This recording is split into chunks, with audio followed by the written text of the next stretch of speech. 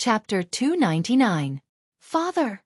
Outside the house, Meng Wenhao stood in the corner with his back against the wall. He clenched his fists so tightly that his fingernails dug deep into his flesh. However, he did not seem to feel any pain at all. His eyes were slightly red at this moment. Obviously, he had heard the conversation just now. At this point, no one could stop Father Meng's journey to the south. Meng Wenhao and Mother Meng had tried, but in the end, they returned without success. Meng Wenhao's heart was extremely heavy. He sighed, shook his head, and went to the front hall dejectedly. In the hall, the thin and weak Yaya also felt that the atmosphere in the house was not right. A child's heart was always very sensitive. Big brother, is Daddy leaving soon? Yaya looked up and asked in a crisp voice. Yes. Father will leave the day after tomorrow. Yaya, you have to be obedient and not distract Father. Meng Wenhao's heart ached. He rubbed his little sister's braids and said softly. Yaya will definitely be obedient. But brother, where is Father going? When will he be back? To the south. He should be back in 2 or 3 months. Meng Wenhao replied with uncertainty. But Yaya heard from Fat Tiger that Father might not be able to come back this time. He said that Yaya will be a child without a father in the future. Yaya doesn't want Father to leave, but Father doesn't listen to Yaya. Brother, Yaya is so sad. Nonsense. Meng Wenhao was furious. He clenched his fists and said hatefully, Yaya, don't listen to that little bastard Fat Tiger's nonsense. The next time I see him, I will definitely beat him up. Father will definitely be fine and will definitely be back soon. Brother promises you. Yaya believes in brother. But brother, don't fight. Fighting is not good. Husband, this is the rice wine I bought in the East Market today. Do you want to try it? At night, candles were lit in every house in the square. In the Meng family, a family of 4 sat around a shabby table for dinner. The atmosphere was very warm. Father Meng glared at his wife. He wanted to scold her for being extravagant, but in the end, he didn't say anything. Smelling the fragrance of the rice wine, Father Meng's long-suppressed alcohol addiction was also aroused. He picked up the bowl and took a sip. He didn't swallow it immediately, allowing the taste buds in his mouth to absorb the stimulation of the rice wine's fragrance. Good wine. A moment later, Father Meng swallowed the mouthful of rice wine and sighed. Father, what kind of good wine is this? The Drunken Immortal Inn's Drunken Immortal is the real deal. Meng Wenhao forced a smile in order to liven up the atmosphere. You stinking brat. That immortal drunken wine is a liter of 5 strings. Is it something that rough men like us can drink? Although Father Meng had never drunk the Drunken Immortal before, he was obviously quite knowledgeable. He pointed at his son and scolded him with a smile. Hey! Who said that Father can't drink it? Teacher said before that everyone is born equal. The reason why we are treated differently is because we don't work hard. One day, I will let you drink the Drunken Immortal every day. You can drink as much as you want. Meng Wenhao said firmly. My son is ambitious. The proudest thing in Father's life is to have a son like you. So what if Squire whose family is rich? His son is not as capable as my Hao. When Father Meng heard this, he didn't criticize his son for bragging. Instead, he was filled with pride and laughed heartily. How did you do in the monthly exam this time? I heard from Squire whose son that your School of Mathematics is getting higher and higher in the Directorate of Education. Many students from other schools are paying attention to the monthly exam this time. Mother Meng smiled and asked with a hint of joy on her face. It was not easy for Meng Wenhao to enter the Imperial College of Mathematics and Mathematics from the provincial capital school. His mother was very satisfied, but people were greedy. After Meng Wenhao entered the Imperial College of Mathematics and Mathematics, Meng Wenhao's mother thought that it would be good if her son could continue to enter the 4-gate School of Mathematics and Mathematics. However, she didn't expect the School of Mathematics to suddenly rise in status. It seemed like it was going to surpass the other schools. When Meng Wenhao heard his mother's question, he couldn't help but think of the situation during the exam this morning. He pondered for a moment and answered, Mother, I think I did okay. As for whether I can get first place, it will depend on my luck. He looked at the wine bowl in Father Meng's hand and continued, If I can get first place according to the rules of our School of Mathematics, I can bring you all to the Drunken Immortal restaurant for free. However, by the time the results are announced, I'm afraid father will have gone to sea." The atmosphere in the room became a little heavy for a moment. "Haha, you're such a boring woman. We're having a good meal. Why are you asking about the exam results?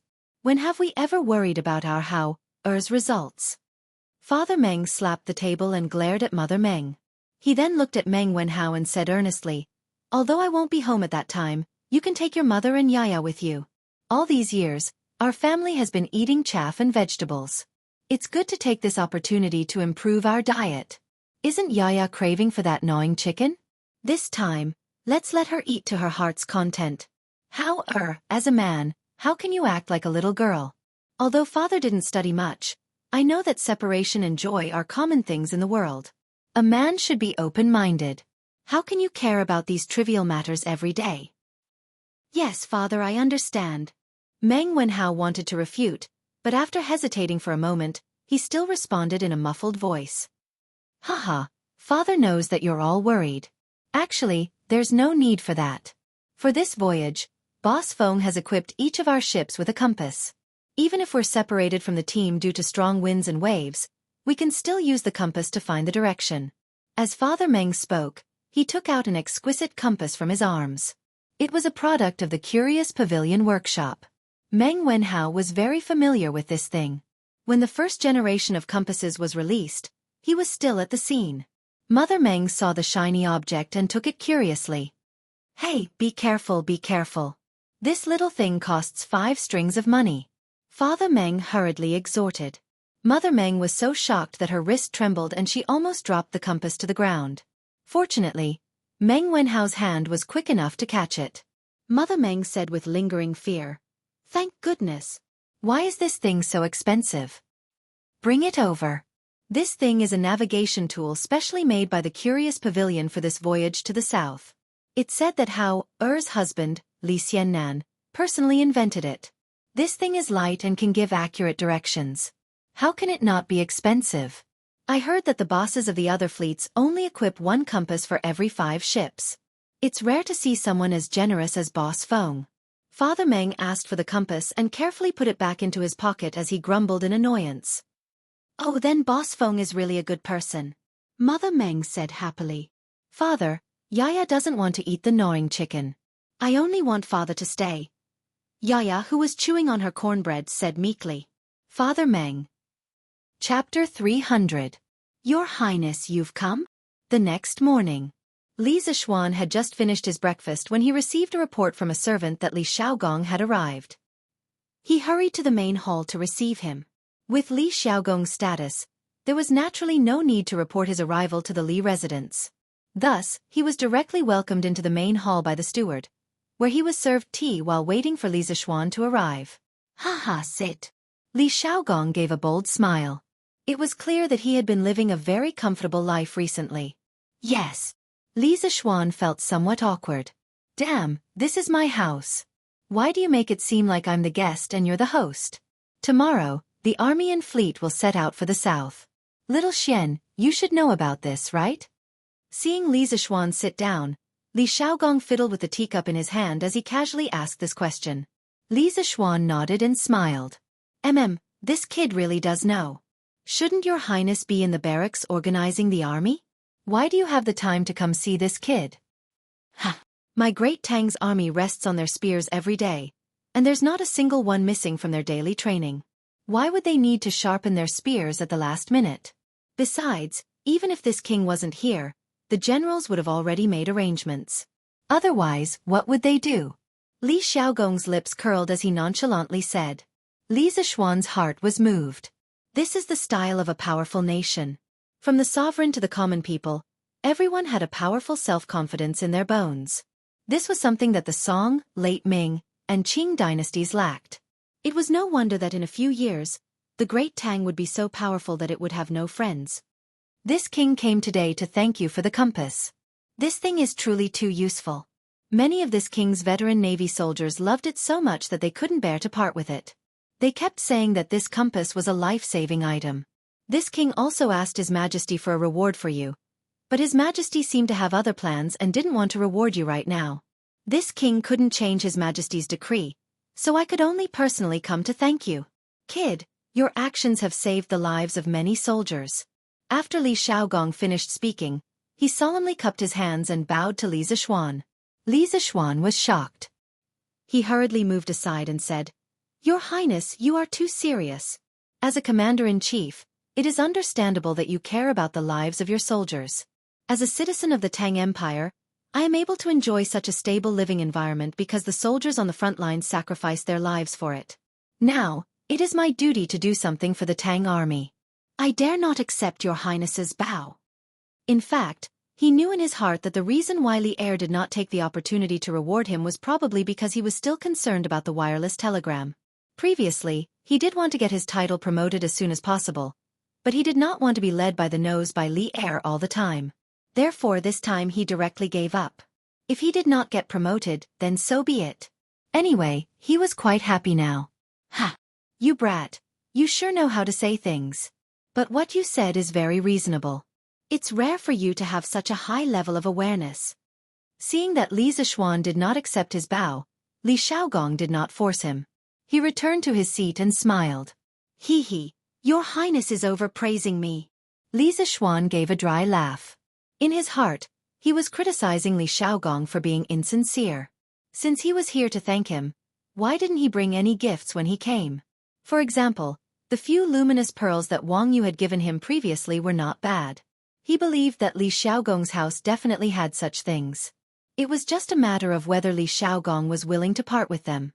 If Li Xiaogong knew what Li Zishuan was thinking, he would definitely give him a big kick. It was true that he was leading the army south this time, but this was not his personal work. In the end, he was still working for Li Er. There was no need for him to fork out his own money for this matter. As for the second matter, Xiaoxian, this prince had specially found some seafarers to verify the nautical chart that you gave me.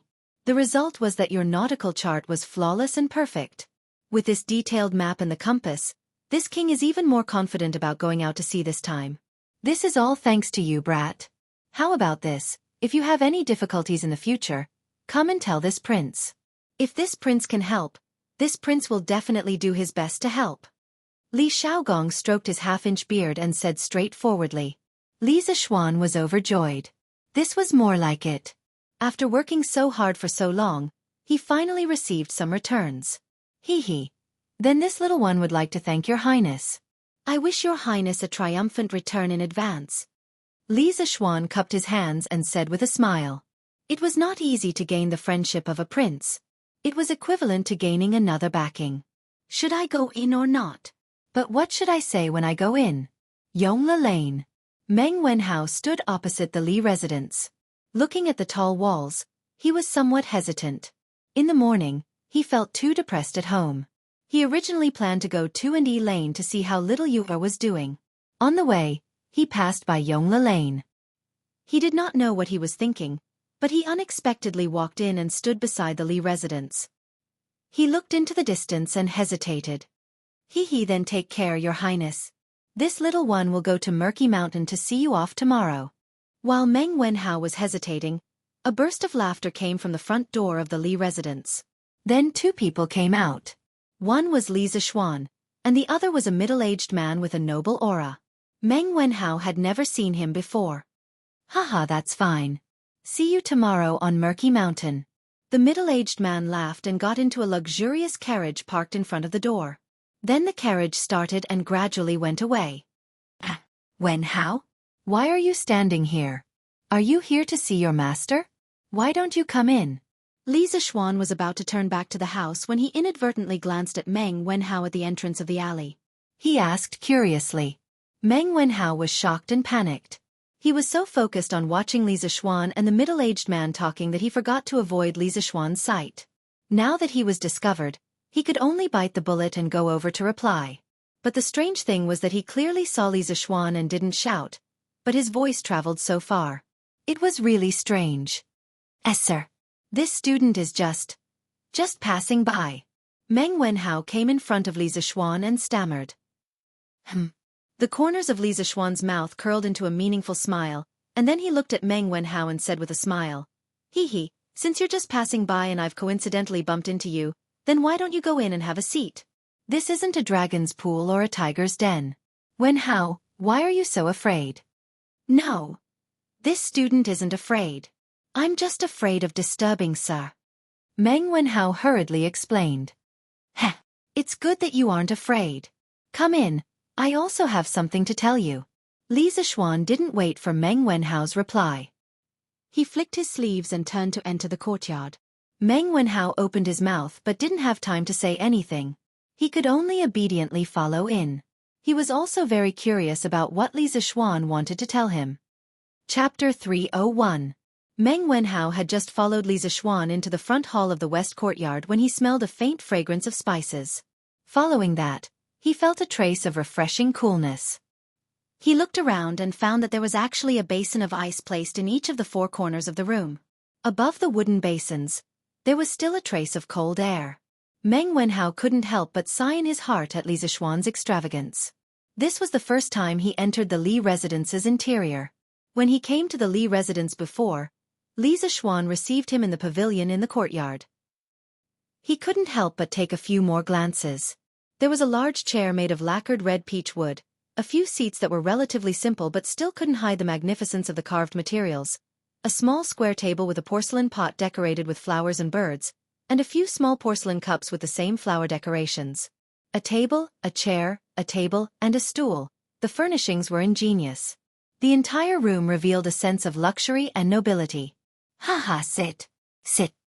Although Li Zishuan didn't stare at Meng Wenhao, he had been paying attention to him from the corner of his eyes. He came to the vermilion chair at the head of the hall, sat down and laughed. Thank you very much, sir. Stimulated by the fragrance of the spices and the coolness of the ice, Meng Wenhao's heart gradually calmed down and wasn't as flustered as before. Here, let me tell you a piece of good news first. Congratulations on getting 101 points in this month's examination, first place in the entire academy. Li Zishuan didn't beat around the bush at all and directly said, Ah? The main reason Meng Wenhao came today was to inquire about the results of this examination. Although he felt that this examination was not bad, and he was lucky enough to get first place, but when it really came down to it, he realized that he was not mentally prepared in this aspect at all. Hearing this, he could not help but be stunned. Immediately after, he was hit by such a huge surprise that he almost fainted. His lips trembled a little. He wanted to say something, but nothing came out. His young heart was like a pot of fire that was burning up, hot and warm. Li Zishuan smiled and didn't say anything to interrupt. He just leisurely drank his wine while waiting for Meng Wenhao to wake up from the surprise. Meng Wenhao took a few deep breaths and suppressed the fanatical excitement in his heart. He looked at Li Zishuan and asked, Sir, when you were outside the door, you said that you had something to do with me. Is it about this? Yes. Li Zishuan said casually. Meng Wenhao choked for a moment and then asked, Sir, if I remember correctly, this is the total score of the monthly examination, should be 100 points. But why did I get 101 points? Could it be that you have remembered wrongly? Haha, of course. Li Zishuan smiled and then went to the back room to take out Meng Wenhao's test paper. He said, I think that you answered the last question very well. Your thinking is very comprehensive. Of course, you wrote 2 answers in the end, which also shows that you are very courageous.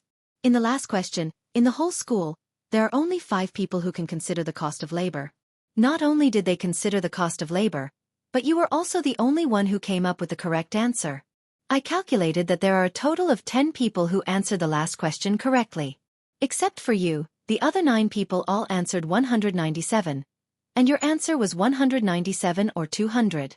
Wenhao, your thinking is very comprehensive.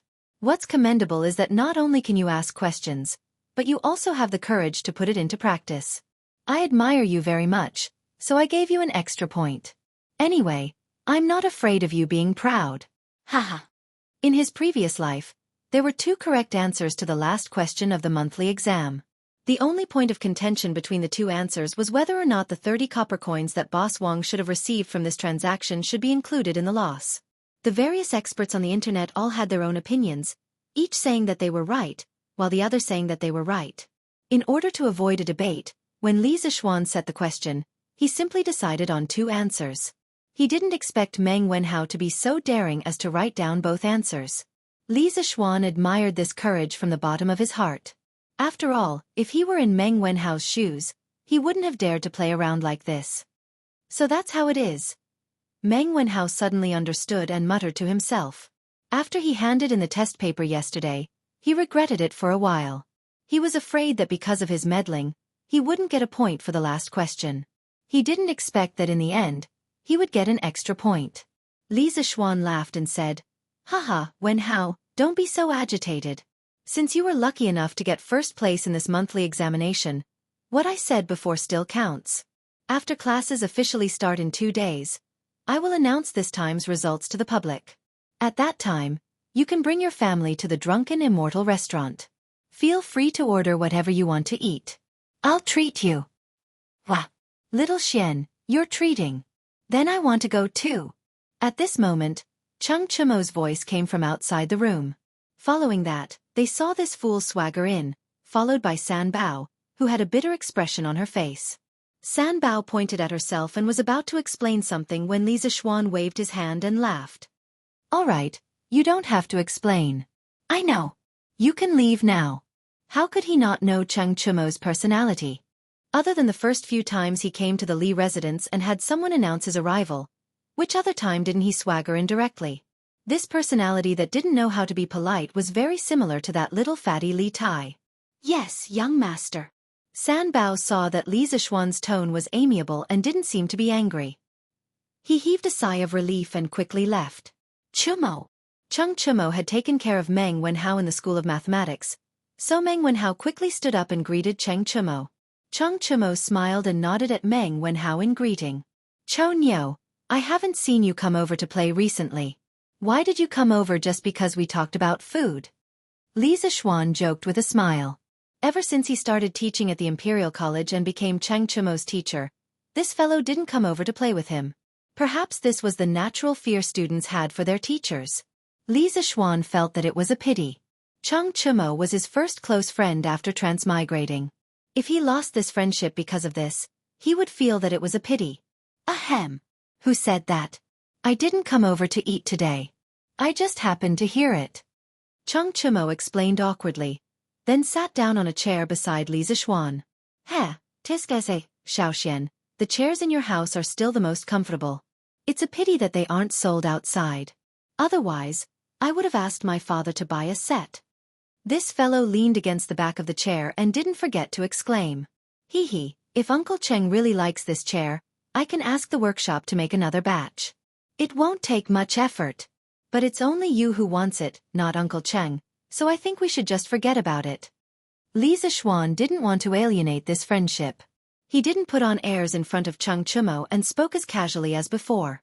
"Xiaoxian, you're not a good friend," Cheng Chimo said angrily. "Haha, all right, let's get down to business. Chou Niu, why are you here today?" Li Zixuan laughed and asked, no longer teasing him. "What else can I be here for? I'm just here to ask old Cheng how he did in the exam and whether he would enter the role of shame." Cheng Chimo sat up straight and looked at Li Zixuan. Although Cheng Chimo didn't care about his results, he didn't want him to enter the role of shame and embarrass the Cheng family. Chapter 302. Oh. So, Chou Niu, you're here to ask about my results. Li Zixuan felt as if the sun had risen from the west when he heard that Cheng Chimo was here to ask about his results. The son of the devil incarnate actually cared about his results? "Yeah, Xiaoxian, tell me, did I get out of the role of shame?" Cheng Chimo asked anxiously. Li Zixuan glanced at Cheng Chimo and then looked at Meng Wenhao with a strange expression. They were both his students, but one of them was here to ask if he got first place, and the other was here to ask if he got out of the bottom 5. This was really... ahem, let me think about it. Oh, I remember, Chou Niu, you got 59 points this time. Not bad. You're already in the middle of the School of Mathematics. Li Zixuan's insane mental strength was not for show. With just a thought, the results of the monthly test appeared in his mind. He looked at it and found Cheng Chimo's results and ranking. Really? Haha. That's great. My dad has nothing to say now. Cheng Chimo was very excited when he heard it and shouted loudly. However, after a while, he suddenly reacted and said unhappily, "That's not right. Why is it only 59 points? Xiaoxian, We have such a good relationship. Can't you give me more points? Don't worry, I won't be proud if you give me more points. Ahem. Meng Wenhao almost choked to death when he heard this. There was no other reason but because of what Cheng Chumo said. Li Zixuan had just told him that. Today, he had seen the strange relationship between Cheng Chumo and Li Zixuan. Both of them had a similar style of speaking. Li Zixuan was also speechless. Now it seemed that his previous worries were unnecessary. Cheng Chumo, this idiot, did not alienate this friendship because of the teacher-student relationship. This joker was still as shameless as before when he played with treasures. Now that I think about it, ugly bull, you forgot to deduct a few points from your test paper. So you can only get 50 points. You're not just 1 point away from 60 points. You can't expect me to give you another 10 points, right? Li Zixuan shrugged, pretending to be helpless. Chow, little Xian. I've never seen someone as shameless as you. Cheng Chumo stomped his feet and said angrily. Bang! You still have the guts to call others shameless. Li Zixuan casually tossed a teacup to Cheng Chumo, who was already prepared. He stretched out a hand and caught it firmly. Haha, just kidding, don't take it seriously. Cheng Chumo laughed dryly. Then he suddenly sighed and said, That's right. Sigh, actually little Xian, you can also see that I'm not cut out for studying. The fleet heading south is going to set off tomorrow. If it wasn't for my father, I would have definitely gone with Uncle Li and the others. The vast sea, free and unfettered, this is where I, Cheng Chumo, should go. Haha. Li Zixuan could hear the loneliness in his words and couldn't help but feel a little uncomfortable. The atmosphere in the room also became a little quiet. Ugly bull. How's your swimming? After a while, Li Zixuan broke the silence and asked. I'm not good at swimming. Cheng Chumo's face turned red and he scratched his head awkwardly. F***ck, you're not good at swimming, and you still want to go south with the prince? Why don't you go and ask the prince if he wants you? Li Zixuan's face was as if he had just been F***ed. It turned out that he had worried for this guy for so long for nothing. I don't know how to swim, but I can learn, Cheng Chumo said unwillingly. Learn your ass. Li Zixuan waved his hand and didn't want to bother with this guy. He turned to Meng Wenhao and said, Wenhao, you actually came here today to check your score, right? Meng Wenhao heard Li Zixuan call him and he quickly recovered from the explosive conversation between the two and answered honestly, Yes, sir. Well, since you have checked your score, then you can go back. The fleet will set off tomorrow, so you can go back and accompany your father. Wenhao, you don't have to worry too much. I've already asked Prince Hejian to send someone to keep an eye on your father's safety. Also, I know the owner of your father's boat company and I've already sent someone to talk to him. He won't make things difficult for your father. Li Zixuan nodded and said. Thank you, sir. Thank you, sir. Hearing this, Meng Wenhao was pleasantly surprised. The big stone that had been hanging in his heart for a long time finally fell to the ground. He stood up excitedly and bowed to Li Zixuan to express his gratitude. No need. Sit down. This is just a small matter. You are my student. Of course, I can't just sit by and do nothing when you are in trouble. Li Zixuan comforted him. Yes. Wenhao, you don't have to be like this. I was wondering why you were so depressed these days. So it's because of this matter. If you had told me earlier, I would have helped you. Haha. Cheng Chumo was boasting shamelessly on the side. A good picture of a master and disciple was interrupted by this guy. Meng Wenhao was so amused by Cheng Chumo that he couldn't continue to bow. He stood up, hesitated for a moment and said to Li Zixuan, Sir, this student has one more thing to ask. If it is convenient for you, please agree. Li Zixuan nodded and said, Say it first. Meng Wenhao said awkwardly, This student wants you to advance the reward for the first place in this monthly exam. After saying that, Meng Wenhao was a little ashamed. Li Zixuan had helped him a lot before, and now he was still making these requests. He felt that he was pushing his luck. Oh? Could it be that Wenhao is afraid that I will renege on my debt? Li Zixuan asked with a smile. No. Meng Wenhao quickly explained, but before he finished, he was interrupted by Cheng Chumo. Damn, Wenhao, you got first place again this time. That's awesome. In Xiaofan's words, "You are so awesome." Cheng Chumo's focus was always different from others.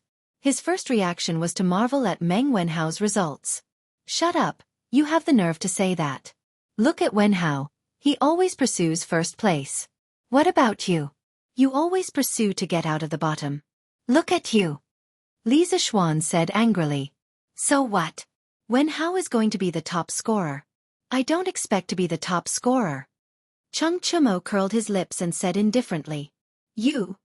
Li Zishuan saw that this guy was like a dead pig that wasn't afraid of boiling water, so he didn't bother to say anything more. He looked at Meng Wenhao and said, "Wenhao, continue. What are you thinking?" Meng Wenhao continued to explain, "Teacher, it's like this. I have always had a dream. I hope that one day, I can take my parents and sister to the best restaurant in Chang'an City for a meal. I came from a small place and entered the Imperial College. In fact, my parents worked harder than me. I want to repay them, but they never let me work for them. I can only study hard. Now that I finally have the chance to realize that dream, my father is going to go to sea. Therefore, I hope that I can redeem the reward for the first place in the monthly exam in advance. I can let my father drink the wine of his dreams before he goes to sea. Please grant my wish, teacher." After saying that, he bowed deeply to Li Zishuan. Li Zishuan was silent. Cheng Chumo also stopped joking and became silent. "I promise you. Wenhao, get up. These are what you deserve. You don't have to beg me." Chapter 303. Meng Wenhao, why are you looking for me? Li Yu, who was in the editorial department of Datong Daily, was racking her brains to write the news. When she heard that someone was looking for her, she came out and saw that it was Meng Wenhao. She couldn't help but be surprised. "No, nothing. I'm just here to see how you've been recently." Compared to the first time they met, when her clothes were tattered and her face was dirty, the current Li Yu could only be described as stunning. Her eyebrows were picturesque, her lips were red, her small face was like a goose egg, her thin body, and her fiery red clothes fluttered in the wind. She was like a fairy that had descended from the heavens, elegant and otherworldly. She was completely different from the little beggar a few days ago. Meng Wenhao couldn't help but stare blankly at her, stuttering a little. Li Yu was the treasure in the hearts of his adoptive parents. She was afraid that she would melt in their mouths, fall in their hands, and touch in their arms. She had been doted on since she was young. Even though their family fled to Chuyun village and their lives weren't as rich as before, Fu Lingyan and Louis Xue never stopped providing for Li Yu's daily necessities. It could be said that in the first 10 years of Li Yu's life, she didn't understand the suffering of the world at all. It wasn't until her adoptive parents passed away that she stumbled to Chang'an alone and tasted the hardships along the way. At that time, she was thankful to be able to get food to eat, so how could she have the time to dress up? Therefore, when Meng Wenhao met her for the first time, she was in such a terrible state. But now, the little girl had a high-paying job that countless people envied. Li Zishuan even gave her an advance of 5 strings of money. After deducting the rent and household expenses, she was left with a large sum of money. Li Yu directly turned from a little beggar to a little rich woman. Now that she had money in her pocket, she naturally wouldn't treat herself unfairly. She dressed up and walked around, buying beautiful clothes and hair accessories whenever she saw something she liked. It was as if she had returned to her days as a little princess in Chuyun village. "Me? I've been doing well recently." "Meng Wenhao, why are you blushing? Hee, are you mesmerized by my beauty?" Li Yu immediately noticed the unnatural expression on Meng Wenhao's face. She proudly spun around on the spot. Her fiery red dress was like a ball of fire, dancing in the wind, passionate and unrestrained. "Cough, cough, of course not." Meng Wenhao coughed dryly, took 2 steps back, and flatly denied. Hee, your face is getting redder and redder, and you're still denying it?"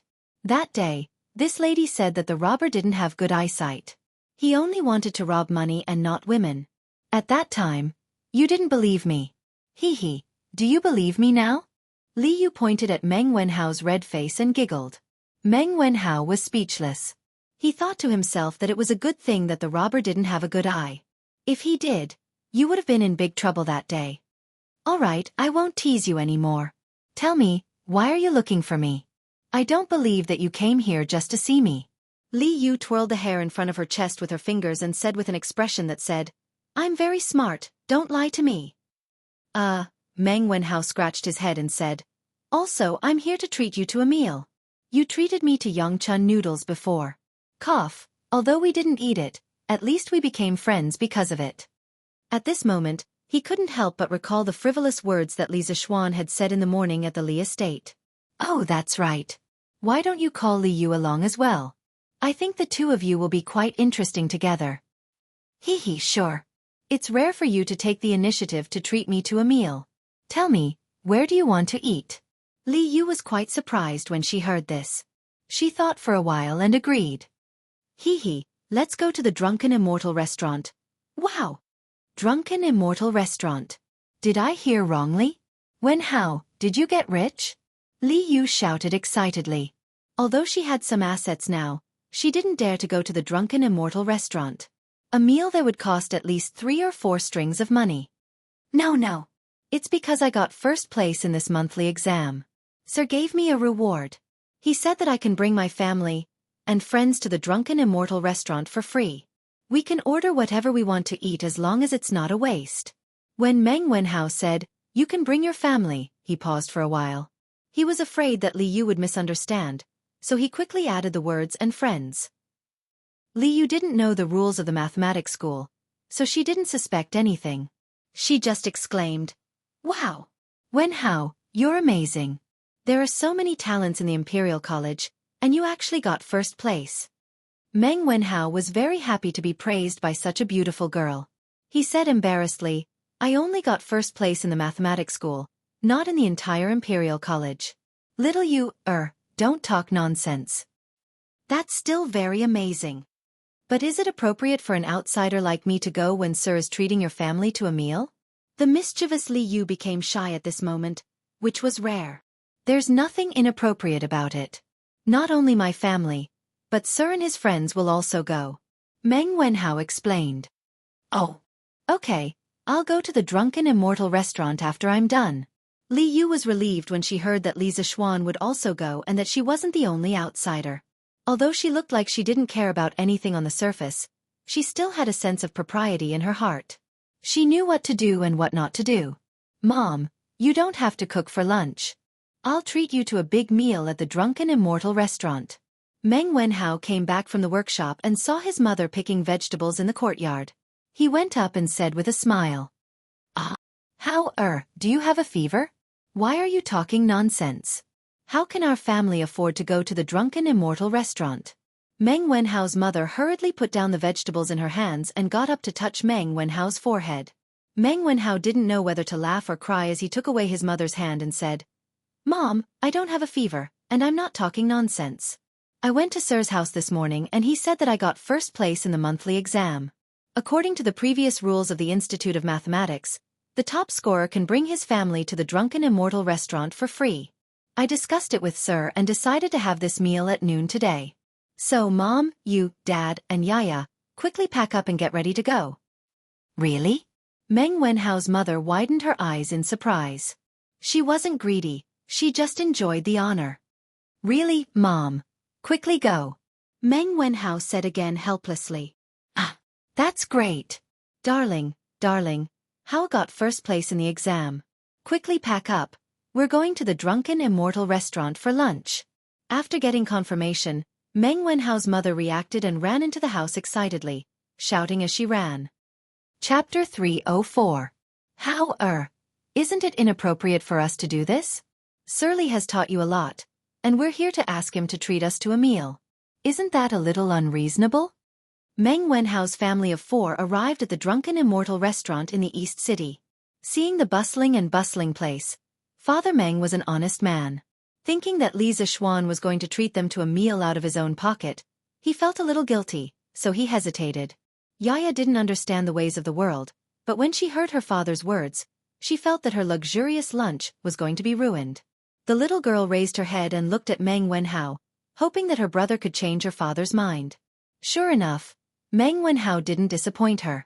Dad, this is the system set by our School of Mathematics. Even if I don't go to the Drunken Immortal restaurant for this meal, Sir won't agree. So won't go back on his word for this little bit of money. How, you're right. Since that's the case, let's go in quickly. Don't let Sir Li wait too long. Father Meng agreed after hearing his son's analysis and felt that this was indeed the case. Yaya heard this and her little face immediately bloomed with a smile. Meng Wenhao smiled, pulled his little sister, and walked towards the Drunken Immortal restaurant with his parents. Little you. You're here? In a private room on the 4th floor of the Drunken Immortal restaurant. Li Yu was personally led in by manager Lu. After all, the 4th floor was usually not open to the public. Li Yu wouldn't be able to enter without someone leading the way. Li Zixuan looked at the splendidly dressed Li Yu, who was pretty and cute, as if she was a different person. His eyes lit up as he greeted her with a smile. Greetings, sir. Li Yu pursed her lips and smiled.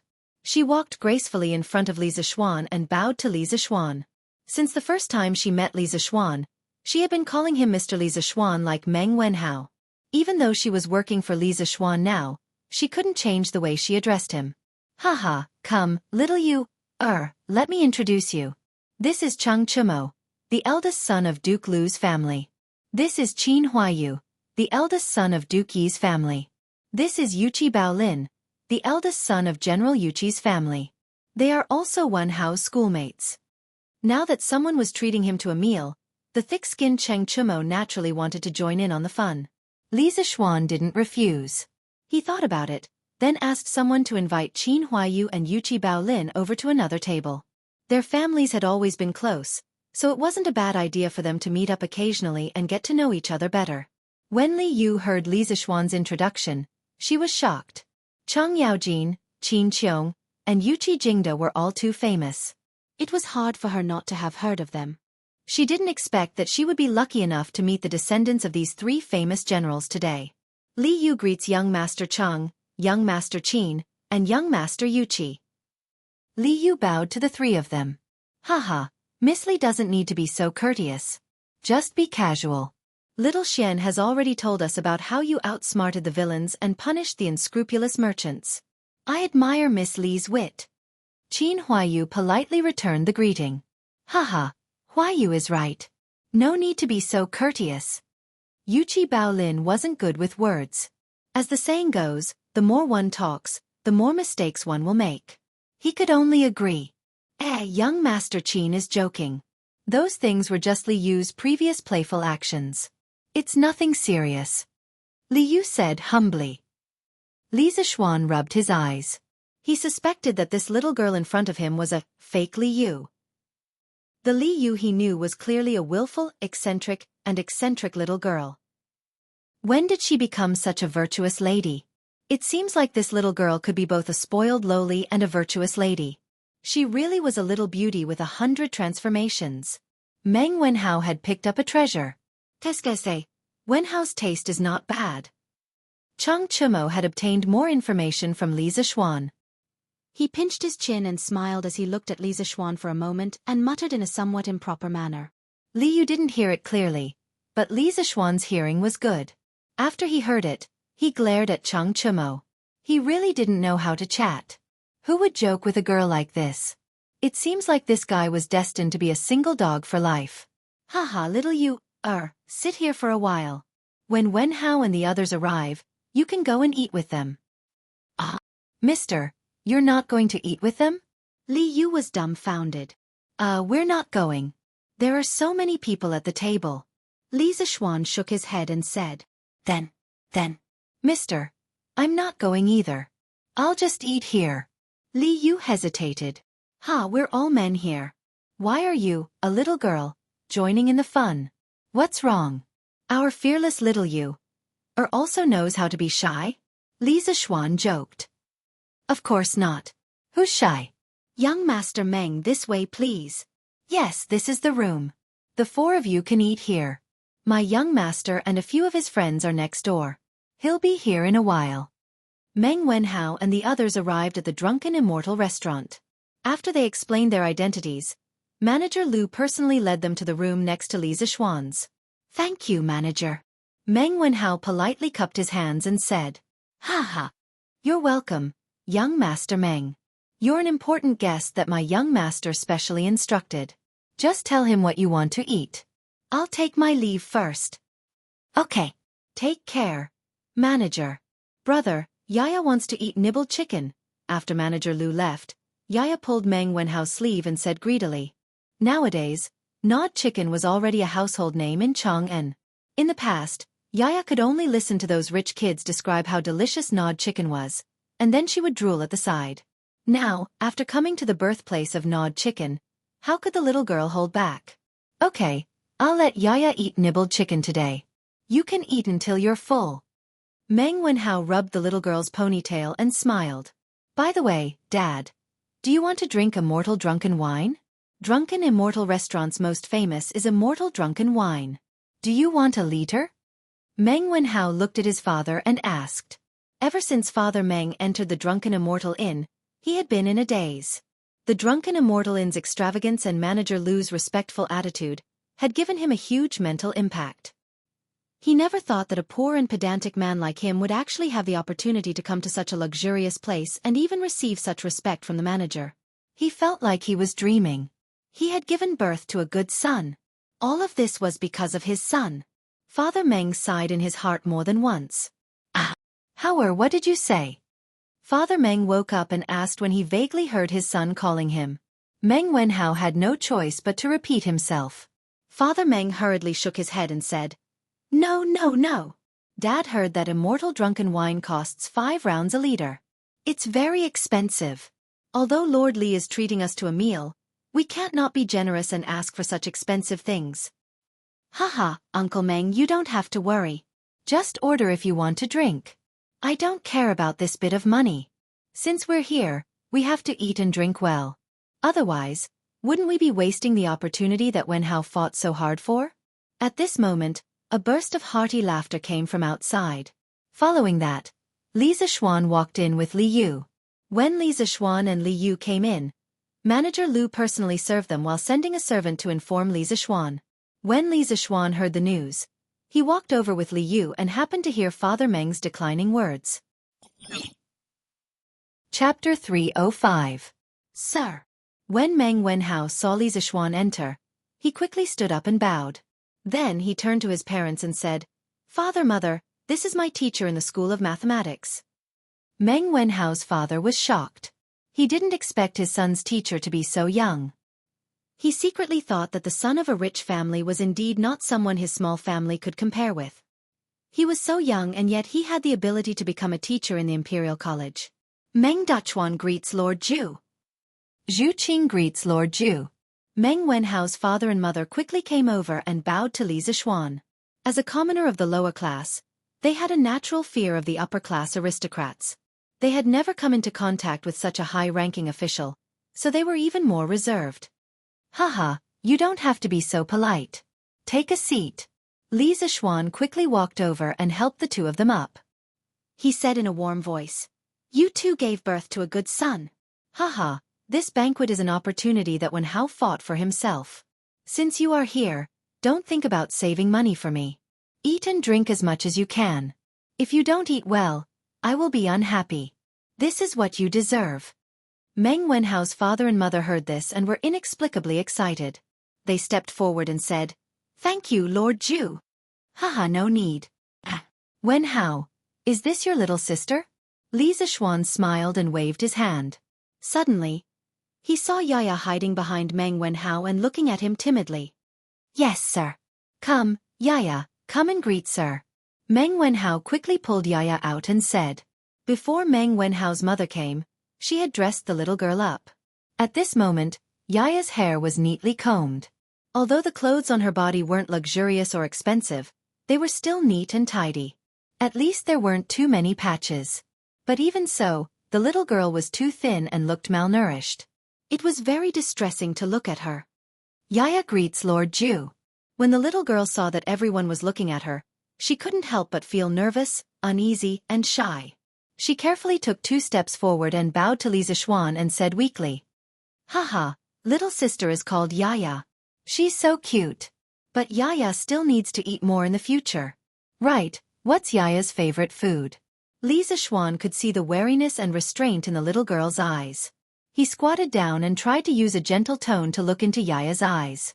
However, with his current appearance, It was unknown whether he would be misunderstood as a wretched uncle who was trying to kidnap a lowly. Oh, Yaya wants to eat the gnawed chicken. Perhaps Li Zixuan's appearance was very deceptive. Hearing this, Yaya tilted her head and thought for a moment before replying in a crisp voice. The drunken immortal restaurant has so many bites of chicken. How many bites of chicken can Yaya eat? 3 portions, no, 5 portions. Yaya looked at Li Zixuan gesturing there, and her mouth couldn't help but drool. She licked her lips and replied. Haha, good. Yaya, you have to keep your word. You have to eat 5 servings, okay? Only by eating more can Yaya grow up to be as beautiful as this big sister. Do you understand? Li Zixuan waved his hand to stop Meng Dechuan, who wanted to come over and scold Yaya. He then pointed at Li Yu and said to Yaya. Yaya looked at Li Yu, who was dressed up like a little fairy. Her eyes revealed an envious gaze. She firmly nodded and said, Yaya must eat more. In the future, I must grow up to be as beautiful as this big sister.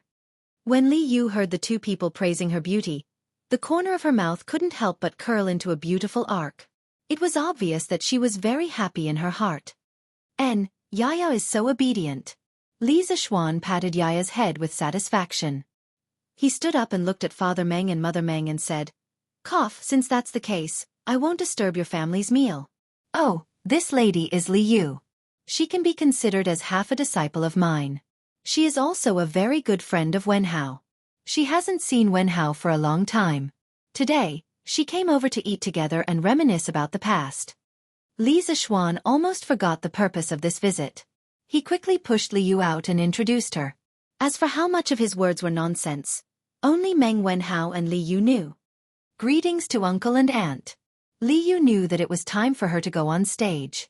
She gracefully stepped forward and bowed. Good. No need to be so polite. No need to be so polite. Mother Meng's eyes lit up. She enthusiastically stepped forward and held Li Yu's hand with a smile. Li Zixuan gave Meng Wenhao and Li Yu a look that said, This is all I can do for you too. Then he bid farewell to Father Meng and Mother Meng and left the room. Sigh. As a teacher, not only do I have to impart knowledge to my students, I also have to matchmake them. TSK. Li Zixuan thought to himself. Haha. How long has it been since the last time we gathered? Today I, Old Cheng, am going to drink to my heart's content. In another room, Cheng Chumo poured a glass of drunken immortal for everyone, except for Li Zixuan, of course, and laughed heartily. Li Zixuan knew very well that the excuse of not gathering for a long time was just an excuse. Most importantly, he did not have to force them to pay for the food and drinks today. Chonyo is right. Huayu, Bao Lin. It's rare for us to gather together. Let's eat and drink to our heart's content. To Li Zixuan, money was just a bunch of numbers.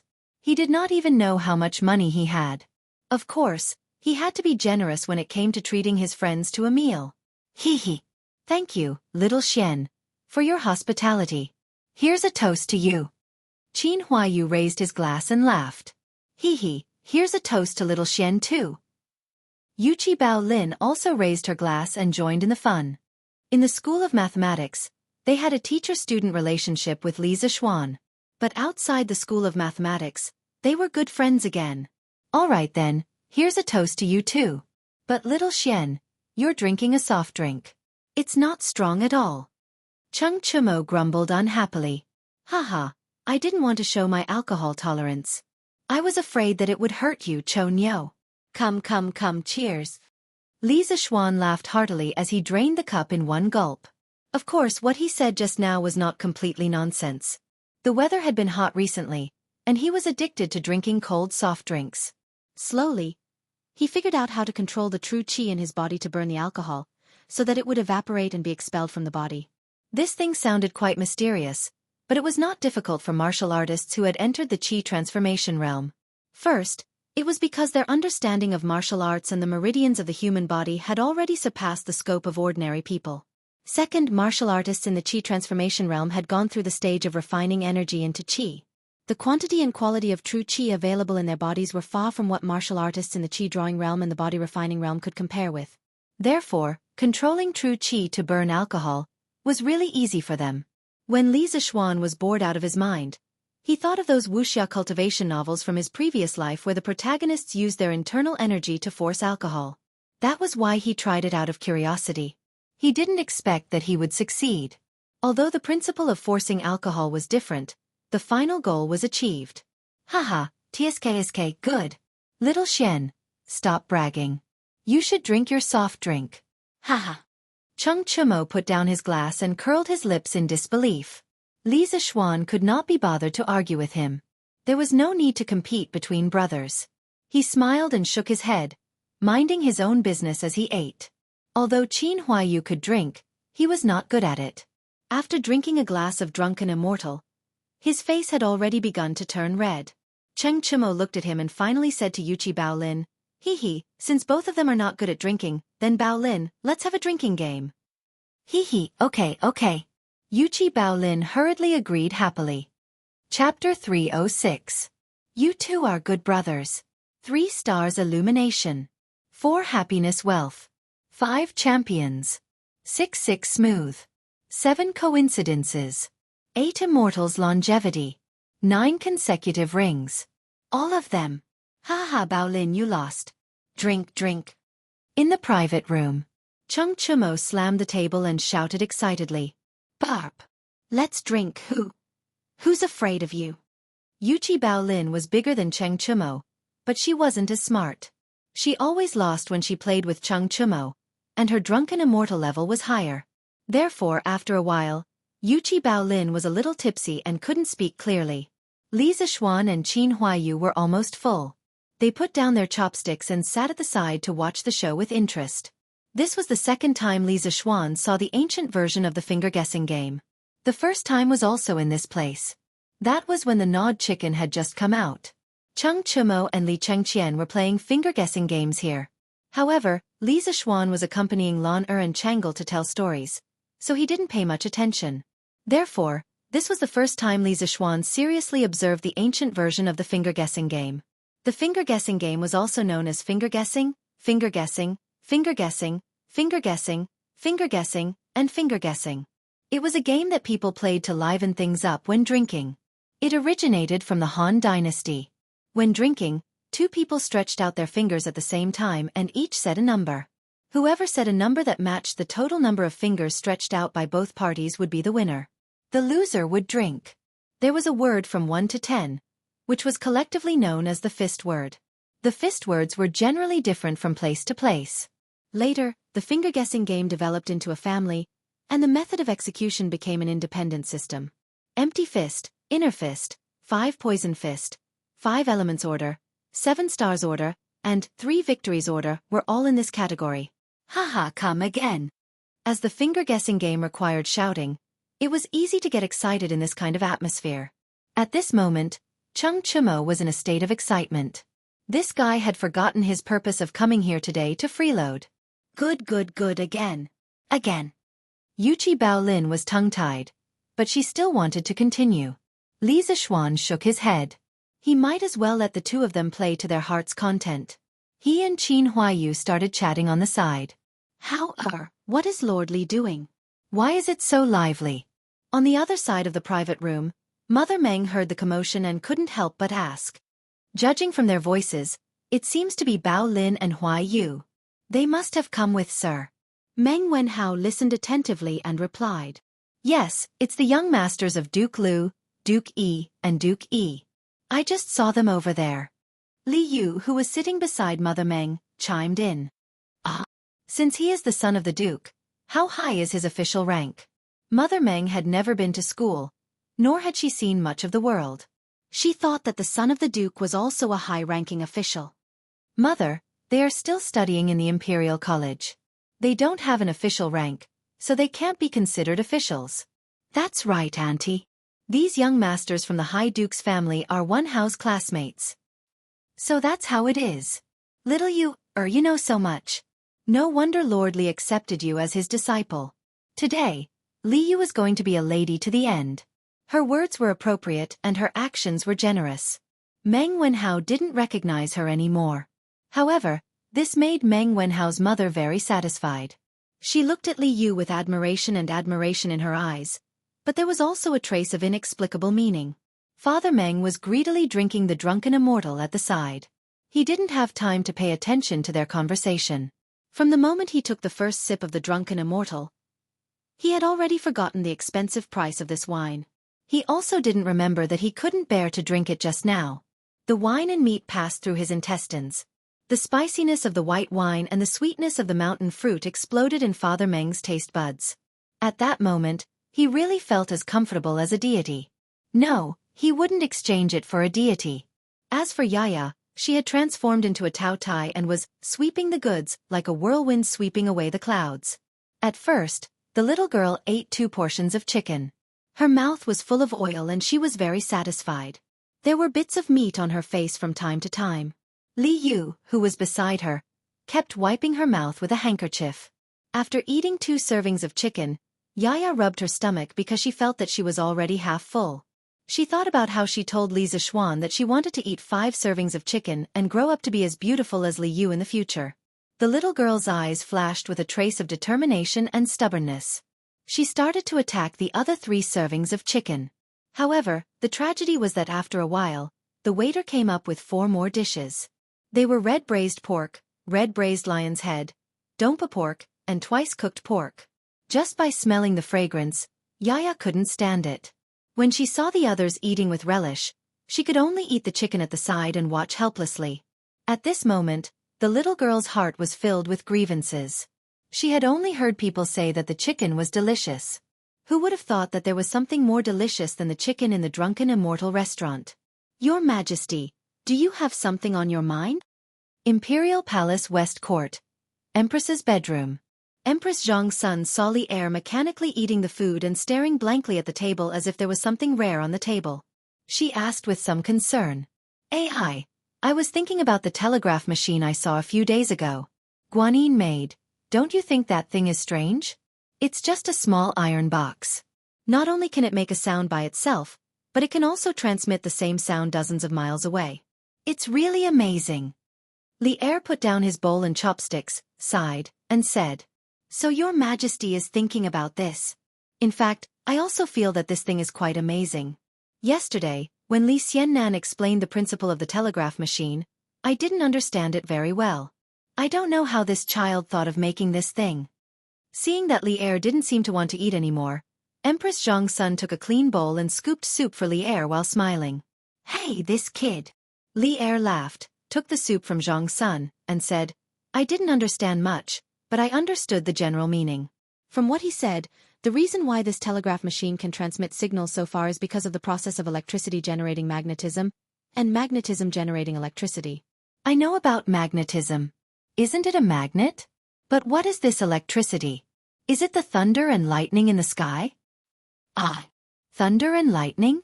The thunder and lightning in the sky. We mortals can also create it?" Zhong's son covered her mouth in surprise and said in surprise, "Oh, who knows? This brat has too many secrets.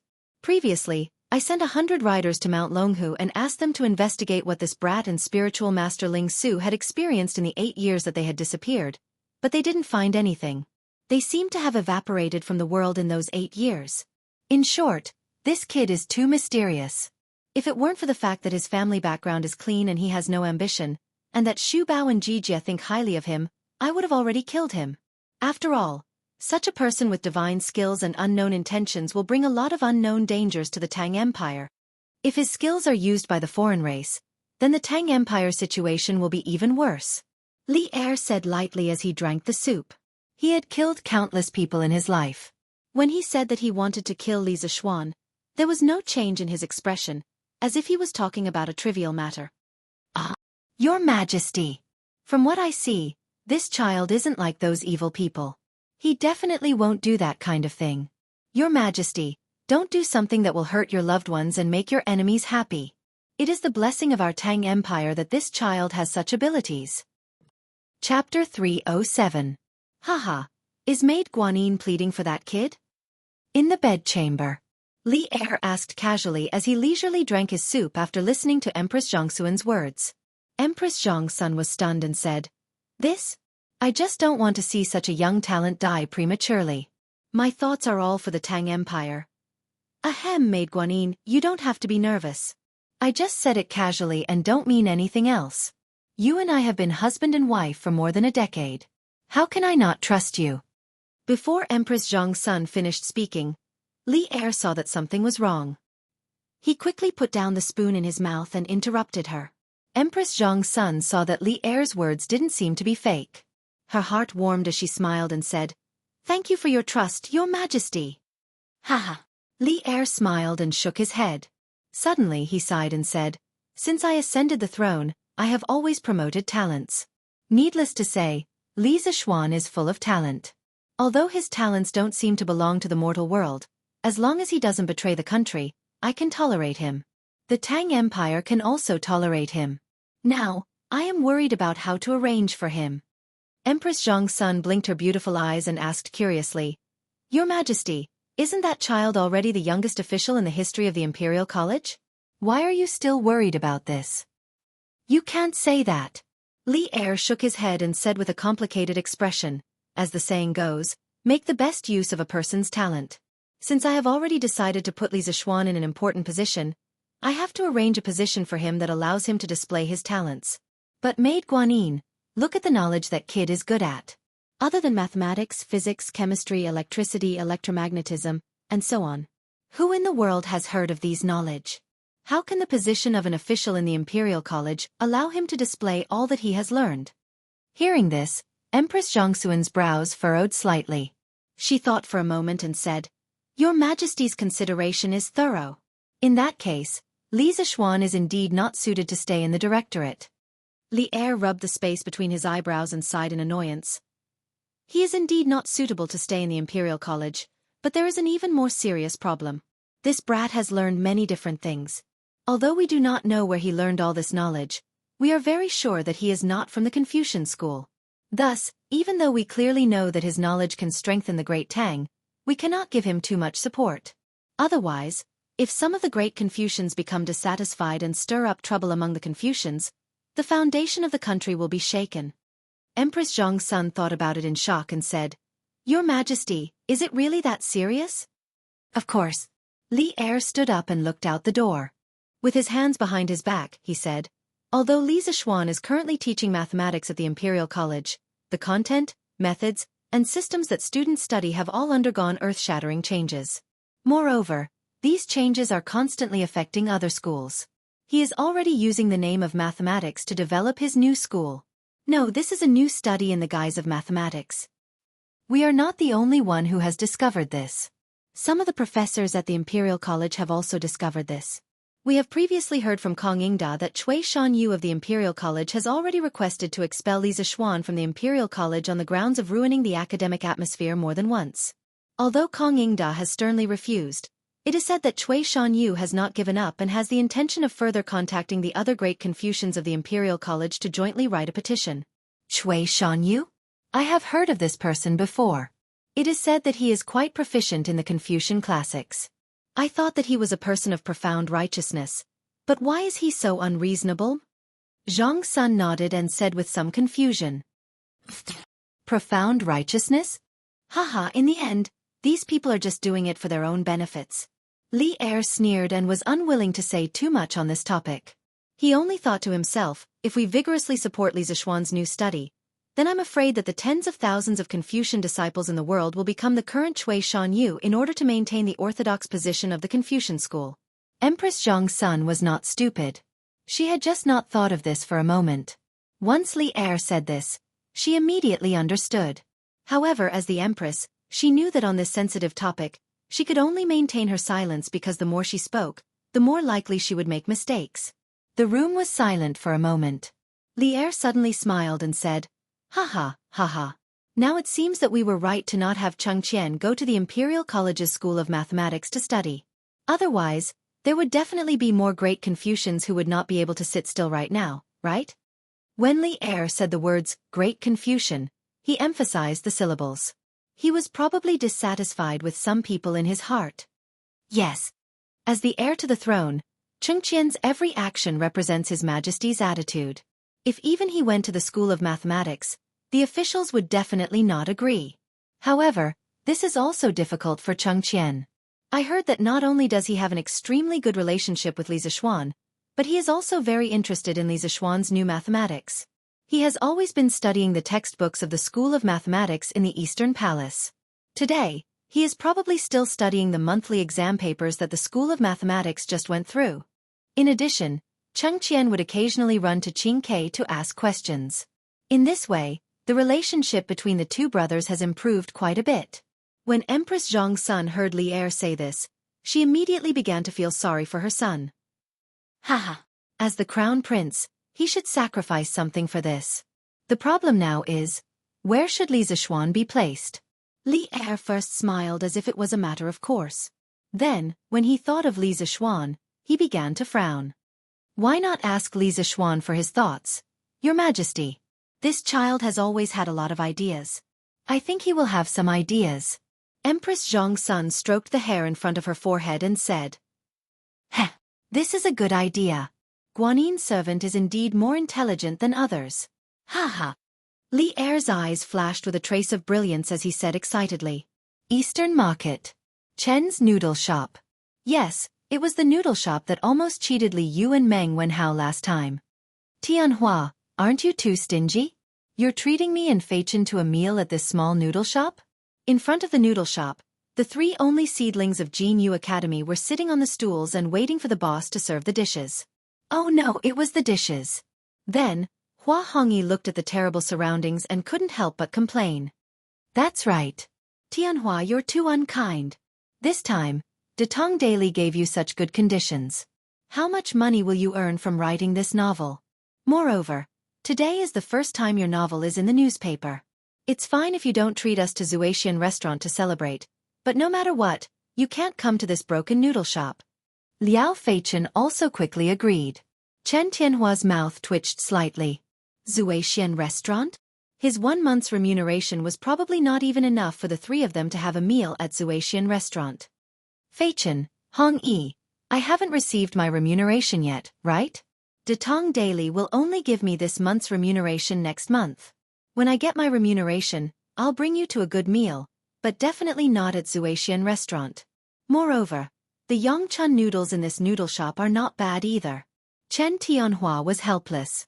Tycoons were always used to be cheated. Dad, that pretty boy with a mole on his face outside called our noodle shop a broken noodle shop. Do you want me to beat him up? Not far away in the kitchen, Giant Baby complained to Boss Chan who was cooking noodles. Are you surprised? Are you surprised? Haha, after the dinner gathering, the swordsmen immediately wrote a chapter to calm themselves down. Therefore, the record of the swordsman for 144 days did not break. Although I'm tired now, I'm still happy. Dear readers, seeing that the swordsmen are working so hard to update, can you come to QQ to read or subscribe to a few chapters on Qidian? Because I found a lot of students who read pirated versions, and some of the pirated versions are very interesting. If there's no author on it, I'll write it at the end, and the pirated readers won't be able to see it. Swordsmen drag their tired bodies to update every day. Don't tell me I can't exchange it for 20 cents a day from you guys? Chapter 308. What are you talking about? Dabao, don't cause trouble. Boss Chen, who was rolling out noodles, heard his son's silly words. His arm shook and he almost crushed his fingers. He immediately said to Dabao angrily. Ever since Li Zixuan caused trouble in his noodle shop, not only was his business not as good as before, but he was also scared out of his wits by Li Zixuan's martial arts. He used to think that with two giants at home, he didn't have to be afraid of some unruly and evil customers. But Li Zixuan taught him how to be a person through his abnormal martial arts value, so he didn't dare to be as arrogant as before. Oh! Dabao knows. The Giant Baby scratched his head. He was somewhat puzzled by his father's attitude, but he didn't dare to continue asking. Outside the noodle shop. Sigh, I don't know how my Zhang Xiaohua's biography of a cultivator is received. On the way here, we only heard people talking about a mortal's journey to immortality, but no one talked about my Zhang Xiaohua's biography of a cultivator. Hong Yi, Feichen, does this mean that my novel isn't popular? Chen Tianhua saw that Yongchun's noodles hadn't come up yet. He recalled the scene on the way here and said worriedly, Tianhua, you're simply insatiable. Detong Daily has already given you such a generous reward, why aren't you satisfied? So what if your novel isn't popular? At most, you'll lose some readers who give you tips. But now, the money that Datong Daily gives you is enough for you to live comfortably. Why do you have to be so stubborn? Liao Feichen didn't realize that he was almost beaten up by the giant baby because of his cheap mouth. He complained to Chen Tianhua with a speechless face. As he spoke, he suddenly realized something. He slammed the table and shouted, "Oh, I understand, Tianhua, you want to compete with A Mortal's Journey to Immortality, right? Why bother? Our two novels are both imitating A Mortal's Journey to Immortality. It's very difficult to compare with it. Let's just focus on writing our own novel." Hearing this, Chen Tianhua's face was full of awkwardness. In his heart, he didn't want to surpass A Mortal's Journey, but he more or less hoped that his novel would be like A Mortal's Journey and receive the support and rewards of many readers. "Tianhua, you've only released 3 chapters of your novel today. How could someone reward you so quickly?" Even when The Legend of A Mortal's Journey to Immortality was first published in the newspapers, no one took it seriously either. For something like a novel, without a long period of accumulation, it was impossible to produce results. You need to calm down and write slowly. You can't rush it, or it will affect the quality of your work. Hua Hongyi was a mature and steady person. He hit the nail on the head and pointed out the crux of the problem. "Brother Hongyi is right. I've gone too far.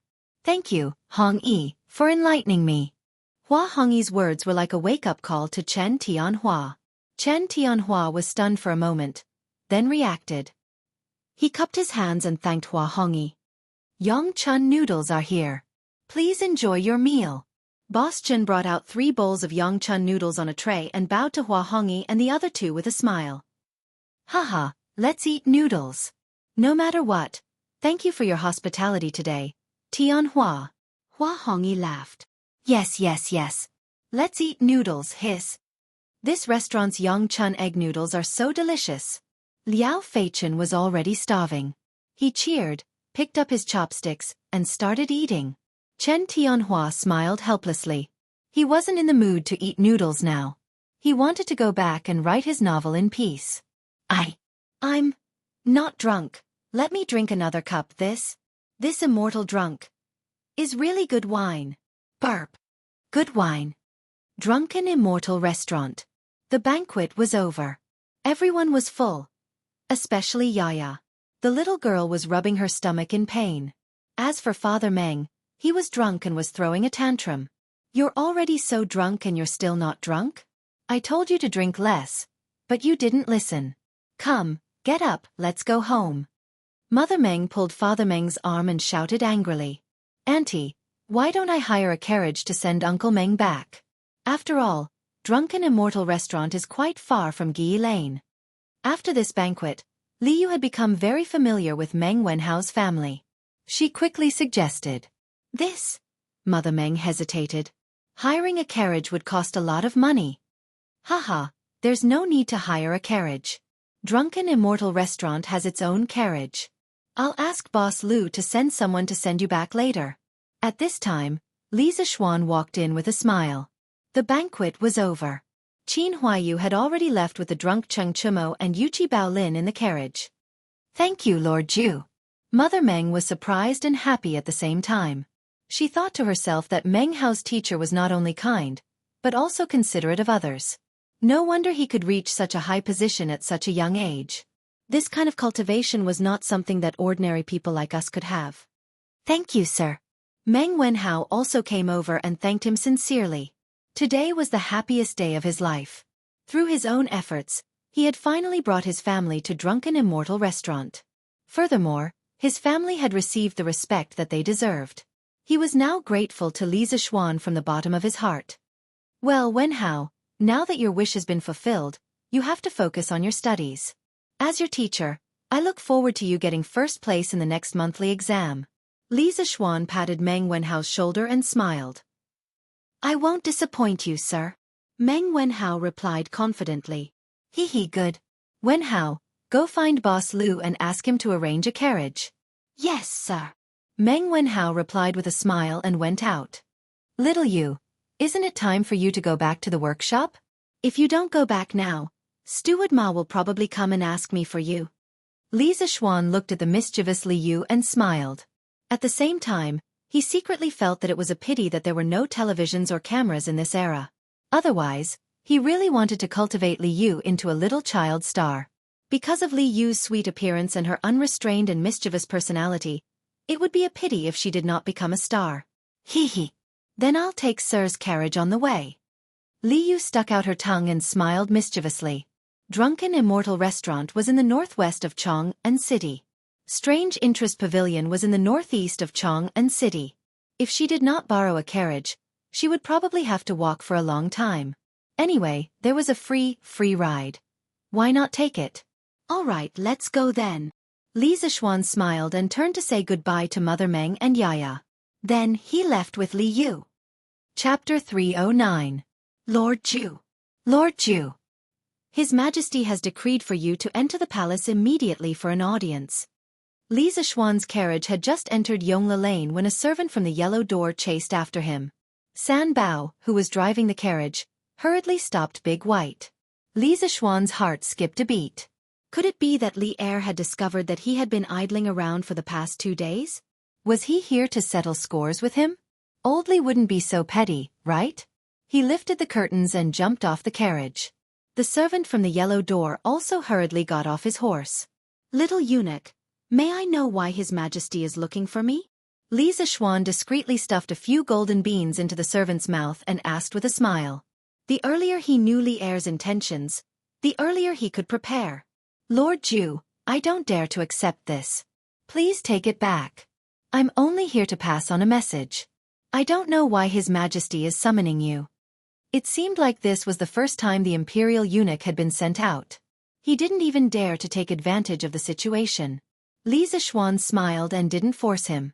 He said, then please wait for a moment. I'll go back and change into my official uniform. I'll follow you into the palace. He was here to dine with his good brother today. Of course, he wouldn't wear his official uniform like a lunatic. Besides, his light scarlet official uniform wasn't very nice. Why should he wear it? However, it was still necessary to wear it to meet Li Er in the palace. His Majesty specifically said that Lord Ju can enter the palace immediately without changing into your official uniform. The servant from the yellow door added. Li Zixuan was speechless. Li Er was in a hurry to be reincarnated. Of course, he only dared to say that in his heart. He couldn't say it out loud. Then I'll follow you into the palace. Then he turned to look at San Bao and instructed, San Bao, send little Yu to the workshop and go straight home. Yes, young master. San Bao responded and hurried Big White toward an lane. Let's go. Li Zixuan turned around and said a few words before following the small yellow door to the imperial palace. The distance between Yongle Lane and the imperial palace was not far. Only about 3 to 4 Li Zixuan arrived outside the walls of the imperial palace in a short while. The little yellow gate led Li Zixuan through the gate of heaven. He passed through the Garter Gate, the Tai Chi Gate, the Zhuming Gate, the Yin and Yang Gate, and the Sweet Dew Gate. He went straight to the Sweet Dew Hall. Unlike the previous summons, Li Er chose to summon him at the Sweet Dew Hall. Li Zixuan was no longer a novice when he first entered the officialdom. He had crammed in a lot of basic knowledge about officialdom. Naturally, he knew that the emperor usually summoned his officials to the Taiji Palace or the Yin and Yang Palace. The Ganlu Palace was where Li Er studied in the inner palace and was rarely used to summon his officials. It seemed like Li Er wasn't looking for him for some trivial matter. The little yellow gate went in alone to announce the reply. Li Zixuan stood in the corridor outside the hall, waiting for the news. After a while, he heard a sharp voice from inside. Summon the Prince of Lantian County, Minister of the Imperial College, Li Zixuan for an audience. Hearing this, Li Zixuan anxiously walked in with small steps. The Sweet Dew Hall looked very simple, but every table, chair, table, and stool in the hall was decorated with ingenious ingenuity. The furnace in the room was burning with spices. Li Zixuan smelled it, but he couldn't tell what brand the spices were. Li Er sat upright on the dragon throne, wearing a bright yellow dragon robe. He didn't wear the sky-reaching crown that he wore during morning court. Instead, he used a purple and gold crown to tie up his hair. Li Er probably felt that the sky-reaching crown was too heavy. Li Zixuan silently criticized him. Greetings, Your Majesty. When Li Zixuan walked in, Li Er was holding a book and reading it with great interest. It was as if he didn't notice that someone had walked in. Li Zixuan didn't care if Li Er really didn't see him or if he was pretending. He went forward and bowed. He guessed that Li Er was most likely pretending. Leaders all like to pretend to be deep. Li Zixuan expressed that he understood, but he didn't want to play along with Li Er. He wanted to finish his work quickly and go home. Rise. Have a seat. When Li Er heard the voice, he put down his book and raised his head. Of course, he was reading seriously just now. He wasn't pretending to be deep like Li Zixuan thought. He wasn't that bored. The fact that Li Er was able to succeed in the governance of Zhanguan was inseparable from his humility and diligence. Thank you, Your Majesty. Li Zixuan was happy. Since he came in and had a seat, didn't that mean that Li Er wouldn't make things difficult for him today? 3 days ago, I asked you to hurry up and think of a way to improve the telegraph. How was it? How's the progress now? Li Zixuan had just sat down when Li Er asked. Li Zixuan shouted in his heart. It turned out that he was thinking too much just now. Your Majesty, there's no progress. Li Zixuan wanted to fool him, but he couldn't fool him. Old Li had too many spies under him. He might have already known. Even though Li Er already knew the result, when he heard Li Zixuan's reply, he couldn't help but get angry. Are you taking my words as a joke? Li Zixuan heard Li Er raise his voice by an octave and knew that old Li was a little angry. However, he was already mentally prepared. Your Majesty, that's not the case. With the current technology of Tang Dynasty, 20 to 30 li is the maximum distance that the telegraph can transmit. If we want to break through this limit, we need to create a new device, the triode. It can amplify the signal from the telegraph so that it can be transmitted further. However, the triode requires 2 new materials that I haven't found yet. Even if I find them, with the current technology of Tang Dynasty, it's very difficult to create them. On the other hand, regarding the problem of power supply, the power source that I currently use can only supply power on a small scale. If I want to achieve a large-scale power supply, I need to build a large generator and a container to store the power. I also need to build a huge power transmission line. To do this, in addition to a huge amount of financial and material resources, the most important thing is that I need a group of corresponding talents. Otherwise, I won't be able to do it alone. When Li Zixuan decided to quit, he already knew that he would be questioned by Li Er. He also had a draft of the relevant excuses. At this moment, he spoke one set of words after another. It seemed like he was really serious. Li Zixuan was a little confused by Li Zixuan's words. Although Li Zixuan had already said it more straightforwardly, he didn't know what the triode, generator, container to store the power, and so on were new terms. However, it still sounded very professional. Li Er frowned and thought for a while. He said, "What you said is not unreasonable. Let's not talk about this for now. I have another matter to discuss with you today." Chapter 3:10. We have another matter to discuss with you today. In the Sweet Dew Hall. Hearing this, Li Zixuan's spirits were suddenly lifted.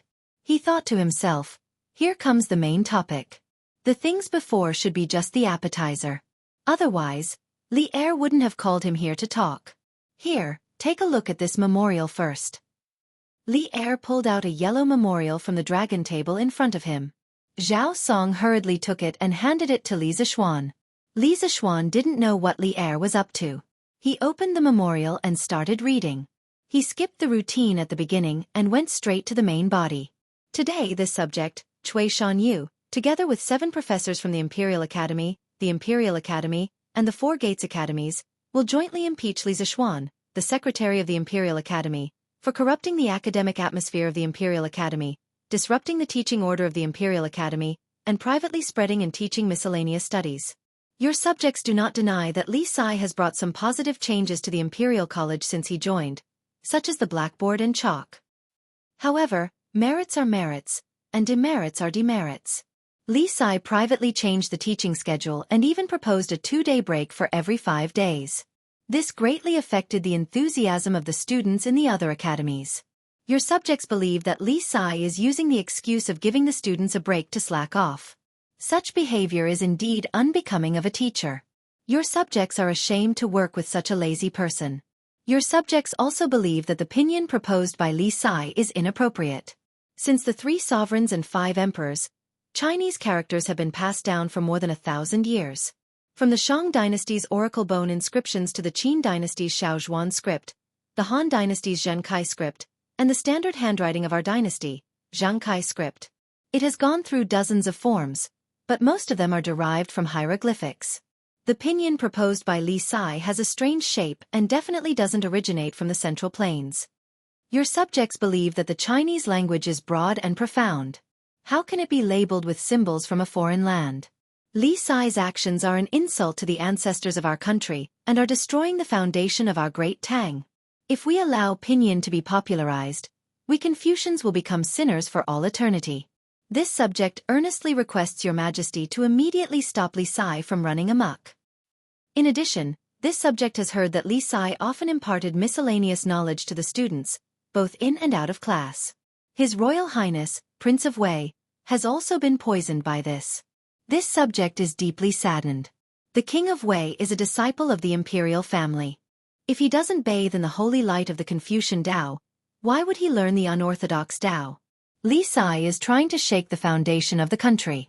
We ask Your Majesty to punish him severely. Such a morally corrupt person simply doesn't have the right to hold the post of Secretary of the Imperial College. I hope that Your Majesty can quickly choose someone more worthy.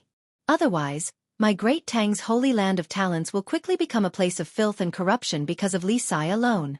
Your subjects Cui Shanyu, Zhu Qinglu, Sima Minglang, Gu Fengyan, Shangguan Yufeng, Lu Yenyu, Zheng Zhanli, and Xikong Linghao respectfully greet you.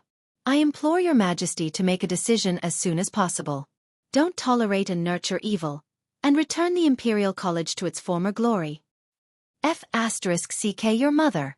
This old thief has gone too far. The more Li Zishuan read, the angrier he got. Cui Shanyo's memorial was simply too infuriating. Li Zishuan's true energy was in a mess from his anger. His long hair was fluttering even though there was no wind. This was caused by the uncontrollable flow of true energy from his body. His eyes were also a little red.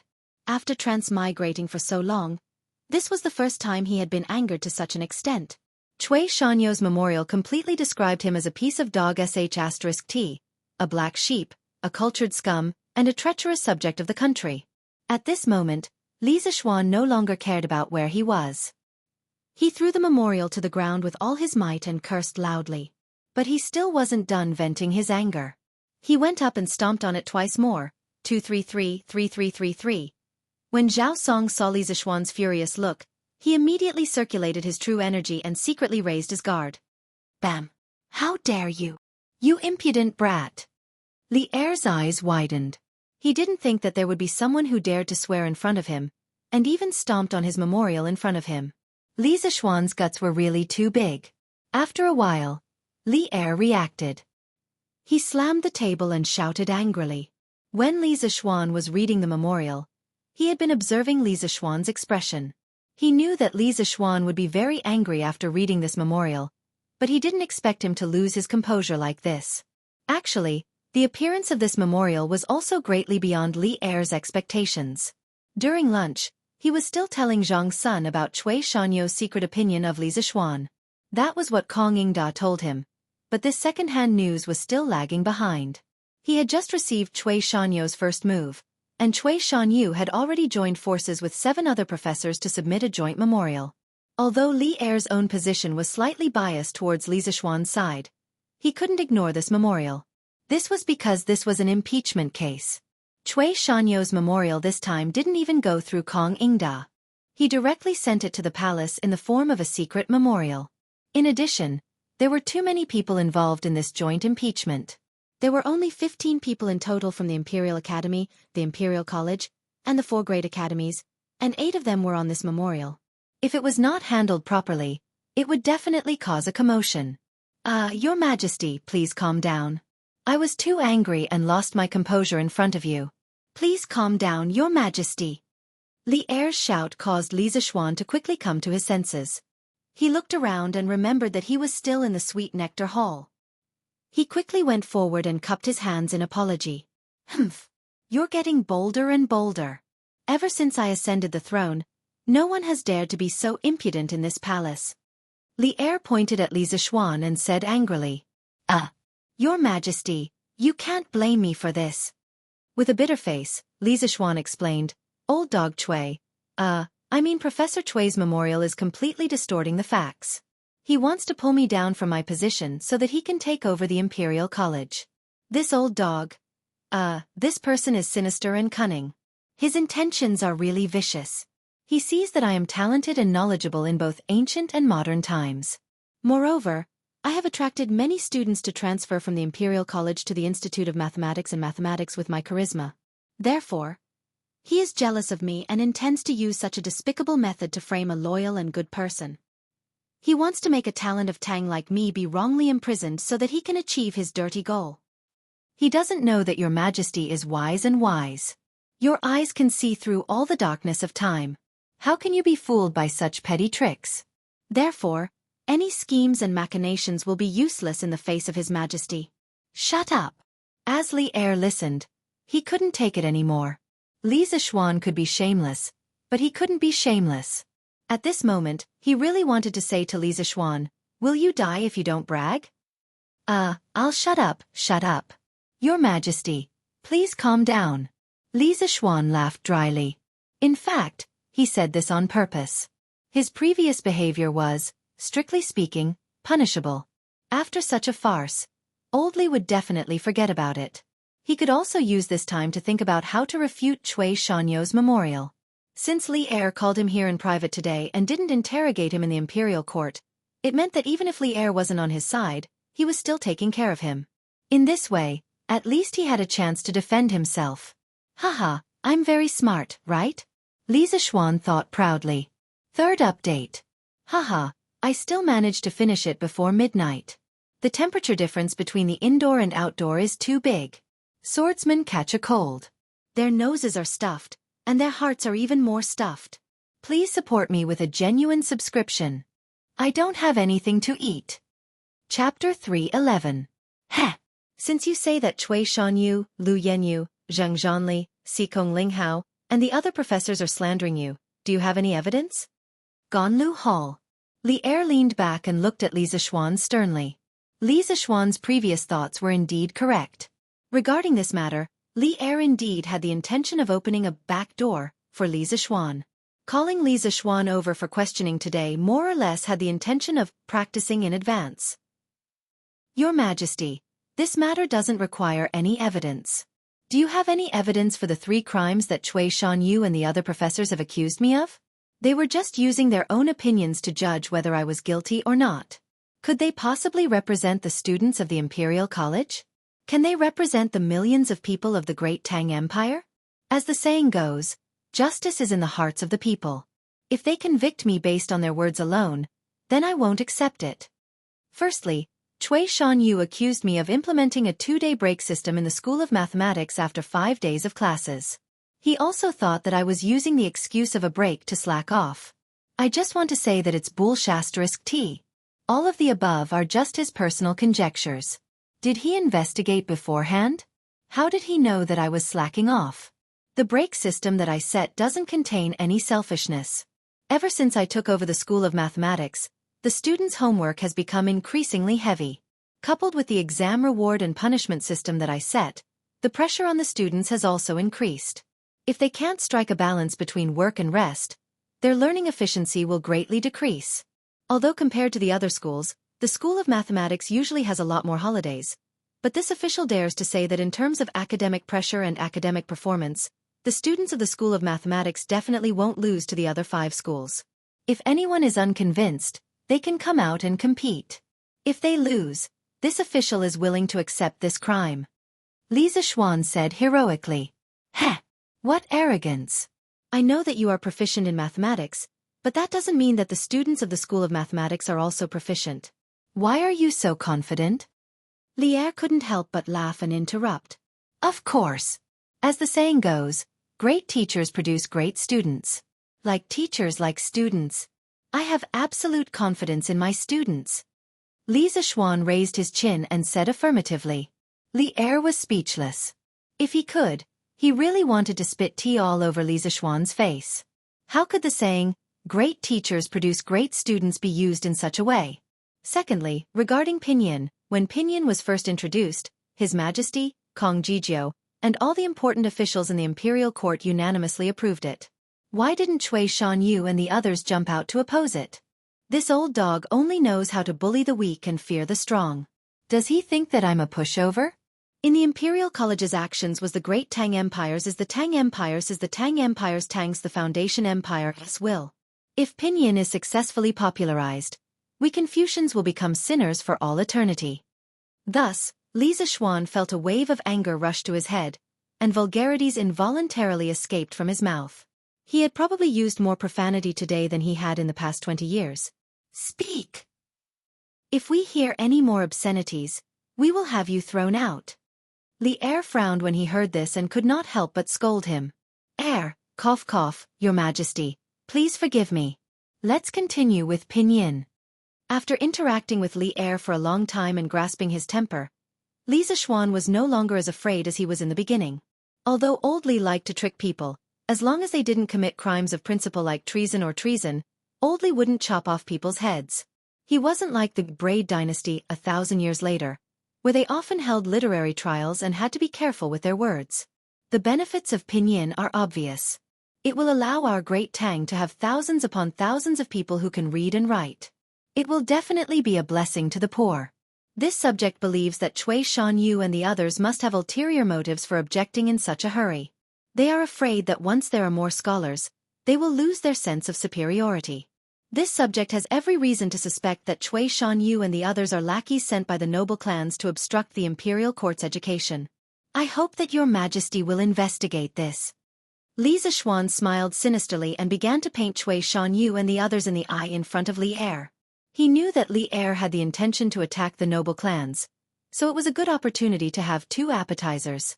Among the 8 professors who impeached him, there were those with the surname Cui, Lu, and Zhang. He didn't know if these people were related to the 5 surnames and 7 hopes.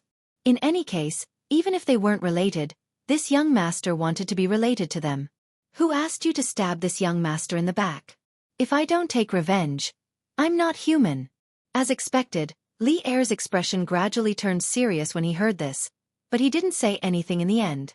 Li Zixuan was slightly disappointed and could only continue. Regarding Cui Shanyu's words about pinyin being like a foreign language, this subject has something to say.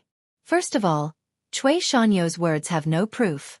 Since he said that pinyin is a foreign language, then he has to show proof and let everyone see which foreign language pinyin is from. Secondly, so what if pinyin is a foreign language? As long as it can allow more people to become literate and make our great Tang stronger, then it is a useful language. If our great Tang wants to stand at the top of the world, then we must learn to be tolerant. Take the strengths of others and make up for our own shortcomings. Only by being tolerant can we become the strongest great Tang. If my great Tang wishes to stand at the peak of all countries, it must learn to be tolerant, to take the strong points of others and make up for our weak points. Only by being tolerant can the great Tang become the strongest and most prosperous. Li Er's expression froze. He couldn't help but repeat Li Zixuan's words to himself. He asked Li Zixuan to come over today just to hear what Li Zixuan would say about Cui Shanyu's impeachment. He never expected to hear such a warning that made his heart surge with emotion and even made his blood boil. He was really touched. If our great Tang wants to stand at the top of the world, then we didn't expect you to understand such a principle of life. As expected of the disciple of an otherworldly expert. Li Er looked at Li Zixuan and praised with a complicated expression. Nanny? Didn't the Tang dynasty have these 2 sentences? Li Zixuan was dumbfounded. He thought that these 2 sentences were some ancient proverb, but from Li Er's words, it didn't seem to be the case. Well, he had unintentionally acted cool in front of old Li again. If our great Tang wants to stand at the top of the world, then we must be tolerant. These 8 words were like a self-encouraging couplet by the national hero Lin Zexu. If our great Tang wants to stand at the top of the world, then we must be tolerant. Your Majesty is too kind. Then let me continue with the 3rd crime of Cui Shanyu's impeachment, miscellaneous studies. The feeling of acting cool was naturally great. Li Zixuan felt as if he was possessed by Zhuge Liang.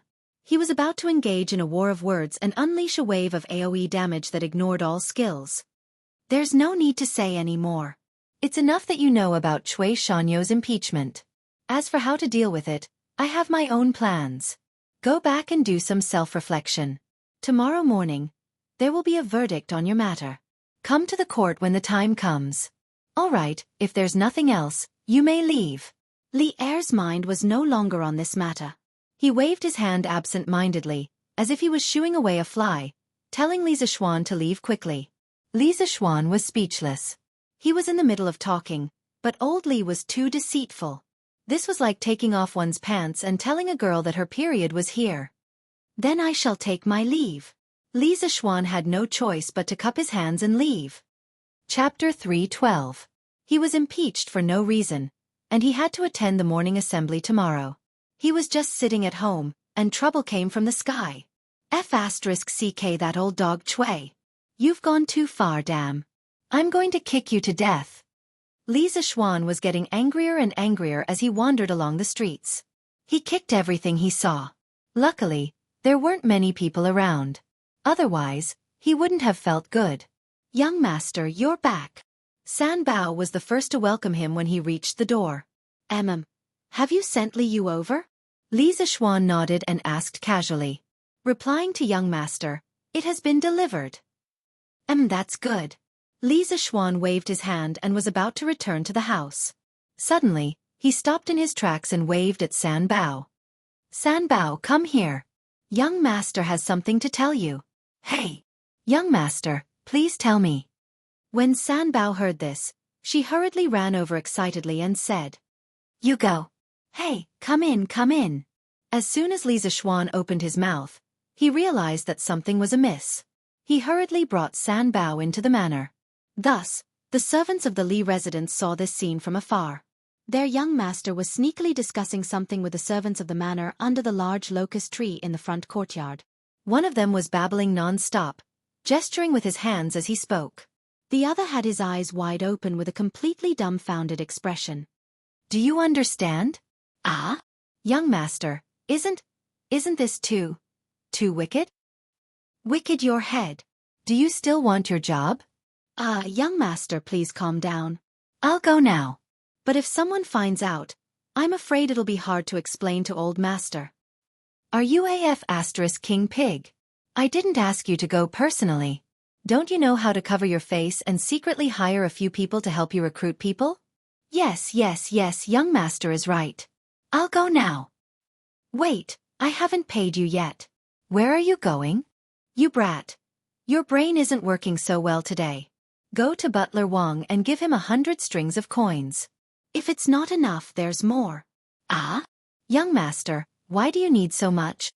10 strings of coins is enough. San Bao almost knelt down as he said bitterly. What do you know? The more money there is, the bigger the matter will be, and the happier I will be. This young master doesn't lack money. If you do a good job, you will be heavily rewarded. Hurry up and go. Li Zixuan slapped the back of San Bao's head and said in annoyance. This lackey of his was not good enough. He was too honest and not arrogant enough.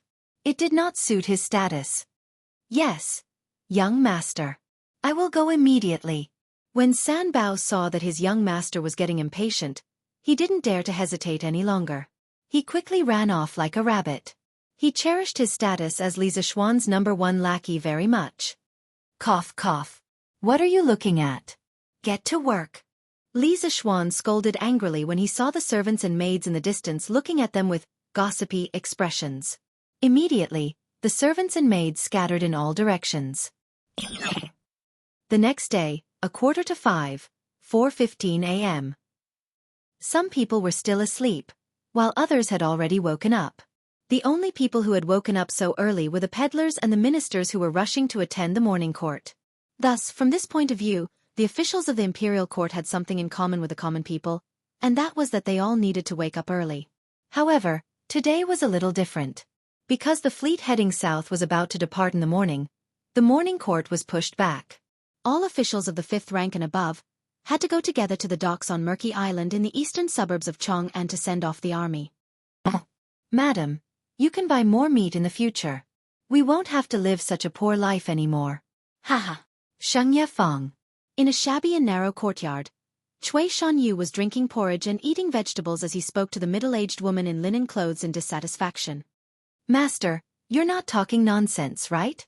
With your little salary, how can our family afford to buy meat? The woman in linen clothes said with a strange expression. Haha, short-sighted. It won't be long before this old man can return to the family. By then what can we not have? Cui Shanyu laughed proudly. What? Master, are you telling the truth? The woman in linen clothes raised her voice by an octave. She was extremely excited and even used master. It was obvious that she cared a lot about her family identity. Of course, I can't tell you the specifics now. You'll know after a while. Yes, yes. Come, master, eat more. Madam, I'll go to Murky Island now. Today, His Majesty specially summoned me to attend the morning court, so I may be back later. You can have lunch first. Don't wait for me. Cui Shanyu finished his breakfast happily and was ready to go out. Of course, he didn't mean that the food was delicious, but that he had gained respect from his wife and could finally straighten his back. Okay, master, take care. The woman in linen clothes said quickly. Haha, silly tiger, let's go. To Murky Island. Cui Shanyu waved his hand in high spirits and was ready to go out with a hunchbacked young man. With Cui Shanyu's poor appearance, how could he afford to buy a horse and carriage? That was why he woke up early today, because the journey was long and he had to leave early. Ouch! Cui Shanyu pushed open the shabby courtyard door and took a step out. He almost slipped out of the door. Master, hee, what's wrong with you? The young man named Silly Tiger seemed to have something wrong with his brain. His master was in trouble, but this idiot could still laugh foolishly. He really didn't know how many episodes he could survive. I think I stepped on something soft. Silly Tiger, help me take a look. My eyesight is not very good. Oh, my other foot stepped on something too. Cui Shanyu didn't care about Silly Tiger's untimely laughter. Perhaps he was already used to it. It's just that he moved around like this, and his other foot immediately stepped on something soft. At this moment, the sky was just beginning to brighten. He was old and dizzy, so naturally, he couldn't see anything clearly. He could only ask Silly Tiger for help. Hee, master, I'll help you take a look. Silly Tiger chuckled and quickly ran over. Hurry up and look. What did you step on? Could it be a poisonous snake? Speaking of this, Cui Shanyu immediately broke out in a cold sweat. Even a big man would be afraid of snakes. Hee, no master, you stepped on shit. Hee. Stepped on shit. Shit. Hee, your mother. Cui Shanyu's face was full of Sparta. Even though he was used to Silly Tiger's way of speaking, at this moment, he still felt that the word hee was extremely harsh. Preposterous. Preposterous. Under the feet of the emperor, someone actually dares to pour such filth in front of my door. It's really outrageous. Cui Shanyu was trembling with anger, and his beard was almost sticking up. No one could stand a pile of shit in front of their door. However, what was even more unbearable for him was yet to come. Hee. Master, this isn't someone's feces. It's someone's feces. Look, it's still warm. It was still warm. Still. Ugh, wah. It was no wonder that Cui Shanyu's mental fortitude was weak. The scene was just too king strong. Cui Shanyu could no longer hold it in. He ran to the corner of the wall and began to vomit. However, as he ran, he inevitably stepped on a few more piles of feces. Master, what's wrong? I'm not done yet. I can see that this shit is from a child. Look, how thin are these strands of feces? Hee. Blarg. Shut up. Ugh. Holy shit. I've unknowingly written 700,000 words. Most importantly, I've written so many words, but there's no eunuch at all. This was too rare. Isn't everyone going to subscribe 2 chapters to support me? If very few people read the original version, it's easy for me to get castrated. Piracy was the main reason why there were so many eunuch books. I hope everyone can come and read or support Chidian. Chapter 313. Cui Shanyu awkwardly returned home and changed into a new pair of shoes. He did not even bother to take a shower. He hurriedly held the lantern, bypassed the countless landmines in front of the door, and with a faintly discernible smell of feces, He headed towards Chang'an East City Gate. As for where the landmines in front of the door came from, he did not have the time to investigate. He thought that when he came back from the morning court, he would find the people from Wuhou government and let them investigate. If I find out who is so wicked, I will definitely teach you a lesson. Cui Shanyu thought bitterly in his heart. Oh, that's great. Haha. Now I can have money to buy candy to eat.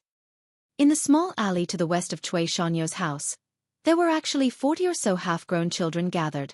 Among them was a big boy with a bare upper body. When he saw that Cui Shanyu and his servant had disappeared, he jumped up excitedly and made a big fuss. Haha, just now old man Cui stepped on my poop. This time Xiao Wu can get an extra 100 coins of reward? A 6 or 7-year-old boy wearing rags and a bun on his head pulled the slightly older boy and asked, Xiao Wu, the sky is so dark, how can you see clearly? The big boy depressingly asked. Of course I can see clearly. If Big Brother Qi Nu doesn't believe me, you can go and take a look. Xiao Wu left a mark beside Zhao's papa. That place is half a step away from the door. Xiao Wu specially chose that place. That old man must have stepped on it. When the little boy called Xiao Wu heard that the big boy did not believe him, he anxiously wanted to pull him closer to check. Wu Wu, let go. We will wait here for Brother Biao Zi to come. We will talk when he comes. The big boy quickly pulled his hand away. He was not willing to suffer in that stinky minefield. Brother Biao Zi is here. Brother Biao Zi is here. Suddenly there were 2 surprised voices among the children. Then the crowd automatically separated into 2 sides. A bare-chested burly man walked over with 2 rascally-looking young men. Hello, Brother Biao Zi. Hello, Brother Biao Zi. More than 40 children bowed and greeted the burly man in unison. It looked as if the burly man was leading a group of children to mingle in the pugilistic world. It was quite comical. Not bad, not bad. I saw it from the side just now. You all did well. I, Biao Zi, always keep my word. I won't cheat you of your money. Here, 200 copper coins per person. Let old man Cui step on the doll and give an extra 100 copper coins. Lin Lauer, give out the money. Brother Biaozi put his hands on his waist and shouted with a rough voice. Yes, boss. One of the lackeys hurriedly replied. Thank you, Brother Biao. Thank you, Brother Biao. When the little brats heard that they were really going to get money, they were so excited that they almost jumped up. Quiet, quiet. Don't provoke others. Biaozi hurriedly roared and continued. Today, when you go back, all of you save your energy to eat as much as you can for me. If you want to shit, hold it in for me. Tomorrow morning, we will come to Old Man Cui's place to shit again. When the time comes, the price will still be the same. Is everyone clear? Understood. When they heard that they could earn another portion of money tomorrow, the children hurriedly agreed. They only needed to pay a lump of shit, and they could earn a few 100 copper coins.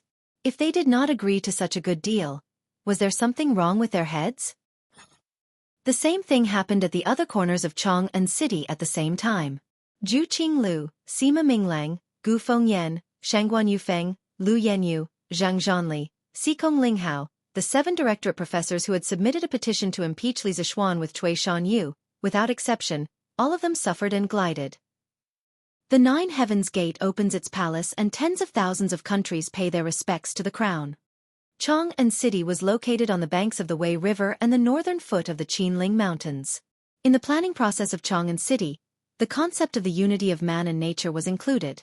There were no rivers in Chang'an City. There were only canals that connected the city and the suburbs, as well as man-made or natural ponds, such as the Cujiang Pond.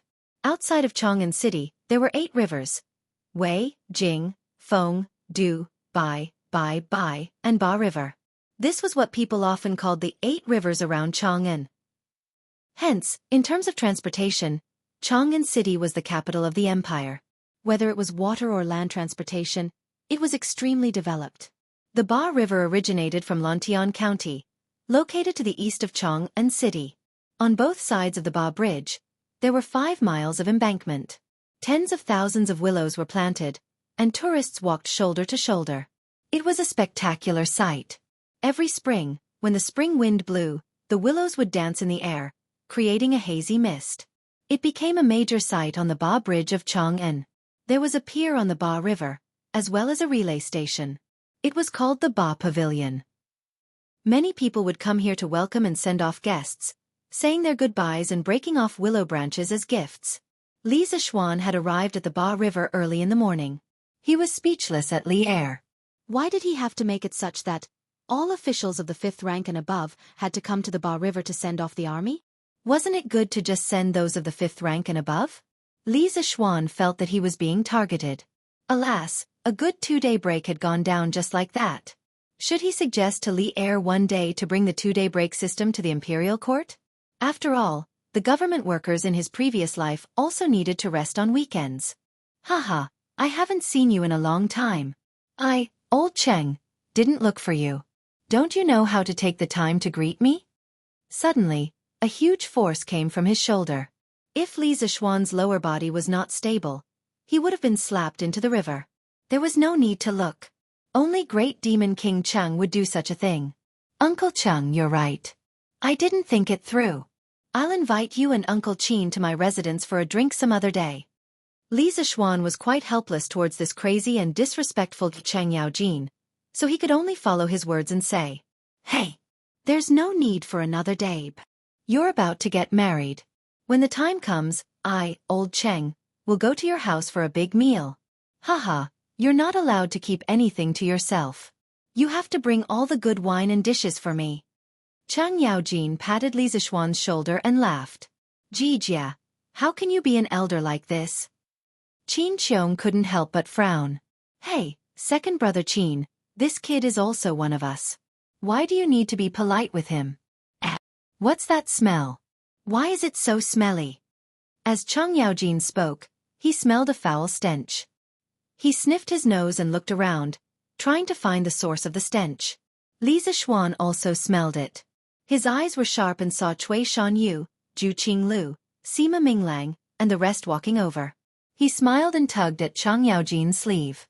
Then, he held his breath and walked forward with cupped fists. "Yo! Isn't this Professor Cui, Professor Ju, and Professor Sima? Good morning to you all?"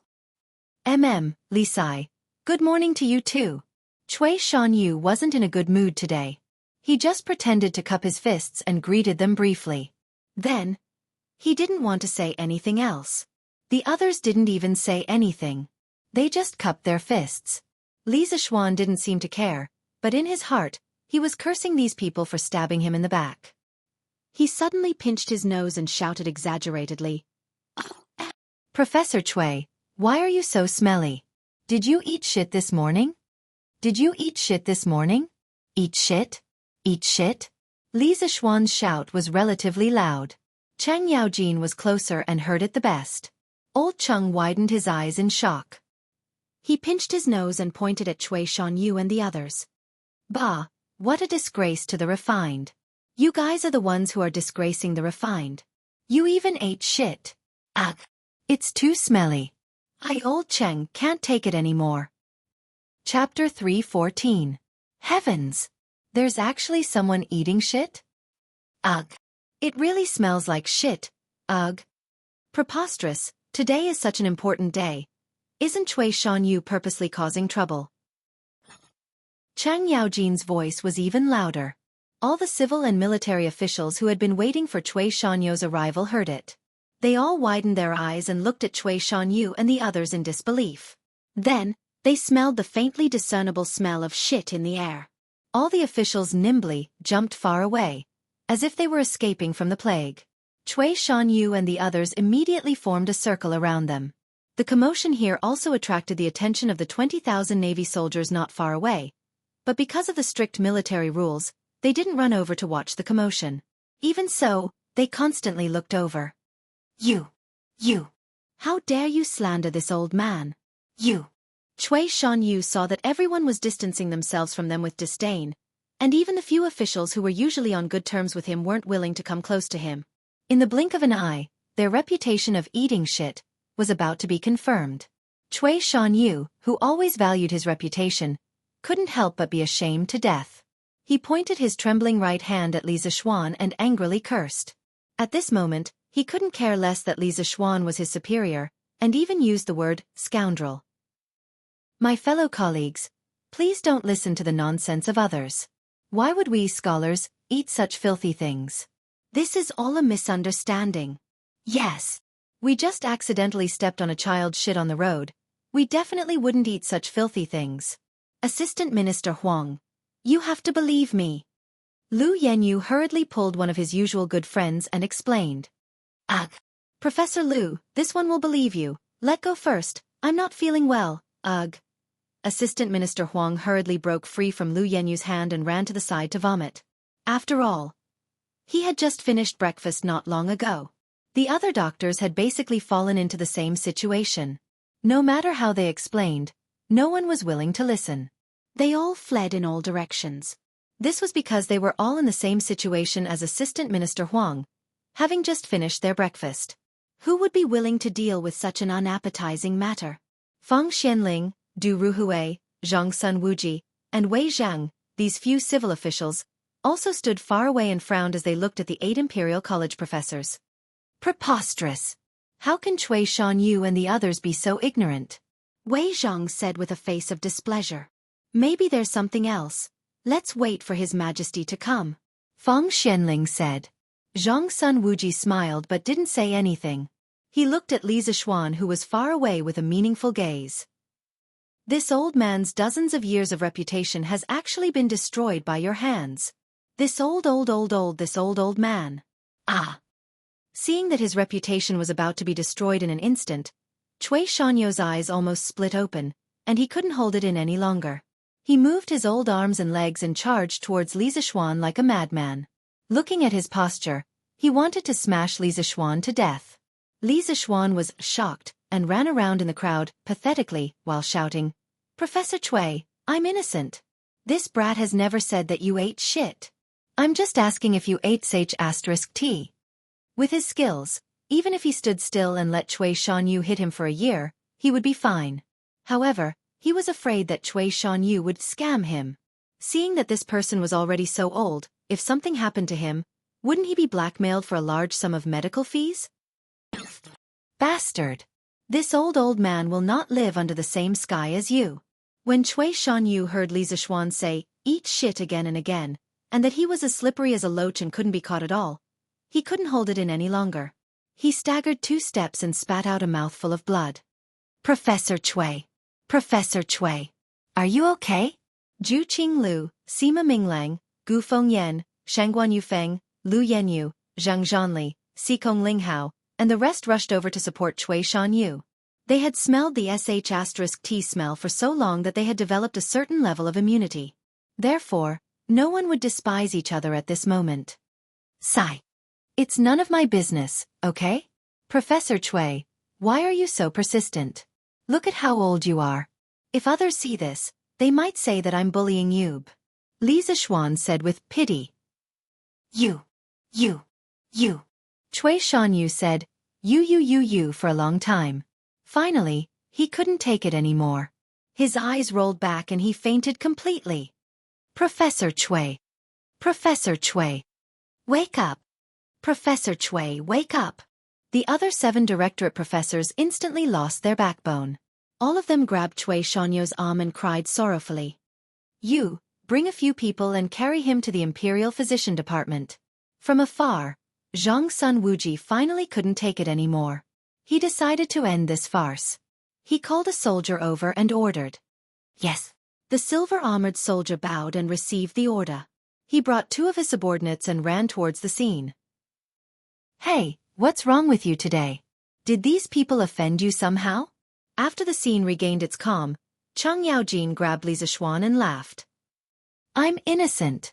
Uncle Cheng. I was just making a wild guess. I didn't expect your reaction to be so big and shout out those words. Li Zixuan definitely couldn't take the blame for this. It would really damage his perfect image of being a righteous person who respected the elderly and loved the young.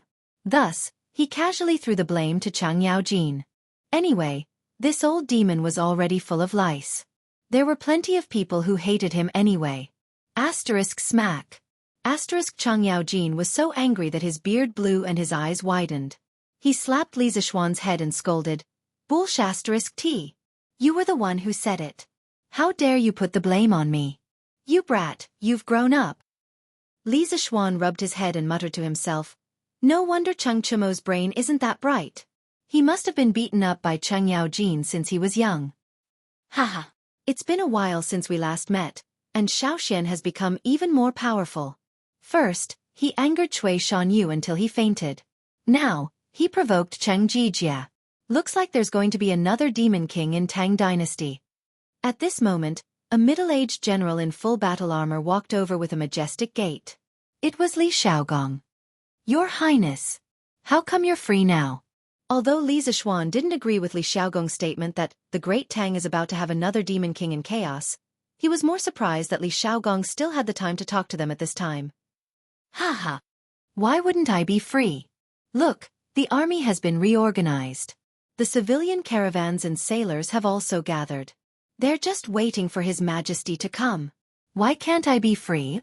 Li Xiaogong pointed at the neat and orderly army in the distance and said casually. Li Zishuan praised, Your Highness is indeed strict in managing the army. It's obvious that this is a tiger wolf army. Haha. You really know how to talk. Li Xiaogong smiled proudly. TSK. This little ability is far inferior to me, old Cheng. Didn't you steal it from the pharmacist? Others would give Li Xiaogong some face, but Cheng Yaojin wouldn't. When old Cheng heard Li Xiaogong bragging and showing off, he couldn't help but mock him. Cough cough. Jijia you. Li Xiaogong almost fainted from anger. However, Cheng Yaojin wasn't completely wrong. Li Xiaogong's ability to command the army was mostly learned when he fought side by side with Li Jing in the early years. Therefore he could only glare at Cheng Yaojin. Chapter 3:15.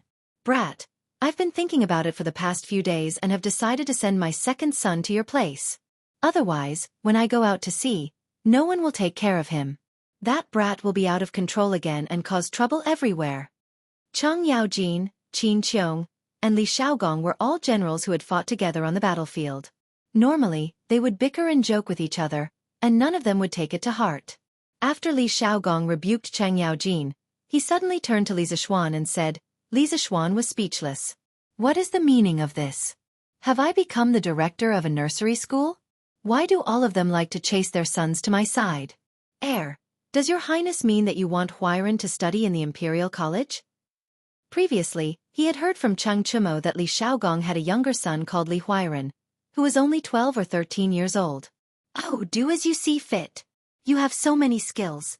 As long as that bastard can learn even a little from you, he won't starve to death when I'm old. Li Xiaogong shook his head and sighed with the vicissitudes of life. Xiaogong, you're only 36 this year. Isn't it too early to think so much? Cheng Yaojin pursed his lips and said, It's not early anymore. Huairan isn't young anymore. It's time for him to do something.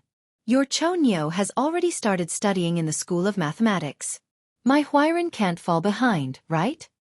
Li Xiaogong smiled and said, that's just right. After Huairan goes to Xiaoxian, my Chonyo will be one step further from the roll of shame. Cheng Yaojin was thick-skinned. No one knew where he got his confidence from, but he started to brag. You can't say for sure. Brat, after Huairan follows you, you can discipline him as you wish. As long as you don't beat him to death, you can do whatever you want with him. I won't say a word. Chang'an City was not so big. Li Zishuan had also heard about the calculator school's shame list. He sneered at Cheng Yaojin and then turned to tell Li Zishuan. Li Zishuan wanted to refuse, but before he could say anything, Li Xiaogong retorted, Kid, don't even think about refusing. You can teach the Cheng family, the Qin family, and the Yuqi family, so why can't you teach my Huairan? It's not like you need to worry about anything. This prince owes you a favor. What else could Li Zishuan do? He cupped his hands and said, Your Highness is too serious. I have never thought of refusing. Hey, you brat. Li Xiaogong chuckled, too lazy to expose him. Big brother, so you're here. At this time, a tall and sturdy man in purple with bronze skin walked over. He was about 20 years old, and behind him was a little girl who looked like a porcelain doll. She was about 3 or 4 years old, at most 4 years old. But just by looking at her now, It was very likely that she would grow up to be a beauty. Yo! Xiaofan, you're here too. Li Xiaogong smiled. Big brother is leading the army out to sea today. Of course, I have to come and send you off. Uncle Cheng, who is this person? Li Zishuan quietly tugged at Cheng Yaojin's sleeve and asked softly. This is the king of Jiangxia. How come you don't even know him? Cheng Yaojin muttered with a strange expression. Ah! Li Zishuan was stunned for a moment. He didn't expect that this ordinary-looking man was the king of Jiangxia, Li Daozong. At the mention of Li Daozong, people immediately thought, isn't he the prince who framed Xue Rengui? But in fact, that was a novel. He didn't frame Xue Rengui at all. Li Daozong, who had outstanding military achievements, was vilified for 1,000 years for no reason. Li Daozong's courtesy name was Cheng Fan. He was Li Er's cousin, and also Li Xiaogong's cousin. He participated in many battles in his life, such as defeating Lu Wuzhou, defeating Wang Shichong, destroying the Eastern Turks, Tuyuhun, and conquering Goguryeo. He made outstanding military achievements for the unification and expansion of the Tang dynasty. In his later years, Li Er evaluated Li Daozong as a famous general on the same level as Li Ji and Xue Wanche. During the period of Wuda Zhenjin Temple, only Li Xiaogong and Li Daozong were in the imperial family. Li Daozong's great contributions could be seen from this. As for why he wasn't listed in the Lingyan Pavilion in the end, no one knew. Since this person was Li Daozong, then the identity of the little girl behind him was obvious. Wasn't she the famous Princess Wenqing, Li Shuyan? Li Zishuan looked at the quiet little girl who was only as tall as his knee and didn't know whether to laugh or cry. This was because when he had just transmigrated, he more or less had some thoughts about the famous beauties of the Tang dynasty. Princess Wenqing, who had left a thick mark in the history of the Tang dynasty, was naturally among them. But now, what was there to think about? Hey, Shuyan, come and let Grandpa Cheng hug you. Old Cheng ignored Li Zishuan, who was in a daze. He squatted down and opened his arms to Li Shuyan as he chuckled. Hello, Grandpa Cheng. The little girl obviously knew Cheng Yaojin. Seeing this, she ran over with small steps. Hey, I haven't seen you for a few days. Our little Shuyan has become prettier? Cheng Yaojin picked up the little girl and coaxed her with a smile. You old man, you're clearly an uncle. How are you a grandfather? Shuyan, come here, come to uncle. Li Xiaogong, who was talking to Li Daozong, suddenly had a dark expression on his face as he shouted angrily at Cheng Yaojin. He had to be angry. Cheng Yaojin was too shameless. He wanted to be older than him for no reason. Haha, this is what Shuyan usually calls me. It's not like I instigated her. Cheng Yaojin laughed proudly as he hugged little Shuyan. First of all, he was 2 years older than Li Xiaogong and 11 years older than Li Daozong. Moreover, old Cheng always liked to grow a large beard on his chin and cheeks, which made him look even older. Therefore, when Li Shuyan first learned to speak, she often called Cheng Yaojin Grandpa Cheng. Now, she couldn't change it. Humph. I think you're the one who instigated her. At the mention of this, Li Xiaogong was a little flustered and exasperated. Li Daozong was also a little annoyed. However, in front of these old generals, he was indeed a little too inexperienced, and couldn't say anything. Haha, lunatic Cheng is still as shameless as ever. At this moment, Yuqi Jingda and Niu Jinda arrived. Together with Li Ji, Duan Jishuan, Lu Hongji, Chai Xiao, Ho Junji, and Li Jing, all of the upper echelons of Great Tang were here, paying respects to Uncle Yuqi and Uncle Niu. Li Zishuan stepped forward and greeted the two of them with a smile. After all, he was a junior. Bullshit. You're the one who's shameless. Look at how thick your skin is. Hee, little Shuyan. Isn't Grandpa Cheng right? It was as though Cheng Yaojin and Yuqi Jingda were enemies in their previous lives. The moment they saw each other, they started bickering. Pooey! Lunatic Cheng. Do you want to fight again? Haha. Do you think I'm afraid of you? But not today. I, old Cheng, will fight you for 300 rounds another day. Cheng Yaojin retorted as he played with little Shuyan. His Majesty has arrived. At this moment, a sharp voice sounded, following which, a series of orderly and powerful footsteps could be heard. The noisy civil and military officials, as well as the commoners who were sending their loved ones off, quickly quietened down. Li Zixuan thought. The main show is finally here. Chapter 316.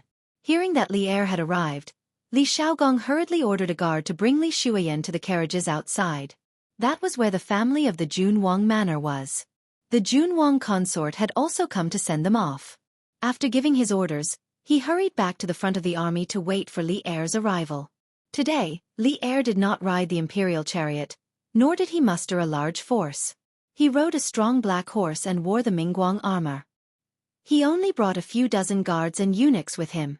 Of course, as the heir to the throne, Li Chengqian also came. "Greetings, your majesty! Greetings, your majesty! Greetings, your majesty!" After Li Er stood on the temporary inspection platform, the civil and military officials, as well as the 20,000 navy soldiers, were the first to bow and kowtow. Then, the merchants and commoners behind them, followed by the commoners who were sending the bride off. All of them faced Li Er and bowed. Their voices shook the heavens, each wave louder than the last. At this moment, the world shook. Countless people knelt on the empty ground and around the Ba River. Other than Li Er, no one else stood with their heads held high. There were no three cries of "Long live." When meeting the emperor, the three cries of "Long live" were first passed down from Wu Ziqian's coronation, nor were there any kneeling. In the Tang dynasty, kneeling was not practiced. Unless it was a large-scale sacrifice to the heavens, one would not kneel when meeting the emperor. But Li Zixuan, who was present, was still shaken by these mighty cries. "Rise!" Li Er was dazed. How long had it been since he had heard the mighty cries of the soldiers in front of the battlefield? How nostalgic! After a moment, he came to his senses and shouted. "His Majesty has decreed that everyone rise. His Majesty has decreed that everyone rise." Naturally, there were eunuchs below who passed on Li Er's words. "Thank you, your Majesty. Thank you, your Majesty." Tens of thousands of people stood up and then stood ramrod straight by the Ba River. "Sovereign of the heavenly Tao, Sovereign of the heavenly Tao, let the sun and moon remain the same. Soldiers, today, you will set sail. Unlike the usual battles on the battlefield, you will face countless unknown dangers on the vast sea. You are all good men of my great Tang, and we hope that in 3 months, you will all return alive. Of course, once outside the borders of the Great Tang, as soldiers of the Great Tang, you must ensure the safety of the people of the Great Tang traveling with the fleet. The people of the Great Tang are not to be bullied anywhere. If they encounter an enemy, they must be exterminated with all their strength. Did you all hear that?" Li Er roared. "If you encounter any invading enemies, do your best to destroy them. If you encounter any invading enemies, do your best to destroy them. If you encounter any invading enemies, do your best to destroy them." Hearing this, the soldiers of the 3 armies roared in unison. The glory of the Tang, the glory of the soldiers, was a glory that they had always defended with their lives. Even without Li Er's words, they would have done so. "Long live His Majesty! Long live His Majesty! Long live His Majesty!" Even though the custom of shouting "Long live His Majesty" 3 times was not yet popular, at this moment, many merchants, peasants, and common people were moved to tears by Li Er's words of love for the people as if they were his own children. An elderly man spontaneously shouted, "Long live His Majesty," and the others excitedly followed suit. In a few moments, the entire murky plain was filled with cries of "Long live His Majesty." Those who had experienced the turmoil of the world all knew how fortunate it was to have a wise ruler ruling the country. They truly hoped that Li Er could live to 10,000 years old. Li Zixuan was infected by this enthusiastic scene, his heart surging with emotion. He couldn't help but follow the crowd and shout, "Long live His Majesty." He thought to himself, whether or not Li Er was putting on a show, old Li's charisma was truly strong. With just a few words, he was able to stir the soldiers until their blood was boiling. Li Zixuan felt that he could not achieve this ability to inspire the hearts of the people. Li Er took in a deep breath. Of course, he was not putting on a show. He was just saying what he wanted to say. This scene was completely outside of his expectations. "Where is Li Xiaogong, director of the Nanyang army?" After the cheers dissipated, Li Er looked at the orderly soldiers below and roared. For this expedition, Li Xiaogong had been given the title of Director of the Nanyang Army. He was fully in charge of the 20,000 navy and tens of thousands of peasants. This general is here. Li Xiaogong strode forward and cupped his fists. Are the soldiers of the three armies ready? Your Majesty, the soldiers of the three armies can set off at any time, Li Xiaogong said loudly.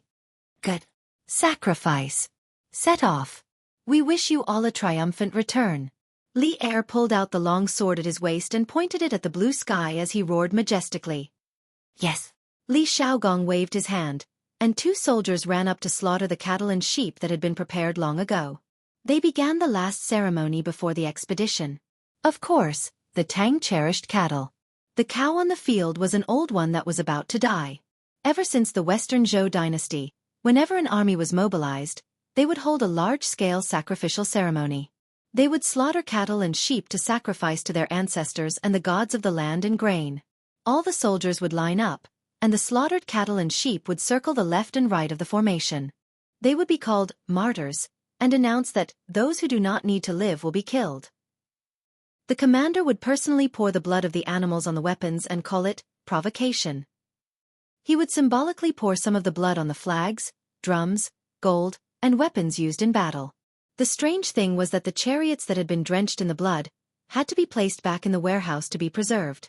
After the sacrificial ceremony, the cattle and sheep would be cooked and distributed to the soldiers.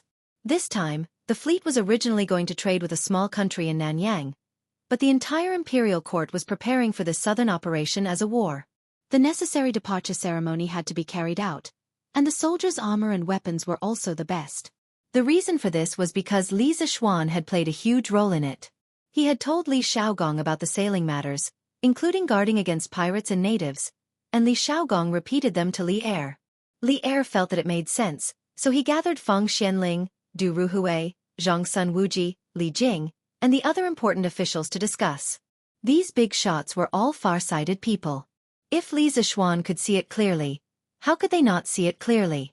Thus, they all seconded the proposal. Just like that, this huge fleet with sharp fangs gradually took shape.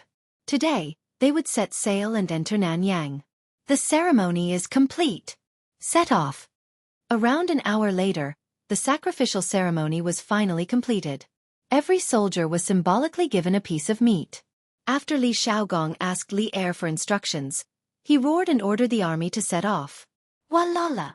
The soldiers, merchants, and farmers followed a rehearsed formation and boarded the ships in an orderly manner. The people who were sending off their loved ones all burst into an uproar. Everyone was shouting the names of their loved ones. Father, Mother and I will wait for you to come back. In front of the crowd, Meng Wenhao's nose twitched. He held back his tears and waved at the fleet.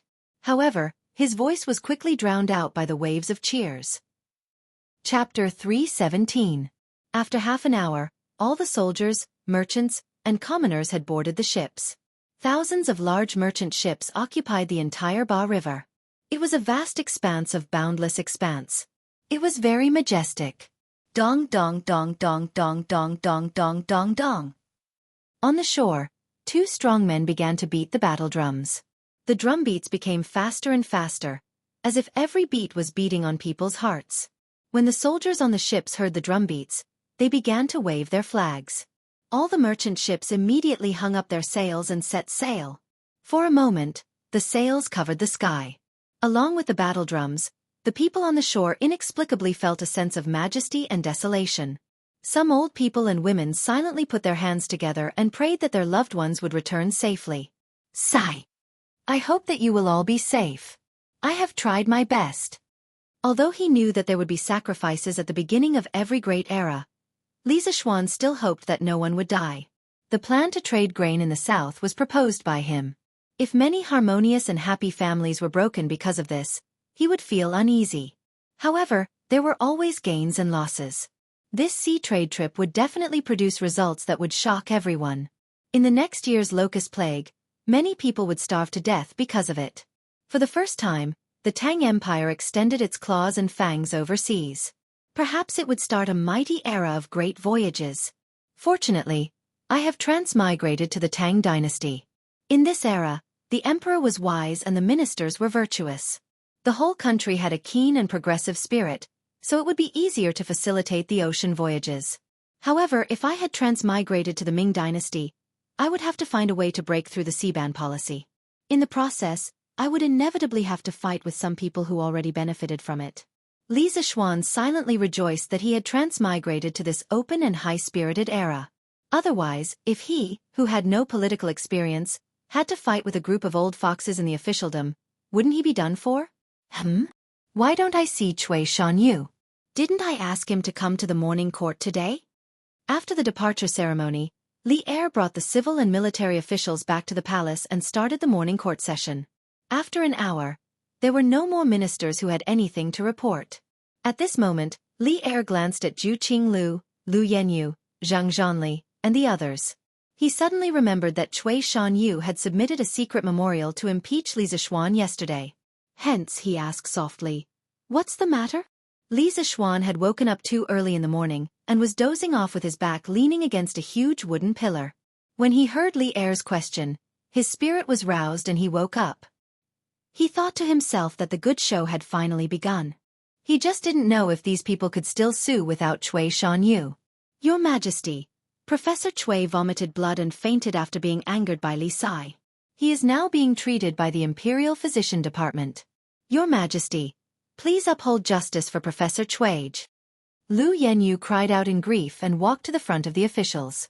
He said with some sadness. What was funny was that wherever he passed, everyone was smelled and took 2 steps back. Li Er saw it clearly from above and was puzzled. Suddenly, a foul smell hit him in the face. Li Er quickly covered his nose and said unhappily, "What did Minister Lu eat this morning? Why is it so smelly?" Ugh! Lu Yenyu, who was playing the sympathy card in front of Li Er, suddenly felt his mind go blank when he heard this. He thought of what had happened since this morning and couldn't help but feel sad. He felt that the whole world was full of malice. "Your Majesty, this old minister went out this morning and accidentally stepped on a child's feces. In order to participate in the departure ceremony, this old minister only washed it hastily. This caused a breach of etiquette in front of you. Your Majesty, please forgive me." After being stunned for a while, Lu Yenyu could only admit defeat and beg for forgiveness with a bitter face. "Oh, forget it. Considering your loyalty, I won't pursue the matter." Although Li Er was unhappy, he couldn't punish someone for such a small matter. He waved his hand and said magnanimously, "Thank you, Your Majesty. You said that Cui Shanyu was angered by Li Zixuan to vomit blood. What happened? Quickly tell me." Li Er looked indifferently at Li Zixuan, who was leaning on the coiling dragon pillar, and asked indifferently. He was a little annoyed and secretly blamed Li Zixuan for causing trouble for no reason. "Your Majesty, today on Murky Island, Li Sai slandered us for eating feces. Everyone knows about it. Professor Cui has always valued his reputation. How could he accept such an insult? He was so depressed that he vomited 3 liters of blood and fainted from anger." Lu Yenyu was so moved that tears almost flowed out. After dawdling for so long, Li Er finally asked the main question. Thus, he stepped forward excitedly and bent down to complain to Li Er. However, this almost suffocated Li Er to death. Li Zixuan, who was behind him, widened his eyes and secretly scolded Lu Yenyu for being so shameless. What did he mean by vomiting 3 liters of blood? Why don't you King try vomiting 3 liters of blood? Let's see if you can still live? As expected, a scholar didn't use a knife to kill people. He only relied on his mouth. "Your Majesty, I'm innocent." This humble subject smelled a stench when Dr. Cui spoke this morning. "I only asked him if he ate shit in the morning." This humble subject definitely did not announce to outsiders that he ate shit. This humble subject can testify to this point, both civil and military officials present. Instead of waiting to be wronged, it was better to take the initiative to explain. In any case, Li Zixuan could not be blamed for what happened this morning. If there was anyone to blame, it was old man Cui who stabbed him in the back. Moreover, his psychological endurance was too weak. "Your Majesty, this old subject can testify. Li Sai's words are true." Chang Yaojin immediately stood up and supported Li Zixuan. On the way to the palace, Li Zixuan had already told Cheng Yaojin and the others about his impeachment by Cui Shanyu and the others. Of course, old Cheng would stand on Li Zixuan's side. Moreover, He had also played a part in making Cui Shanyu faint in the morning. Hearing Li Zixuan and Chang Yaojin's words, Li Er nodded indifferently. He looked at Lu Yenyu and asked, "Minister Lu, is what Li Sai said true?" Lu Yenyu was dumbfounded. If he objected again, he would be lying to the emperor.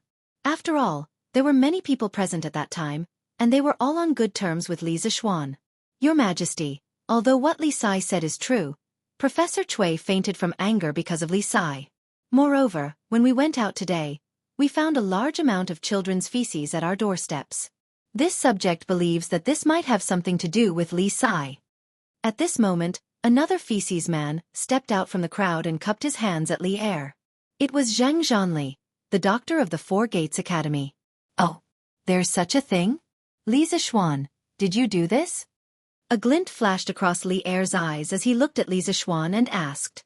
In fact, he guessed that this immoral thing was most likely done by Li Zixuan. After all, he had just shown the impeachment of Cui Shanyu and the others to Li Zixuan yesterday. "Heh, this brat is really vengeful," Li Er scolded in his heart. Chapter 318. Your Majesty, this has nothing to do with me. Professor Zheng, you have to have evidence before you speak. I have no grudges with you, so how could I do something so despicable? This doesn't make sense at all. Li Zixuan cried out his grievances. In any case, none of the courtiers knew that Cui Shanyu had impeached him in private. Furthermore, no one knew that Li Er had talked to him yesterday and practiced in advance. As long as he grasped these 2 points, he would be able to clear his suspicions. Of course, Li Er must have known about it, but old Li would not expose him. Yes, why would Li Sai do something like this for no reason? Yes. Zhang Zhanli is slandering us. Say, do you think this is just an excuse they made up? Actually, they really did eat it this morning. Li Zixuan's words were reasonable, and he was born with good looks, so it was easy for people to like him. As long as there was no conflict of interest with him, most people would believe what he said. Hearing the discussions of the courtiers, Zhang Zhanli almost vomited blood. He could almost hear his own heart breaking. What the F***ck? Where was the trust between people? Why did no one believe him when he spoke the truth? Li Zixuan's move was ruthless. Zhang Zhanli could not think of any excuse to refute, so he could only swallow this loss silently. Your Majesty, no matter what, Cui Shanyu lost consciousness because of Li Sai. Your Majesty should give Cui Shanyu an explanation. At this moment, a middle-aged man in purple official robes walked out and bowed to Li Er. Hey, Uncle Cheng, who is this? Li Zixuan tugged at Cheng Yaojin and asked softly. It's the Chamberlain of Dependencies, Cui Shanfu, AF** King Hypocrite. Cheng Yaojin pursed his lips. Cui Shanfu? Li Zixuan's heart skipped a beat. Could this Cui Shanfu be related to Cui Shanyu in some way? Zhao Song, send someone to the Imperial Physician Department to ask about Cui Shanyu. Li Er thought for a moment and ordered. Yes, Your Majesty. Zhao Song accepted the order and left. Li Er then looked at Cui Shanfu and said, Minister Cui's words are not without reason. How about this? Li Sai's words were rude and caused Professor Cui to fall to the bed in anger. His salary will be deducted for 3 months. What do you think? Isn't this a little heavy? Yeah, Li Sai didn't do anything. As soon as Li Er finished speaking, some of the ministers who didn't know the truth all felt that Li Er's punishment was too heavy. Cui Shanfu, Zhang Zhanli, and Lu Yenyu, who were at the front, heard the discussions around them and their faces were as black as the bottom of a pot. Your Majesty is wise. Cui Shanfu had been immersed in the officialdom for many years. He knew that if this matter continued, there would be no result. Instead, it would make Li Er unhappy. He could only cup his hands in agreement.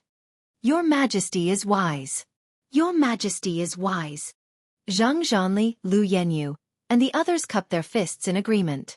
The other big shots in the imperial court were all watching coldly from the sidelines. They didn't care about such a small matter, and there was no need for them to stand up for anyone. Only Li Zixuan was cursing in his heart. As expected, this Cui Shanyu was not a good person. His heart was weak and he fainted from anger, and he blamed it on him. He had taken so many precautions, but he didn't expect that he would still be blackmailed. It wasn't that he was unwilling to part with the 3-month salary.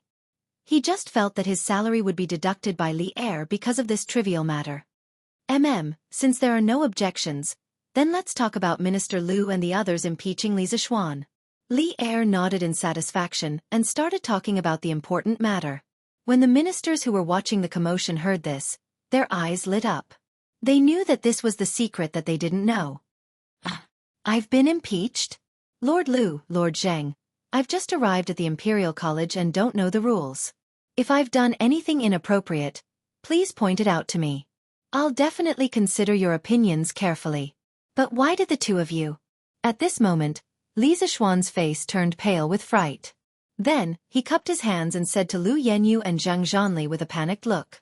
His aggrieved expression and fearful words were a living example of a newbie who had just entered the officialdom admitting his mistake to his seniors. This also attracted the sympathy of many people. They thought that Lu Yenyu, Zhang Zhanli, and the others were using their seniority to bully the newbies in the Imperial College. It was only then that Kong Yingda knew that Cui Shanyu, Lu Yenyu, and the others had already impeached Li Zixuan behind his back. He snorted angrily and glared fiercely at these people. Lu Yenyu was a little flustered when he felt the malicious gazes around him. He wasn't the one who started the impeachment this time. Now that their backbone, Cui Shanyu, wasn't here, he was a little at a loss. Your Majesty, I think that this matter should wait. Wait until Professor Cui recovers from his illness. Lu Yenyu braced himself and said, Why? Isn't your name also on that secret memorial? Li Er narrowed his eyes and asked, Your Majesty, this secret memorial was mainly written by Professor Cui. So. Lu Yenyu could hear the displeasure in Li Er's tone, and he said fearfully, Your Majesty, the Imperial Physician Department's medical officer said that Cui Bo's morale has attacked his heart. Coupled with his advanced age, I'm afraid that he won't be able to get out of bed for at least 10 days after vomiting this mouthful of heart blood. At this moment, Zhao Song came in from outside and reported to Li Er with a bow. It's actually that serious? It looks like Professor Cui won't be able to come. What should we do? Behind him, Zhu Qinglu, Sima Minglang, Gu Fengyan, and the other doctors discussed in low voices worriedly. Go and get the Imperial Physician Department's medical officer to treat Cui Shanyu properly. Li Er instructed Zhao Song. Yes, Your Majesty. Since Minister Cui is unwell, then we'll discuss this impeachment after Minister Cui recovers. How about that? Li Er thought for a while, looked at Lu Yenyu and the others, and asked. Your Majesty is wise. Lu Yenyu and Zhang Zhanli heaved a sigh of relief and hurriedly agreed. I didn't expect that my little trick would actually cause Cui Shanyu's long-planned impeachment to fail. What a pleasant surprise. Li Zixuan heard and thought happily in his heart. Then all officials, please report if you have something to report. If there's nothing, the court is dismissed. Li Er estimated that the time was about right. He heaved a sigh of relief and said, Court is dismissed. After waiting for a while and seeing that no one came out, Li Er decisively dismissed the court. The smell in Taiji Palace today was too pungent, and he couldn't take it anymore. Court is dismissed. The deacon eunuch beside the dragon table announced loudly, and the officials all bowed down. Farewell, Your Majesty. After Li Er left, the officials all left one after another. You rascal. You're really something. An impeachment that was set in stone was ruined by you. Not bad, haha. Outside the palace, Cheng Yaojin patted Li Zixuan's shoulder and laughed loudly. Chapter 319. Boss, if you ask me, those kids would be satisfied if you gave them 10 copper coins each. Why do you have to give them so much? In a small tavern in the East Market, a hooligan-looking young man said as he ate. Humph. What do you know? This time, the higher-ups gave us an extra 5 copper coins as a reward for our hard work. If we continue to embezzle and are discovered by the higher-ups, how can we get a share of such a good thing next time? The burly man opposite the young man happily took a sip of wine and said snappily. This person was Biaozi, who led a group of children to Cui Shanyu's house to shit in the morning. Biaozi was a hooligan in the southern part of Chang'an City. He had more than 10 underlings under him. He was trustworthy and had no ambition, but he treated his own people very well. Therefore, His underlings were willing to follow him. If the rich had anything inconvenient to do, they liked to ask him to do it. Hee, boss is wise. Boss is wise. The lackey hurriedly gave him a loud and clear flattery. Ha, you have good taste. But boss, who do you think came to us this time? Why would they make such a strange request? And the reward is so high. Is there something wrong with this person's brain? Another follower asked with a grin. Slap. There's something wrong with your brain. They have money so they can do whatever they want. Why do you care so much? If they didn't give you money, you would still be begging on the streets. Biaozi was so angry that he slapped the underling's head. Ah, boss is right, boss is right. Xian, why did His Majesty let you attend the morning court today? Did something happen? After bragging to old Cheng in front of the palace gate for a while and sarcastically ridiculing Lu Yenyu and the others, Li Zixuan happily returned home and met his father, who was full of worry. Li Zixuan's father did not know that Li Er had given Li Zixuan special treatment yesterday. In order to prevent his parents from worrying, Li Zixuan did not tell Li Jingma about Cui Shanyu and the others' impeachment. He only said that Li Er had asked him to attend the morning court today, but did not elaborate on the reason. However, Li Jingma was a shrewd person. He more or less guessed it, but since his son did not say it, he did not ask. Father, it's nothing serious. It's just a few impeachments. I've already taken care of it. Li Zixuan laughed and said without care. As it turned out, apart from Cui Shanyu, the rest of the 8 professors from the Imperial College could not withstand a single blow. There was no need to worry his parents because of them. Impeachment? Who dares impeach my son? My Xianer is conscientious in the Imperial College, working hard to cultivate talents for the Imperial Court. Why do they still want to impeach him? Madame Li, who had come with Father Li, said indignantly. Li Zixuan's face turned red from the praise. Conscientious and painstaking, were they talking about him? Ahem, mother, it's okay. Those who can withstand the hardships of heaven are really men of iron. Those who are not envied are mediocre. I've done too well in the Imperial College, so it's inevitable that others will be jealous. Don't worry, His Majesty knows what I've done. He won't do anything to me because of those people. In order to reassure his parents, Li Zixuan threw caution to the wind and boasted of his own abilities. Brother, you're really thick-skinned. Lana ran over and made a shy face as she giggled. Hey little girl, you're really asking for a beating. No. Li Zixuan pretended to hit her, and Lana was so scared that she ran all over the courtyard. Li Zixuan's parents looked at their children playing in the courtyard with a warm expression. They felt that it was really good to be together as a family. Good friend, are you all right?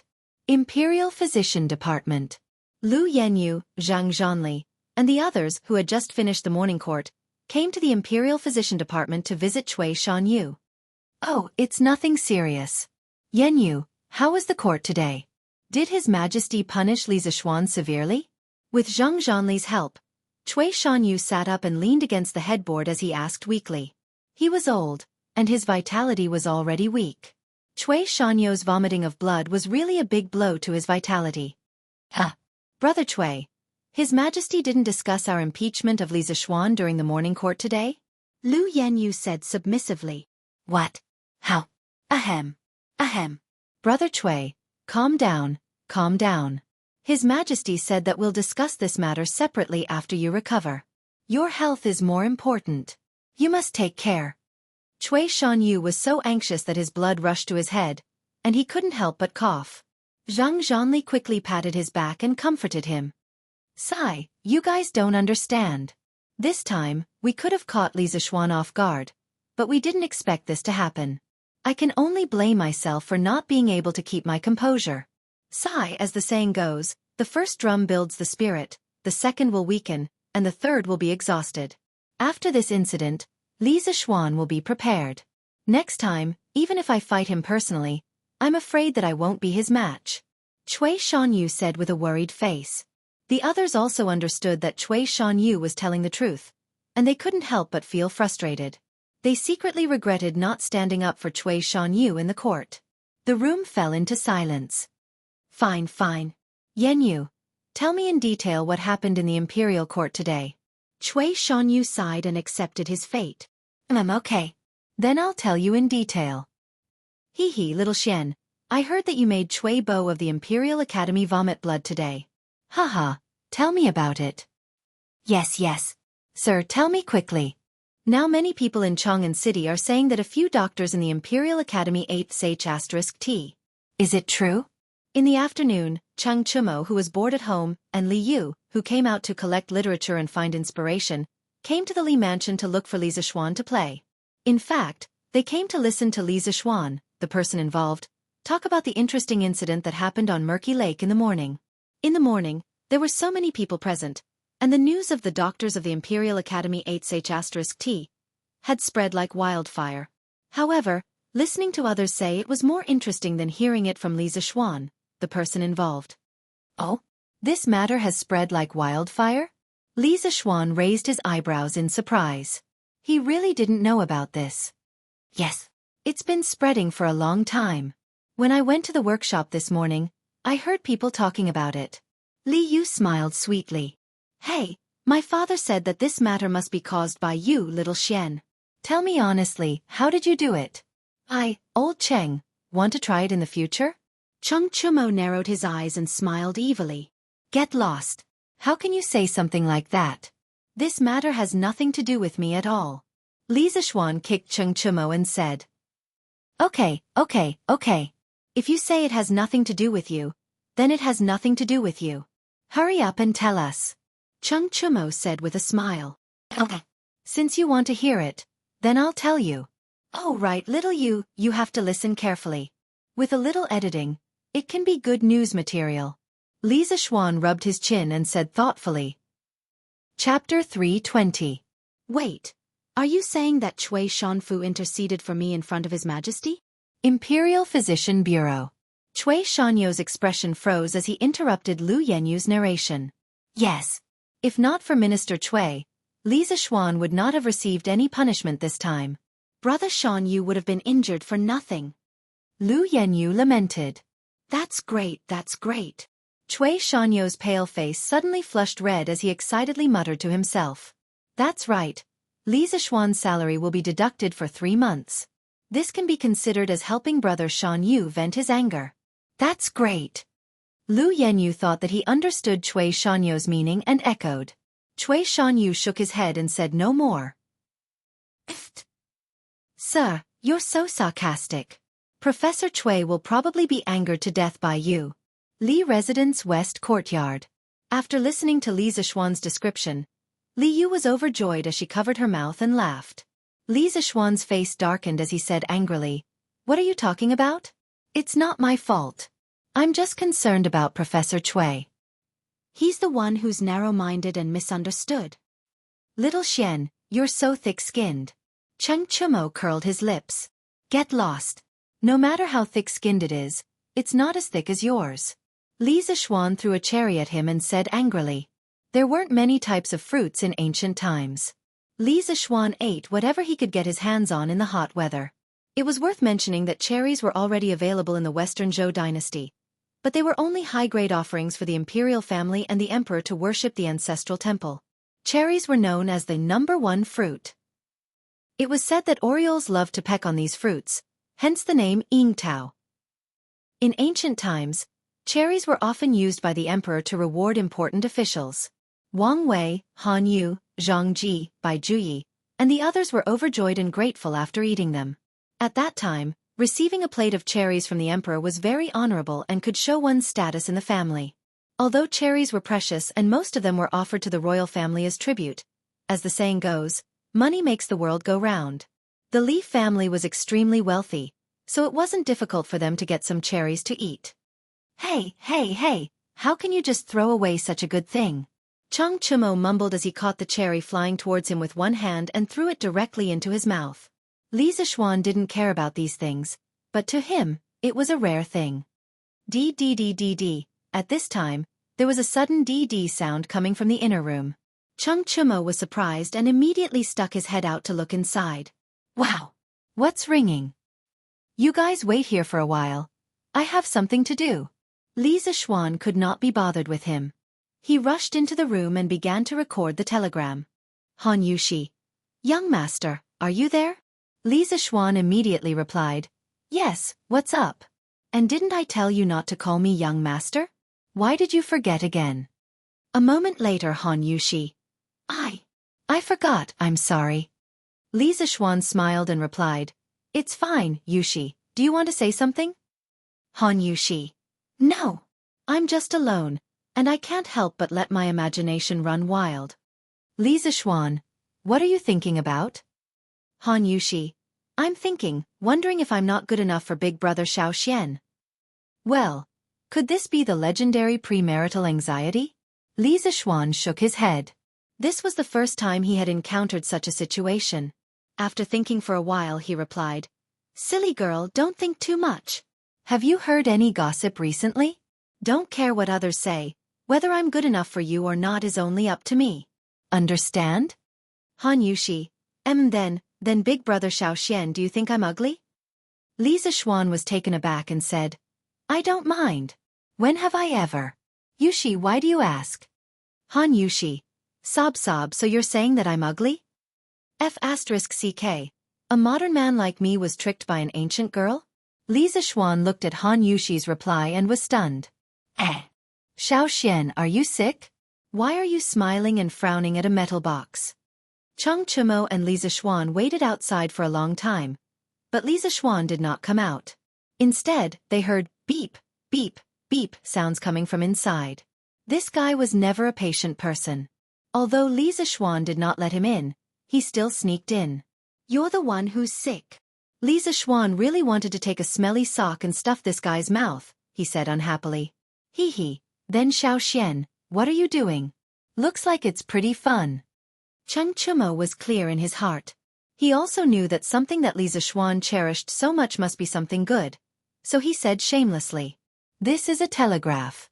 I'm sending a message to Han Yushi. Li Zishuan explained as he replied to Han Yushi. Sending a message? How do you send a message with this thing? Cheng Chumo was shocked. It's through this beep, beep, beep. The different rhythms of the beep, beep, beep, beep represent different characters. When combined, it becomes a letter. Cheng Chumo would definitely not understand if it was difficult to explain, so Li Zishuan could only explain it in simple terms. Sir, were you making this telegraph when you were at Drunken Wind Pavilion in the workshop a few days ago? Li Yu heard the conversation inside and couldn't hold back her curiosity. She walked in and asked. During those few days when Li Zishuan was secluded in Drunken Wind Pavilion to study the telegraph, Faubert marked the pavilion as a forbidden area.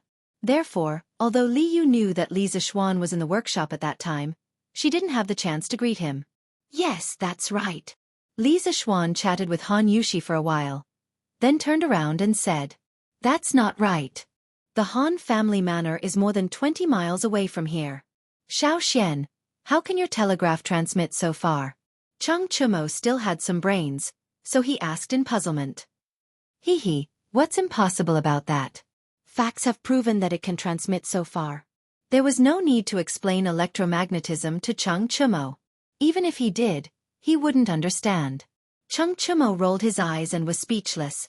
Suddenly he said excitedly, Xiaofan, since this telegraph is so useful, why don't you give me one too? No way. Why? I have money, I can buy it with money. Cheng Chumo stomped his feet. Go away. I don't care about your money. There are only 2 telegraph machines in the world. Where am I going to get you another one?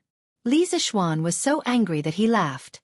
This guy actually had the nerve to show off his wealth in front of him.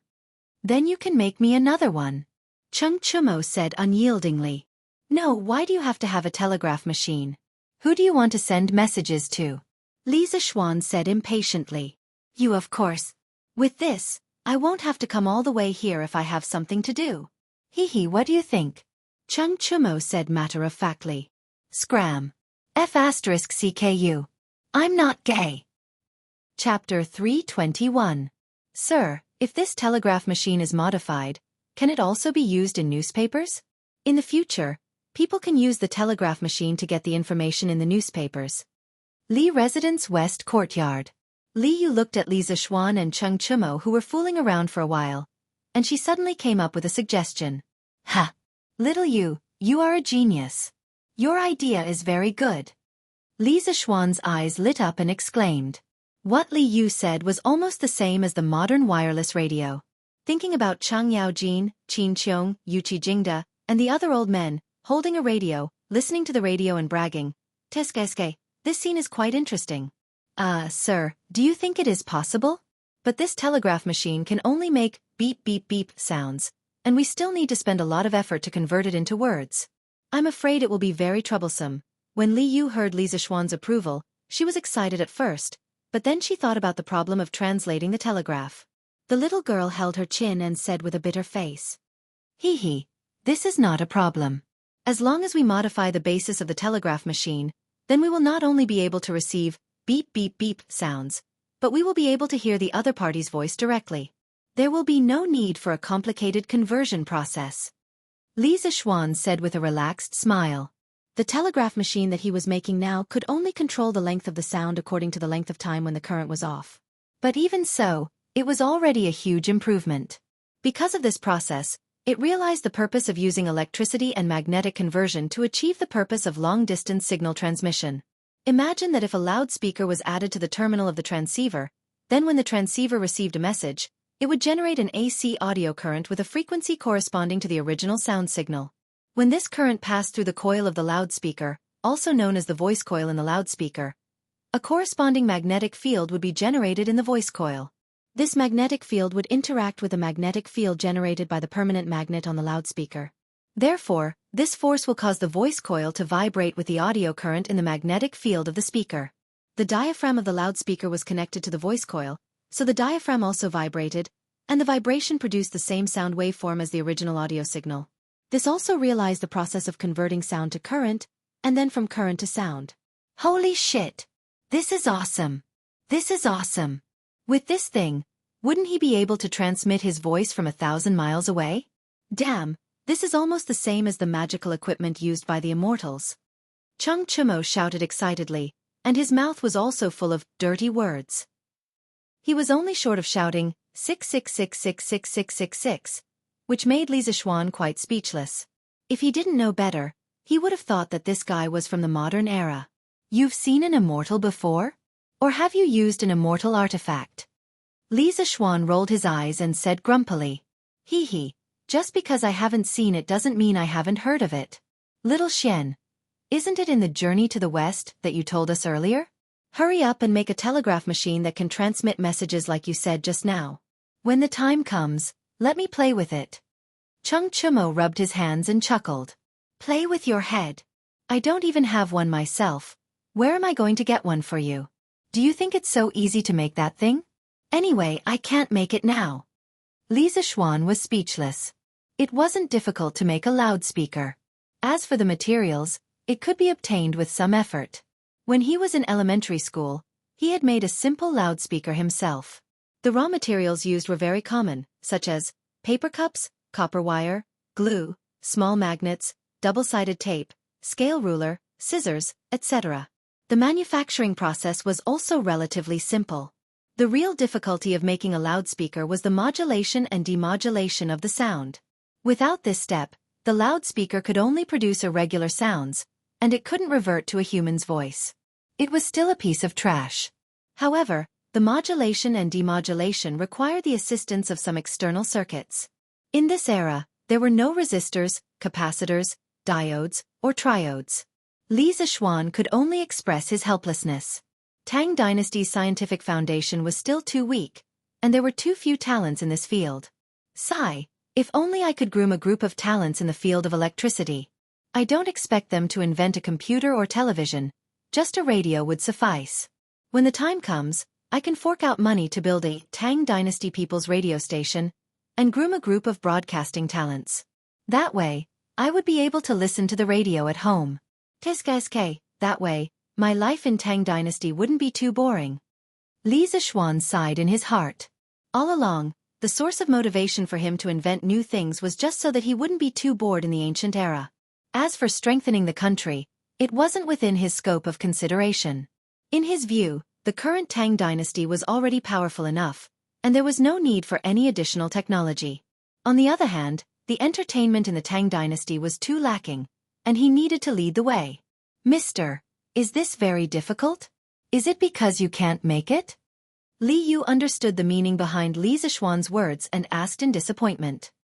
It's quite difficult. Li Zishuan clasped his hands behind his back and sighed. But that doesn't mean we can't do it.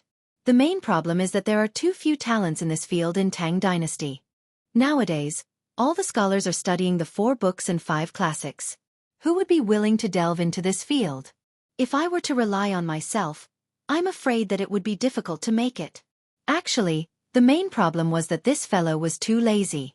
If he were to harden his heart and go into seclusion for 2 months, coupled with his perverse mental strength, he might be able to solve the current technical problems. However, the problem was that he couldn't harden his heart. If he couldn't live a carefree life as a rich second generation, why should he work so hard on the front line of research? Previously, when Li Zishuan went into seclusion to build the telegraph machine in Drunken Wind Pavilion, he deeply felt how difficult it was to manufacture things without the foundation of modern industry. Now, he had a rough idea in his mind. That was, when the time was right, he would teach a group of disciples, specifically teaching them engineering and basic scientific concepts. He would let them explore and research on their own.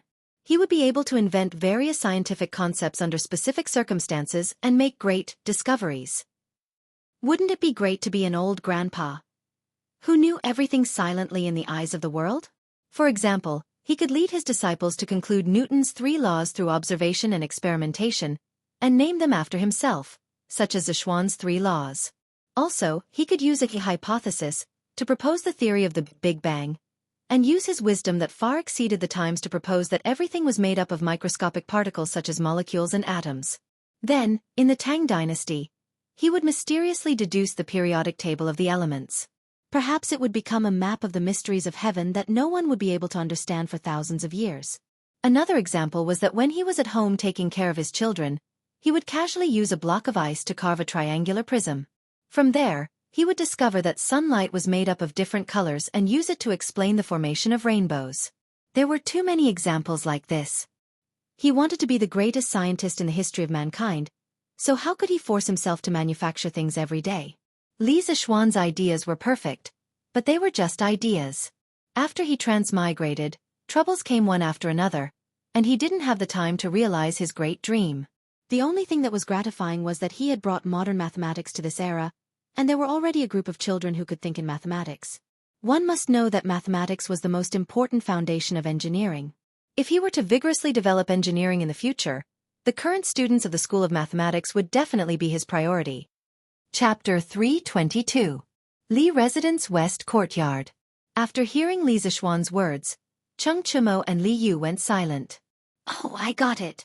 Mister, you can teach this at the Institute of Mathematics.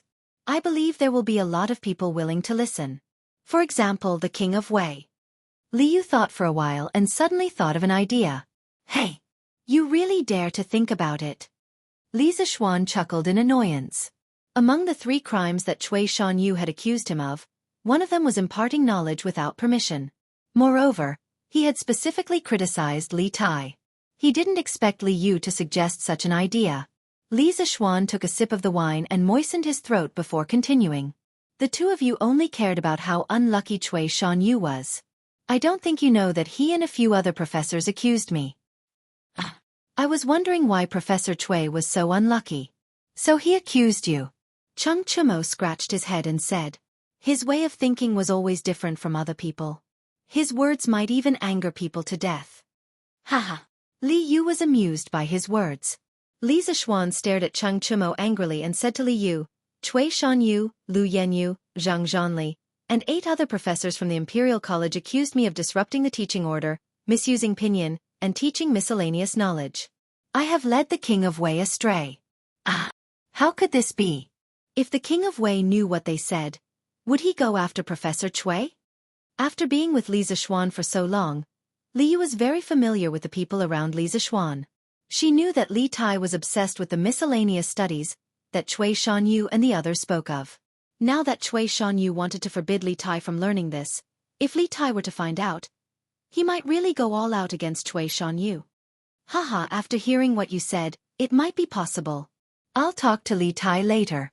If he wants to fight, bring me along. Cheng Chumo said happily. I think you're itching for a beating because you haven't been beaten by Uncle Cheng recently. Li Zixuan stared at Cheng Chumo and said to Li Yu, "That's why what you said won't work. Plus, I can't give up on mathematics and teach other knowledge to the students. From my point of view, mathematics is also very important." "Oh, what should I do?" Li said with a bitter face Li Zixuan. After listening to Li Zixuan's description of the telegraph that could transmit sound, her heart felt like it was being scratched by a cat. She couldn't wait to build that thing right now. After working at Datong Daily for a few days, Li Yu loved the newspaper very much. If Li Zixuan's idea could really be built, the newspaper's influence would be even greater. Therefore, in this room, she was the one who put in the most effort to come up with ideas. "Oh, there's no rush. As the saying goes, there's always a way out. There's always a way," Li Zixuan said leisurely while eating cherries. Li Yu looked at his leisurely manner and was speechless. Why did it feel like the eunuch was more anxious than the emperor? "Sigh, if you ask me, it wouldn't be so troublesome. It's very simple." Cheng Chumo waved his hand and boasted shamelessly as he ate cherries in the air. Li Zixuan rolled his eyes, indicating that he didn't believe him at all. Li Yu, on the other hand, was very interested and asked, "Oh? Brother Chonyo, what good idea do you have?" "Haha. Then I'll say it." Cheng Chumo put down the cherries and said seriously, "Actually, Xiaofan can resign from his position at the Institute of Mathematics and Mathematics. Then take in a dozen disciples and teach them that knowledge. Even if Professor Cui and the others know about it, they can't do anything to you." "I can't do anything to you. After all, you are teaching your own disciple. You can teach them however you want, right? After they've all learned it, there'll be people who can research the telegraph that can transmit sound with you, right? What do you think? What do you think? Xiaofan, does my idea make any sense?" After Cheng Chumo finished speaking, he moved his head closer and asked for credit. Li Zixuan's expression froze.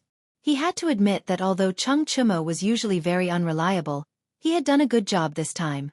Li Zixuan was a little tempted by this guy's idea.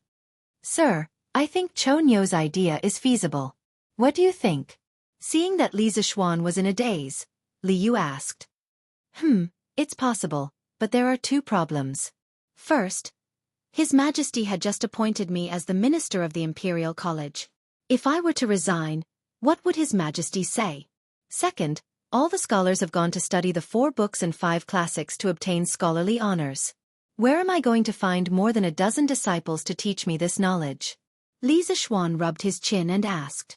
"Hey, Xiaofan, you're wrong. I don't have a solution to your first problem, but there's no need for you to ask your second problem. Although most of the scholars are studying the 4 books and 5 classics to obtain scholarly honors, the imperial court's admission rate is 1 in 100. There are countless scholars who failed the imperial examinations. How can everyone pass the imperial examinations? There will definitely be a lot of people who are willing to learn your knowledge that can earn them a lot of money. Haha. I don't know about other people, but in our Institute of Mathematics and Mathematics, the King of Wei and I will definitely be willing to learn from you." Cheng Chumo seemed to be possessed by Zhuge Liang today.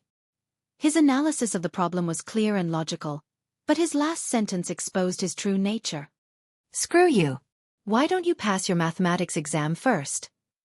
It's not like my knowledge can't be sold. Can anyone learn from me? If I remember correctly, you didn't pass this month's exam, right?" Li Zixuan felt that what Cao Cao said made sense, but his mouth did not let him off. "Cao, you still have the nerve to say that? If it wasn't because you didn't care about our brotherhood and didn't want to give me an extra point, I would have passed." Cheng Chumo got angry when he mentioned this. He stood up and scolded Li Zixuan. Li Zixuan said, "Haha, that's because you didn't live up to expectations. Who else can you blame?" "Teacher. Then will this method work?" Li Yu saw that the two of them were about to start bickering again. She quickly interrupted and brought the topic back to the main topic. "Yes, it should work. Let me think about it carefully," Li Zixuan said seriously. "Little Yu, don't worry. Since I can think of this, I will definitely be able to make it. Don't be anxious." Li Zixuan changed the topic and laughed. He was not stupid. He knew that Li Yu was very interested in the radio. That was why he teased her. Maybe he could let this little girl be a host in the radio station in the future. But as for the method of talent development, After this discussion, he was enlightened. It's just that there are some details that he still needs to think about. I'm not anxious. Teacher, you can continue with your work. I'll go back to the workshop first. Li Yu was a little embarrassed that her thoughts were exposed. She immediately ran away. Haha, don't forget about the news material that you are here to record today. Got it. Chapter 323. Early in the morning, everything was quiet. A ray of light appeared on the eastern horizon and carefully soaked the light blue sky. A new day was gradually moving in from afar. Li Xiaofan, who had just finished his breakfast, sat in the carriage with Iron Egg and went to the Imperial College to attend school together. Selling newspapers. Selling newspapers. The freshly printed Tang Daily News. Today's headline. Shocking news. A dignified Imperial College professor actually ate **T? Is there a hidden story behind this? Or? On the way, as expected, they heard the voice of a newsboy selling newspapers. However, the words of today's newspaper seller were a little eye-catching. San Bao, help me buy a newspaper. Li Xiaofan held back his laughter and ordered. Although he knew that Little Fishy would write about Cui Shanyu and the others eating **T yesterday, he was still very curious about what Little Fishy would write. Okay, young master. Please wait a moment. After a while, San Bao came back with a newspaper. Young master, your newspaper. San Bao handed the newspaper into the carriage. Then, he sat back in the driver's seat and continued to drive the carriage. Li Xiaofan took the newspaper and jumped to today's headline. As expected, a very eye-catching headline greeted his eyes. Shocking news. A dignified Imperial College professor actually ate **T? Is there a hidden story behind this? Or? Teska. Little Fishy's articles are getting more and more professional. When Li Xiaofan saw the headline, he felt as if he had returned to the modern era. He smiled knowingly. Iron Egg had also heard the advertisement from the newsboy outside. He had been itching for the contents of the newspaper. When he saw Li Xiaofan pick up the newspaper, he also came over to take a look. More than 1,000 years ago, the king of Wu attacked the Yu kingdom and was defeated by the Yu kingdom. He died and Fu Chai succeeded the throne. After that, the king of Yu, Go Jian, heard that the Wu kingdom wanted to build a navy. Go Jian ignored Fan Li's objection and attacked the Wu kingdom. In the end, he was surrounded and defeated. Fu Chai captured Go Jian and Fan Li secretly plotted to pretend to surrender. What? What's going on? Wasn't it going to write about Cui Shanyu eating **T? Why did he write about the king of Yu, Go Jian? What is Little Fishy trying to do? Li Xiaofan looked at the beginning of the news and was a little confused. He wondered if there was a problem with the printing department. Looking at Iron Egg, who was also in a state of confusion, Li Xiaofan calmed down and continued reading. When Go Jian was captured, in order to gain Fu Chai's trust, he did everything he could to curry favor with him. One day, when Fu Chai was sick, he needed to check his bowel movements. In order to diagnose Fu Chai's illness, Go Jian personally tasted Fu Chai's bowel movements. Fu Chai was very touched. He finally let down his guard against Go Jian and let him go. After 3 years of humiliation, Go Jian returned to his country and worked hard to build up his country. With the help of the Yu people, he was able to build up his courage. He wanted to strengthen Yu country. Once, when Fu Chai went to attend a meeting in another country, he asked the Prince of Yu to lead troops to support him. Go Chan saw that the time had come. Kill the crown prince, capture Fu Chai, and destroy the state of Wu. In ancient times, the king of Yu, Go Jian, personally tasted **T. Today, the Imperial College's Professor Cui Shanyu and the others are eating **T before the meeting. What is the secret behind this? Let's listen to our reporter, Little Fishy, in detail. Li Xiaofan laughed when he saw this. He did not expect Li Yu to be able to quote from the classics. It was really 666,666. This way, the news section also had a hint of culture. Haha. Here, Iron Egg, take your time to read it. I will take a break. Li Xiaofan was too lazy to read the rest of the story. He just did not know if Cui Shanyu and the others would come after him after reading today's news. Yes, master. Iron Egg took the newspaper and went to another sofa to read it alone. Iron Egg, follow Sanbao and paste this on the wooden board. In front of the mathematics school, Li Zixuan took out a piece of red paper and a piece of black paper and gave them to Iron Egg. Today, he purposely arrived 30 minutes early so that he could paste the honor roll and shame roll before the students arrived. Yes, master. Iron Egg took the paper silently. He was still worried that he did not get first place in the monthly test. Tisk, TSK, not bad. One is on the red list, and the other is on the black list. The contrast is very clear. After 15 minutes, Li Zixuan looked at the honor roll and shame roll and said with satisfaction, Young master, why does Sanbao feel that the black list is very ugly? Why is there a flower on the red list, and the black list is? Sanbao scratched his head and said hesitantly. He seemed to have encountered something difficult and could not say it out loud. It's a pile of shit, right? Li Zixuan said it for Sanbao. He asked Ma Zhou to make the red list and black list. Other than being good at calligraphy, Ma Zhou was also good at painting. That pile of shit was really vivid. Li Zixuan designed it not only to warn the students on the shame roll, but also to make fun of them. Ah, yes. Sanbao said awkwardly. Haha. So what if it's a pile of shit? Haven't you heard that the king of you ate shit? Humph. These people dare to be in the last 5. They should be prepared to be in the company of shit. Li Zixuan snorted and left in a huff. Isn't that Mister's carriage? Why are you here so early today? Sun Zifan said in surprise. Hey, Zifan, look. The empty honor roll and shame roll plaques have something pasted on them today. Yu Dongkai pulled Sun Zifan's sleeve and exclaimed. Damn, don't tell me the monthly test results are out? Sun Zifan's face was full of panic, his legs were somewhat soft. This guy was scared. The last time his father beat him up, it was still deeply imprinted in his heart. Damn. It shouldn't be that bad, right? Little brother, I think I did pretty well this time. Yu Dongkai heard and felt a little guilty. He prayed in his heart that he would not be so unlucky. Why are you thinking so much? Why don't we go and take a look? I don't believe that I will be in the shame roll, Kong Chuansuan said from behind. With his head held high, he headed straight for the honor roll and the shame roll. He was extremely confident. Damn, you're awesome. Dongkai, let's go take a look.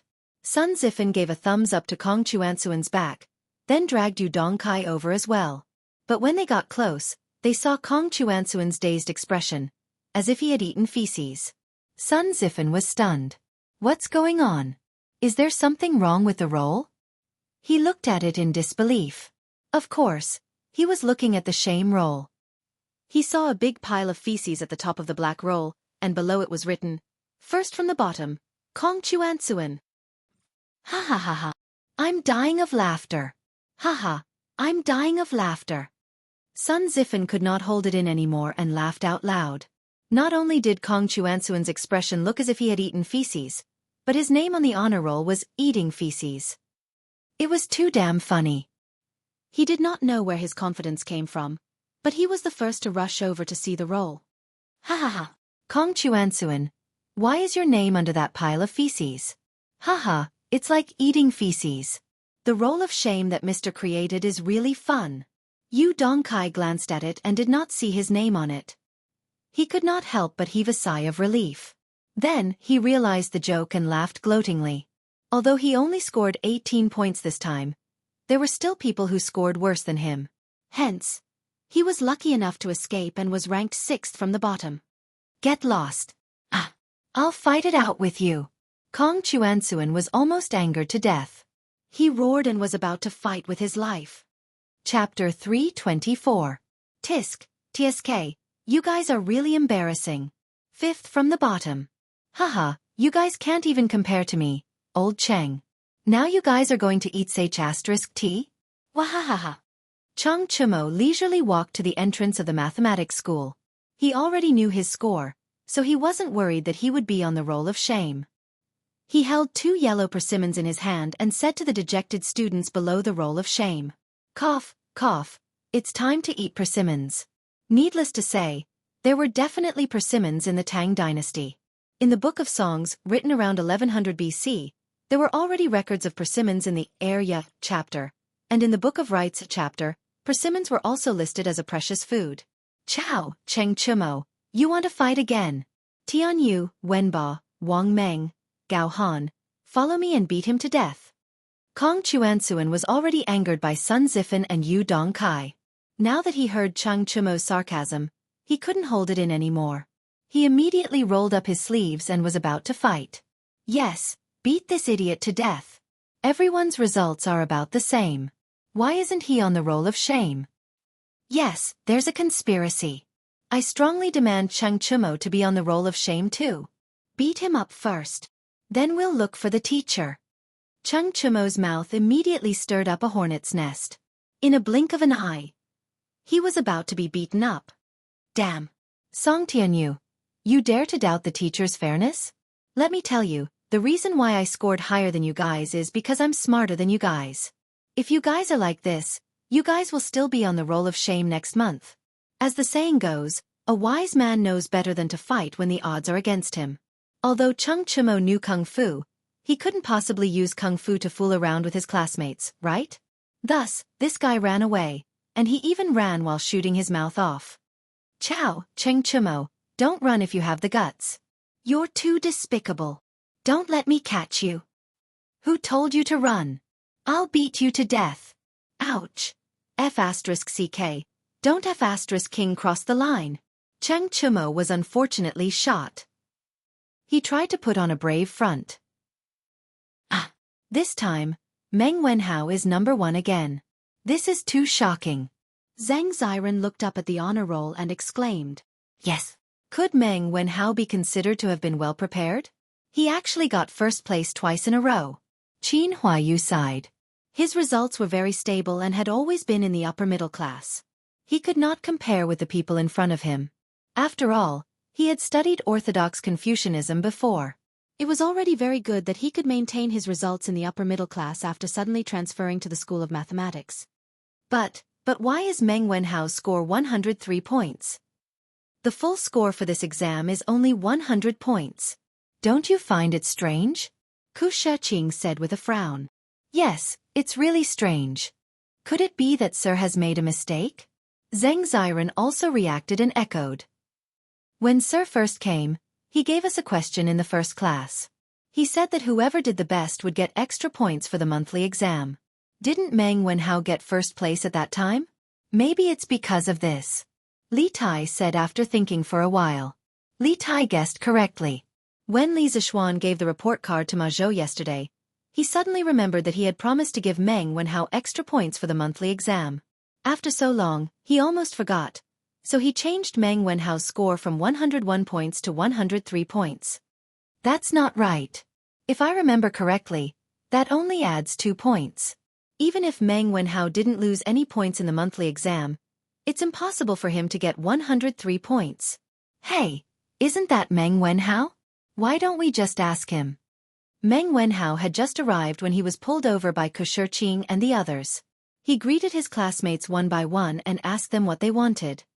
Wenhao, why is your monthly exam score 103 points? Even if you add the extra points for the extracurricular question in the first class, it can't reach 103 points. Zhang Ziran was more straightforward, so he didn't beat around the bush and said directly. Meng Wenhao heard and looked up at the honor roll. Even though he already knew that he was first place this time, when he saw the first name under the big red flower with his own eyes, he couldn't help but feel excited. So it's about this. It's like this. Sir felt that I answered the last question of the monthly exam better this time, so he gave me another point. Meng Wenhao said with some embarrassment. Wow, that's amazing. How is that possible? Right, Wenhao, how did you know all this? Zhang Ziran asked. The others also looked over curiously. They didn't question Li Zishuan's fairness. After being together for so long, they understood and admired Li Zishuan's knowledge and character. To be honest, after the exam, I felt a little uneasy. The day before yesterday, I went to Sir's house to check on my results. That's why Sir told me all this. Meng Wenhao scratched his head and answered. I see. Haha, no matter what, congratulations Wenhao. The rewards for this monthly exam are very generous. Eat as much as you want at the Drunken Immortal restaurant. I'm so envious. Ku Shiqing smiled and cupped his hands. That's right. Congratulations to Wen Hao. Right, Wen Hao. Is your family still short of people? Why don't I be your older brother or something? I can also go to the Drunken Immortal restaurant with you for a meal. Zheng Ziren didn't know that Meng Wenhao's monthly exam reward had been redeemed in advance. Haha, Ziren is right. I can also be Wenhao's older brother. Ku Shiqing agreed. I'm sorry about that. I already ate at the Drunken Immortal restaurant with my family the day before yesterday. Meng Wenhao said awkwardly. So fast. Well, because my father is going to go out to sea with the Imperial Army, I wanted to invite him to the Drunken Immortal restaurant for a meal before he goes out to sea. Fortunately, Sir is reasonable and agreed to my unreasonable request. After Meng Wenhao finished, he couldn't help but look to the south. He sighed in his heart. Sigh, I don't know how my father is now. Did he run into any trouble? Is he safe?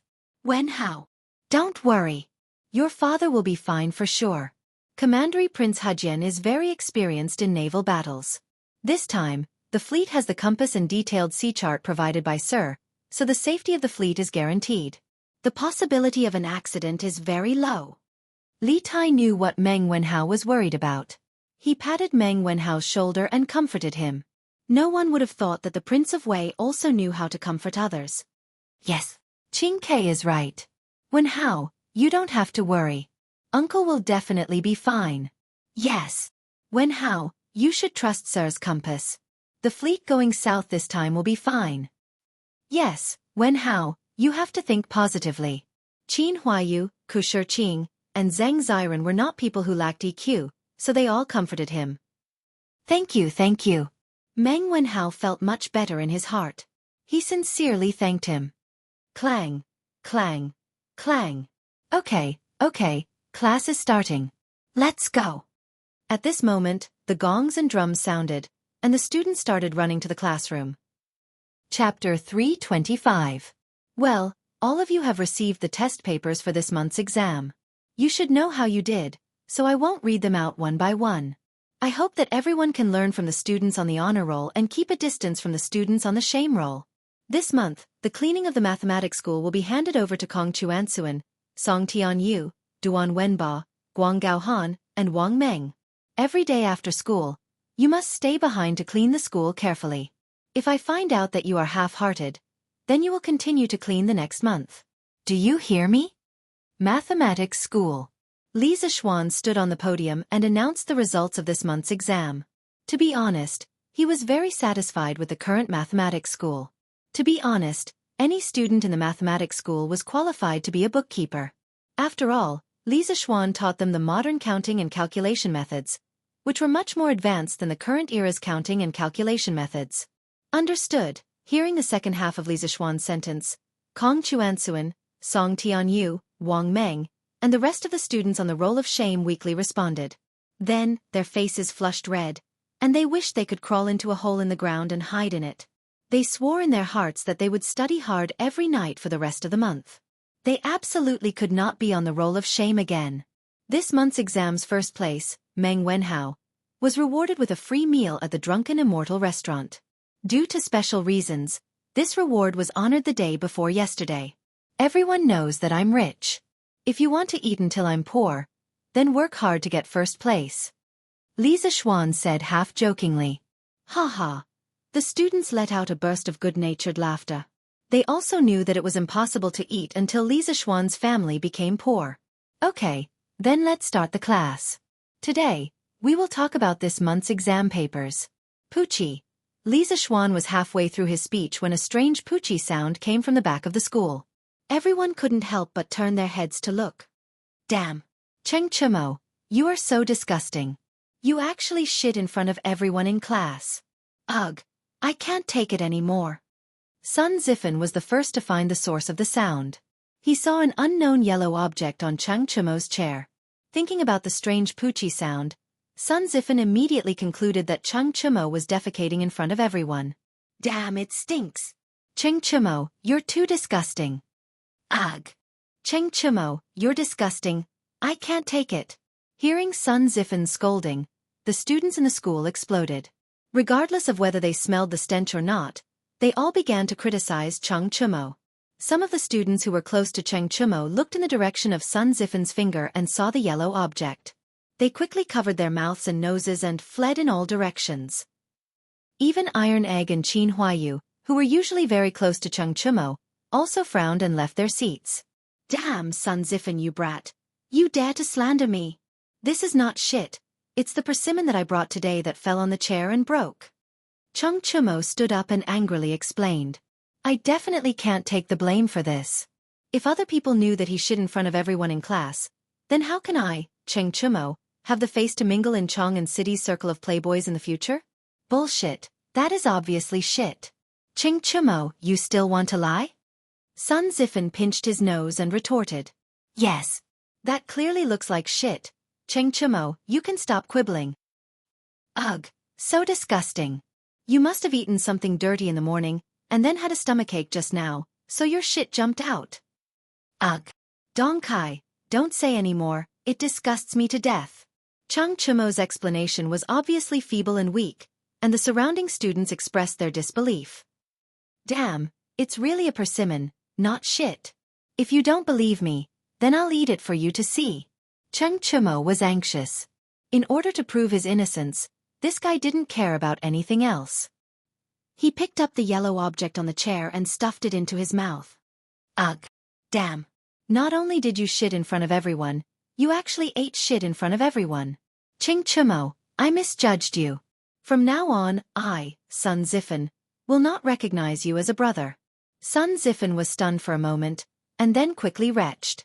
From the beginning, he thought that the yellow object was shit.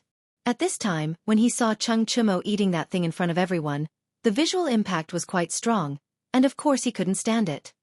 Ugh. God.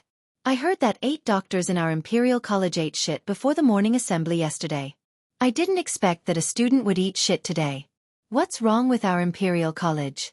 Some students saw this scene and immediately associated it with today's headlines on Datong Daily. Ugh. I can't stand it. Sir, please do something about it. Faced with this situation, Cheng Chumo was a little dumbfounded. He explained while eating. Damn! Sun Zifan, don't talk nonsense. This is really a persimmon. If you don't believe me, come and taste it. It's sweet. Why don't you think about it? How can I, old Cheng, eat shit? Look, I, old Cheng, brought 2 persimmons this morning. One is broken, and the other is still fine. Take a look. Cheng Chumo said, and took out an intact persimmon from the desk drawer and showed it to everyone. Is that thing really a persimmon and not shit? It should be. Lu Guogong's family is not poor to the point that Cheng Chumo eats shit, right? Cheng Chumo's efforts were not in vain, and there were still many people who believed his words. Ahem, Chumo, I just picked up a persimmon in front of the school. It should be you who dropped it, right? Li Zishuan smiled and took out a yellow persimmon from his clothes, and said somewhat mischievously. Silence. The classroom suddenly fell into a strange silence. Cheng Chumo was stunned. Since the persimmon in Li Zishuan's hand was dropped by him, then what was the yellow object on the bench? Damn! Cheng Chumo, I almost believed you. So you were really eating shit. I remember now. This morning, I saw the youngest son of Assistant Instructor Mu of the Four-Gate School come to our school. Chumo, the shit on your bench, could it be that child's poop? Wang Meng tactfully added. Li Zishuan looked at him with a smile that wasn't a smile. He thought to himself, this child is really wicked. Damn, Wang Meng, why didn't you say so earlier? Get out of the way. Damn it, I can't take it anymore. Cheng Chumo was immediately dumbfounded. He roared in grief and indignation, then staggered a few steps and ran out to vomit. Puff. Ha ha ha. I didn't expect Cheng Chumo to be so gullible. Wang Meng saw this and laughed loudly. Damn, Wang Meng, you're awesome. So you were lying. Ha ha. I thought it was true. Ha ha ha. The rest of the students heard the conversation between the two and reacted. They laughed and observed a moment of silence for Cheng Chumo, who was vomiting outside. Li Zishuan shook his head. The persimmon he took out was, of course, not from Cheng Chumo, but from home in the morning. He just wanted to tease Cheng Chumo. Chapter 326. Half an hour later, the farce in the School of Mathematics was finally over. Li Zixuan also started his class, but Cheng Chumo's eyes seemed a little unfriendly. Wasn't that obvious? After being pranked by him, it would be strange if Cheng Chumo was friendly. If it weren't for the fact that they were in the wrong place, perhaps Cheng Chumo would have already rushed over to fight him. After such a delay, there was only half an hour left for the first class.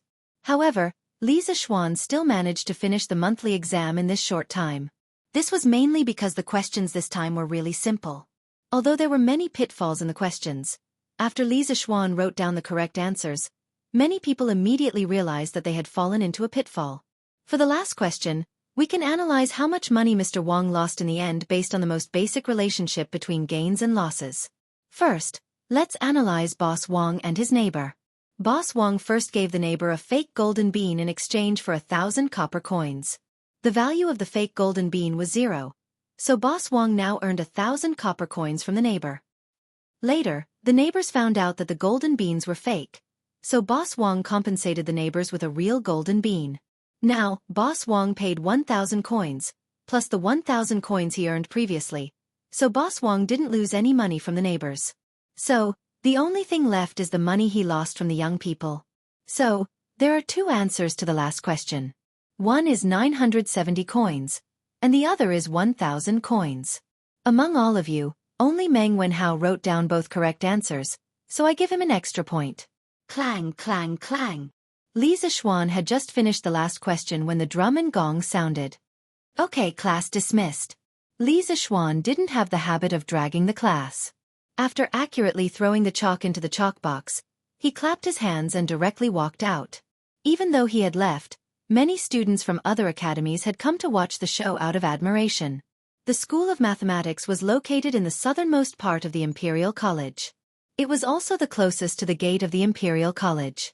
Today, the honor roll and the shame roll in front of the School of Mathematics were particularly eye-catching. Most of the students who came to school in the morning saw it when they entered the Imperial College, but because they were in a hurry to go to class, they didn't come to take a closer look. Now that class was over, a bunch of people came to watch the fun. Honor roll? Awesome! I heard that the School of Mathematics would have an honor roll, but I didn't expect them to really do it. It would be great if my name could be on it. Come on, if you go to the School of Mathematics with your grades, you'll definitely be on the shame roll. Bool **T. Prince Wei is on the roll. That's awesome. Yeah. I've always heard that Your Highness Duke of Wei is extremely intelligent. I didn't expect Your Highness to still be so impressive after going to the School of Mathematics. Exactly. Who is this Meng Wenhao? How come I've never heard of him? How did he got first? That is, Meng was Meng's was Meng Meng's Meng. Meng was Meng. You how Meng. You how you. Is that Meng huh? Is that true? Ingjia, you must have remembered wrongly. When have I ever mocked others? Below the honor roll, a group of students pointed at the names on it and discussed. They could only express their admiration for the genius on it. TSK. Yanfu look. In less than a month, the School of Mathematics went from the bottom of the 6 imperial colleges to the center of everyone's attention. Li Sai is awesome. Yuan Shuar and Chu Yanfu came later and could only watch from the periphery of the crowd. Yeah. But Li Sai's knowledge is also outstanding. Otherwise, the School of Mathematics wouldn't have stood out so quickly. I heard that Prince Wei was attracted to the School of Mathematics by Li Sai's self-created new mathematics. Chu Yanfu sighed as he looked up at the honor roll with his hands behind his back. Why? Yanfu, are you thinking of going to the School of Mathematics too? Yuan Shuo joked. Sigh. Chu Yanfu shook his head and sighed. I just don't want to stay in the Imperial College anymore. Yuan Shuo, you should know about Professor Chui's matter, right? Yuan Shuo was stunned and nodded. Yanfu, are you talking about today's headlines on Datong Daily? Chu Yanfu replied. Yeah, but that's not all. It said that Professor Chui and the others secretly impeached Li Sai for disrupting the teaching order, abusing pinyin, and privately imparting miscellaneous knowledge. Li Sai's contributions to the Institute of Mathematics and the Imperial College are obvious to all. Yet, academician Chui and the others have secretly impeached him for their own interests. They are indeed unethical. Moreover, after the Tang Dynasty Daily is published today, Academician Cui and the others will definitely have a bad reputation. I don't want to associate with them. Yuan Shua's expression turned serious. Yanfu's analysis makes sense. What should we do? Well, I have to go back and ask my father before making a decision. Imperial Physician Department. Madame Cui brought food to Professor Cui. Then, she carefully helped her husband up and brought the food over.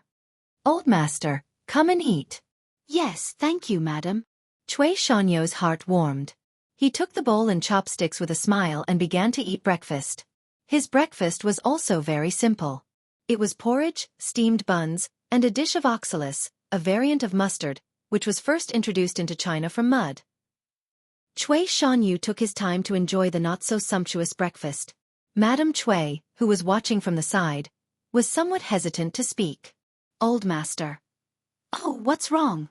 Madam, if you have something to say, just say it. Cui Shanyu frowned and asked. Madame Cui hesitated for a moment and said, Old master, this morning in front of our house, there were many. Cui Shanyu's face darkened. A lot of feces? Yes. Madame Cui nodded. Bang. Cui Shanyu fiercely threw the bowl of rice on the table beside the bed and said fiercely, Outrageous, these people are simply too much. In a while, you go to Wu Ho government and report to the officials. The next time these people come to cause trouble, I guarantee that they won't be able to return. Yes, old master. On the way here, I also heard a discussion about you, old master. Cui Shanyu suddenly had an ominous premonition. He hurriedly said, What discussion? Say it quickly. This. Old master, you should see it yourself. This is what I bought on the way here. Look at today's headlines. Madame Cui took out a newspaper from her bosom and handed it to Cui Shanyu awkwardly. Cui Shanyu's eyebrows jumped. He took the newspaper with a guilty conscience. He was very familiar with the distribution of the various sections of Datong Daily, so he skipped the front and went directly to the news section. He saw a very eye-catching headline. Shocking news, a dignified Imperial College doctor actually ate shit? Was there a hidden story behind this? Or, pooh, how dare you bully me? Just as he finished reading the headline, Cui Shanyu felt a burst of anger attack his heart. His qi and blood surged. Adding to the fact that he had not recovered from his illness, it was equivalent to adding frost to snow. His body immediately could not bear it, and he spat out a mouthful of old blood. Old master, are you all right? Someone come quickly.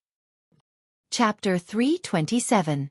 Li Zixuan naturally did not know that Dr. Cui had vomited blood again. However, even if he knew, he would not have any sympathy.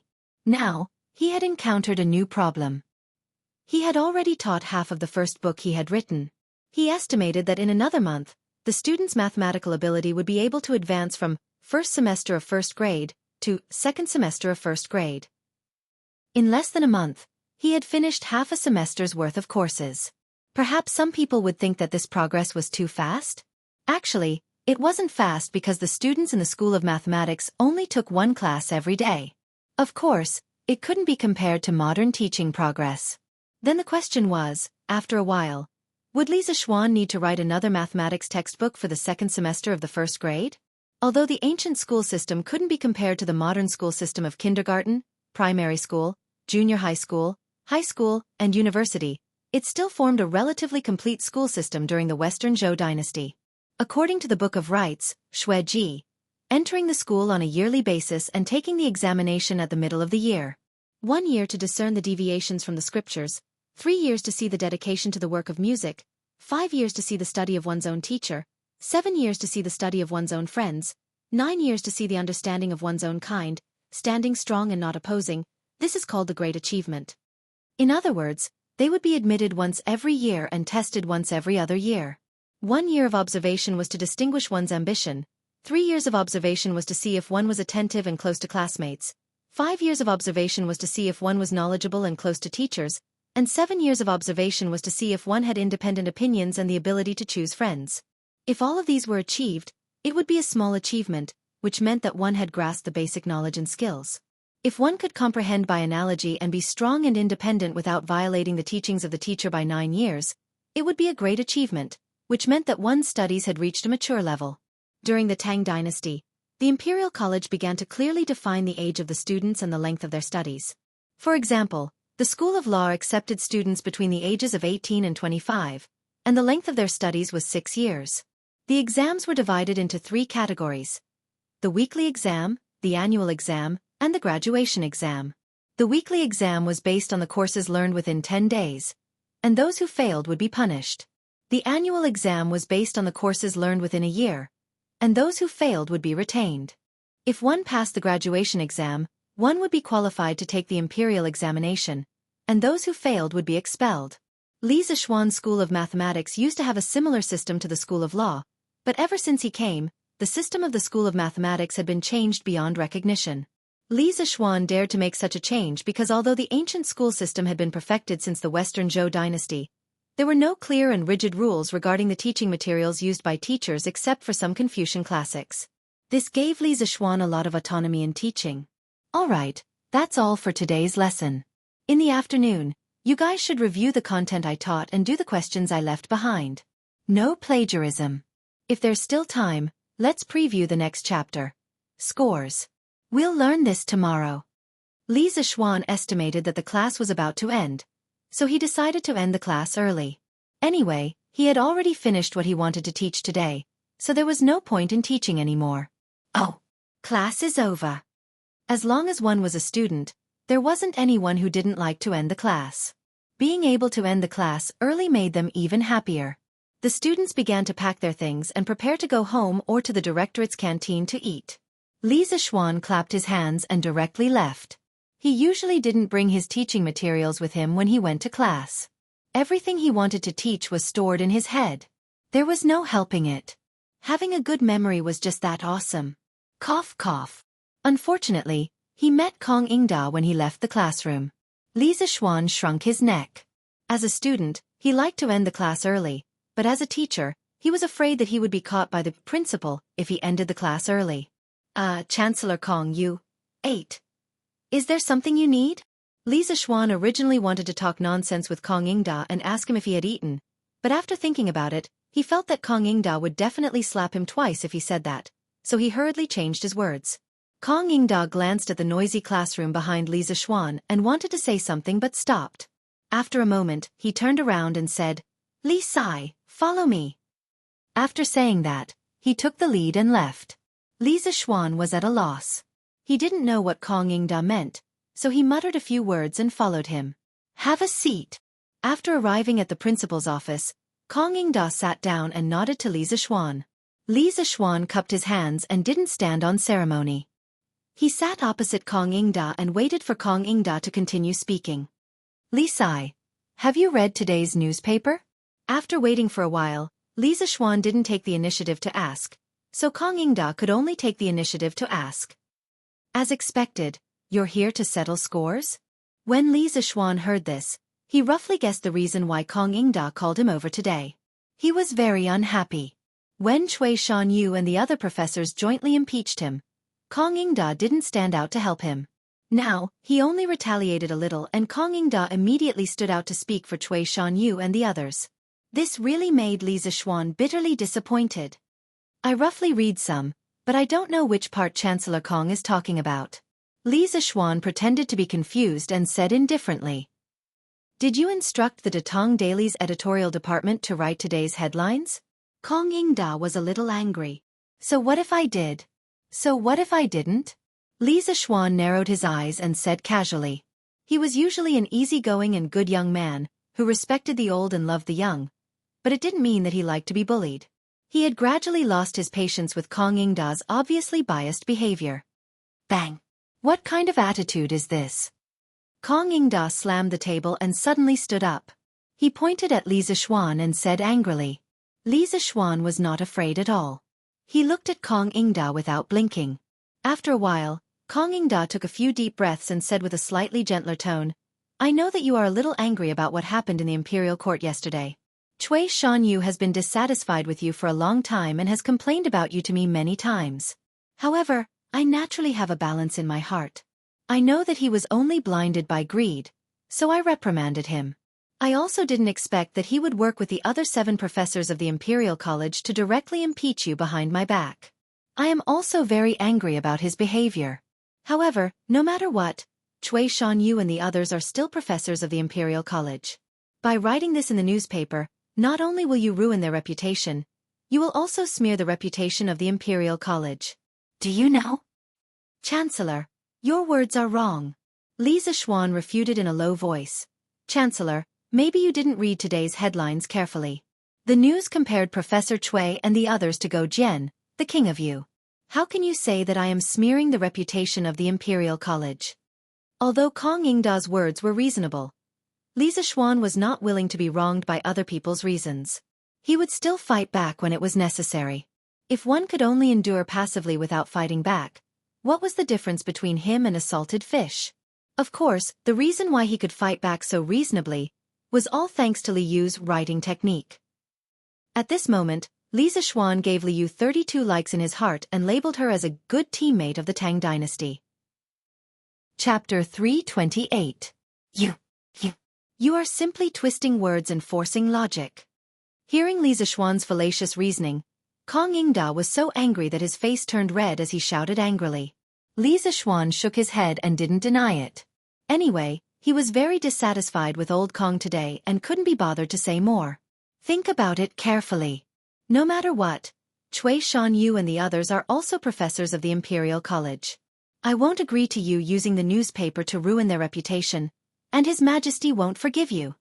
Kong Yingda looked at Li Zishuan's stubborn look and said angrily, Chancellor, you are wrong to say that. This headline is just speculation. It didn't clearly conclude that Professor Cui and the others ate shit. Even the Imperial censor has the right to listen to the news. Can't ordinary people express their own speculation? Seeing that Kong Yingda's words were getting more and more serious and was about to go to the top, Li Zishuan opened his mouth to explain. Previously, he was so angry at Cui Shanyu's impeachment that he let Li Yu put this matter on the newspaper. Now that he thought about it, his actions were indeed thoughtless and might arouse Li Er's suspicion. Fortunately, Li Yu's article was written in a more tactful way and could be used to avoid the edge. Humph. Don't play this game with me. You have to think of a way to salvage this matter. Kong Yingda had been in the field of education for most of his life, so how could he be fooled by this little word game? He glared at Li Zishuan and said angrily, Since things have come to this, what can I do? At most, Datong Daily won't record this matter in the future. Besides, Cui Shanyu and the others are all professors of the Imperial College. Did they consider the friendship of everyone working together at that time? Did they think that this would smear the reputation of the Imperial College? Li Zishuan said angrily, This matter is indeed their fault. This old man will criticize them later. Criticize? Haha. Li Zishuan sneered and raised his head. If it weren't for Cui Shanyu's accident this time, there would have been another battle of words in the Imperial Court yesterday. I wanted to fight all 8 of them alone. If I were to unfortunately lose, I would definitely lose all standing and reputation. I wonder what Chancellor Kong would say at that time? Could it be that it was also some superficial criticism? Since you can't be impartial, what's the point of saying more? Kong Yingda was rendered speechless. Chancellor Kong, when I first came to the Imperial College to teach, I only wanted to spread my master's new mathematics.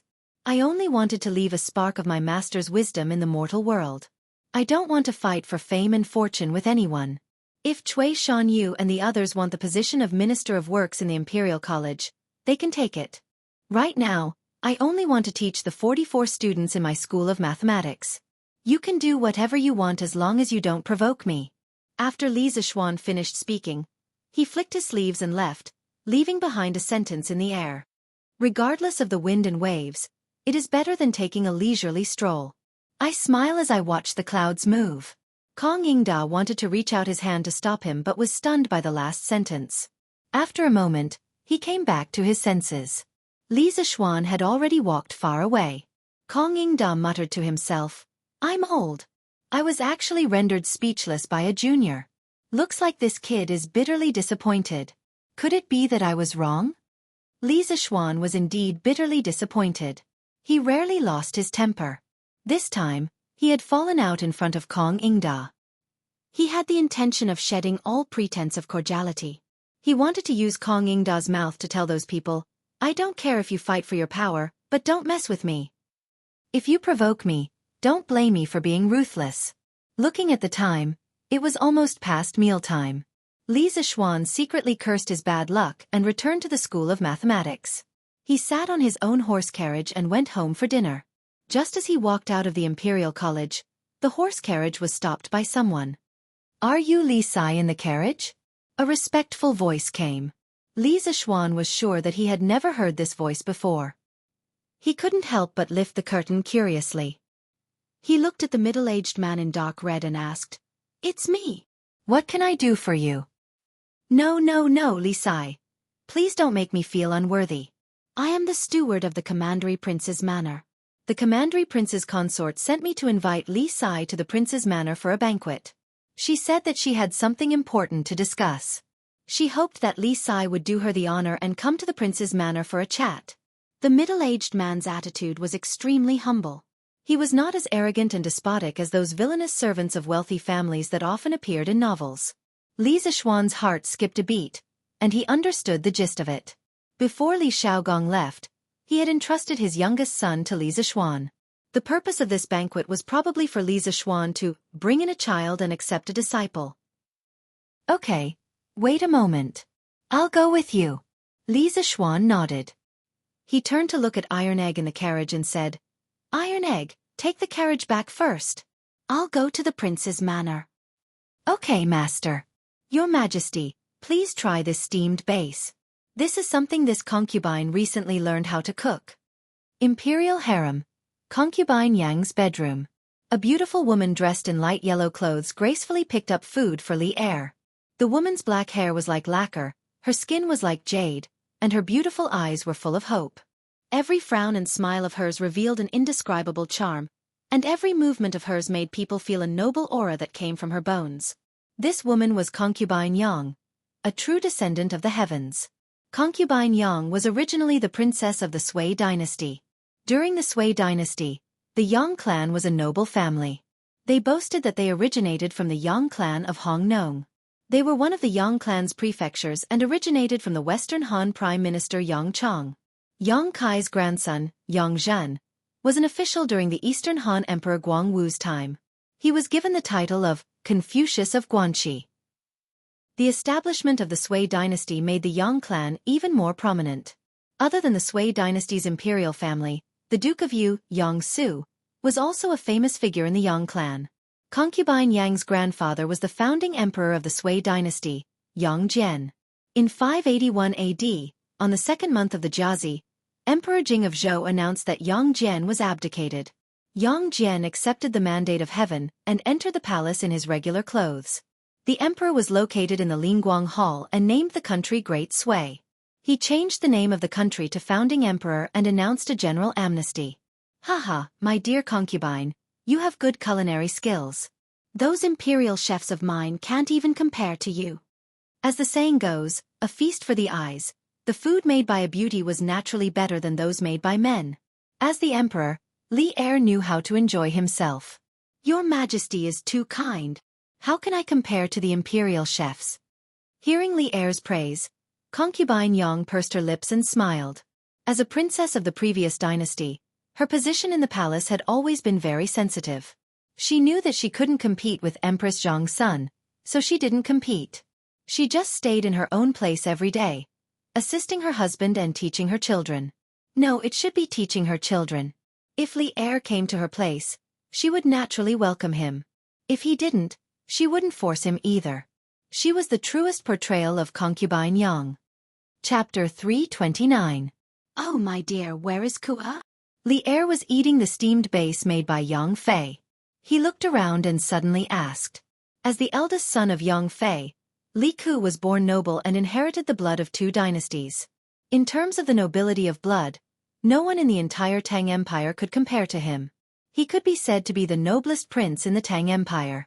On the other hand, Li Ku was good at both civil and martial arts. His decisiveness was very similar to Li Er's, so Li Er was especially fond of him. After not seeing Li Ku for half a day, Li Er started to talk about him.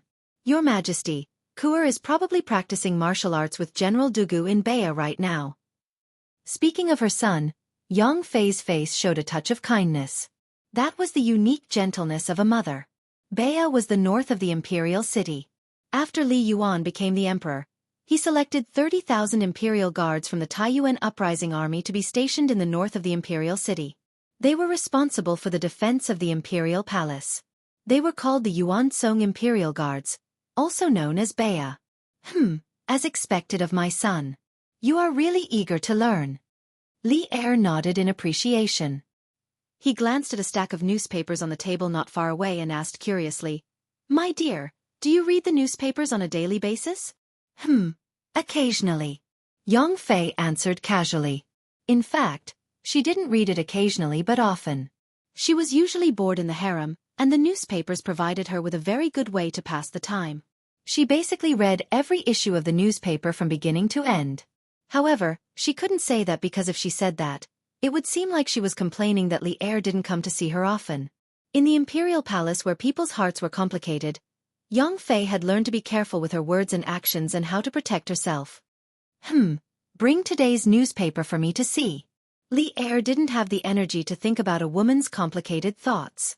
He remembered that he didn't have time to read today's newspaper, so he said, "Yes, Your Majesty." Yang Fei got up and walked over with light steps. She brought today's Datong Daily and handed it to Li Er. Li Er took the newspaper and put it beside his rice bowl. He began to eat and read the newspaper. Of course, Li Er didn't have time to read the articles at the front of the newspaper. He directly read the headlines, but after reading the news, Li Er frowned deeply. "What's wrong, Your Majesty?" At this moment, Yang Fei had finished eating. She was wiping her red lips with a handkerchief. Seeing Li Er's expression, she couldn't help but be puzzled. "Have you seen today's headlines?" Li Er asked. Chen Xie saw it. "Does Your Majesty think that this news is inappropriate?" "It's more than inappropriate. It's totally inappropriate." Li Er slapped the table and stopped eating. He stood up with his hands behind his back and said, "Previously, when Li Zishuan founded Datong Daily, I didn't think much of it. But from today's news, I'm afraid that this kid has been plotting for a long time. Today, he could use newspapers to smear and attack his ministers. Tomorrow, would he be able to use newspapers to form cliques? A small newspaper could be used as a weapon in a fight between factions. This kid was really good at scheming. If we don't knock him down a few times, wouldn't he ascend to the heavens?" "Your Majesty, I've heard that Li Sai is knowledgeable at such a young age and has a pure character. I don't think he would do something like that. Would he?" Yang Fei hesitated for a moment and said, "I don't think he would either. But what needs to be knocked down must be knocked down. Otherwise, this kid will inevitably go astray one day with a sharp weapon in his hands." Li Er said coldly. He knew Li Zishuan's character very well. He guessed that Li Zishuan was purely retaliating against Cui Shanyu and the others. But even though he guessed it, he still didn't agree with Li Zishuan's way of doing things. The newspaper's ability to influence public opinion was a thorn in Li Er's heart. He felt very uncomfortable. Prince Hejian's manner. "Haha, Li Sai is a busy man. It's not easy to invite him." As soon as Li Zishuan entered the manor, a young man with a noble aura walked towards him.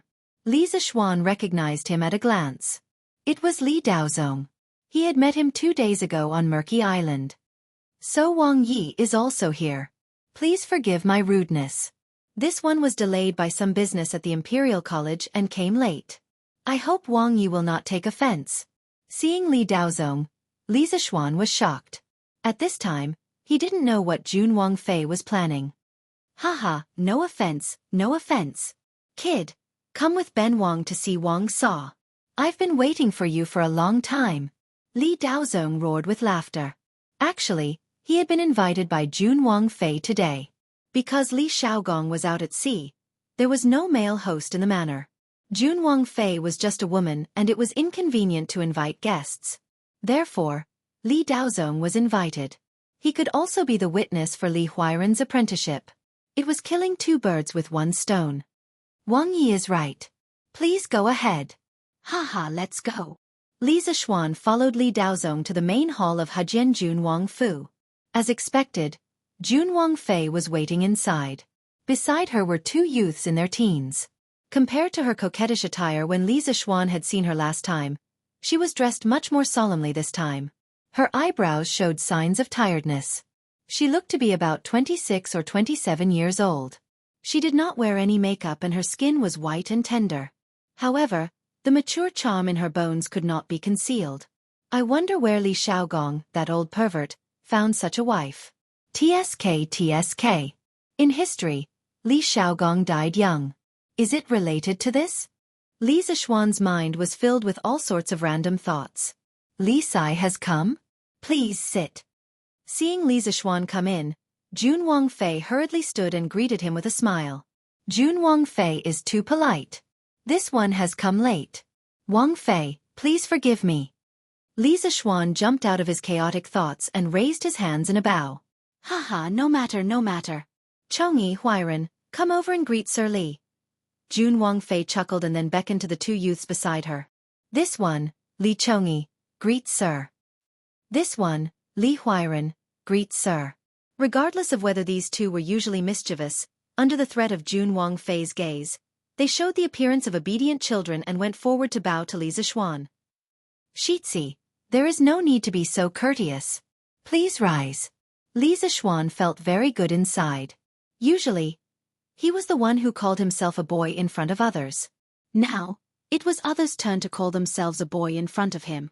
While Li Chongyi might be about the same age as him, and Li Huiran was only 2 or 3 years younger than him, the etiquette of a teacher could not be ignored. Thank you, sir. The two youths stood and said. This Fei speculates that Li Sai has not had time to eat. He is probably starving. This Fei will order the dishes to be served now. We can talk about other matters after the meal. How about it? Jun Wangfei said with a smile.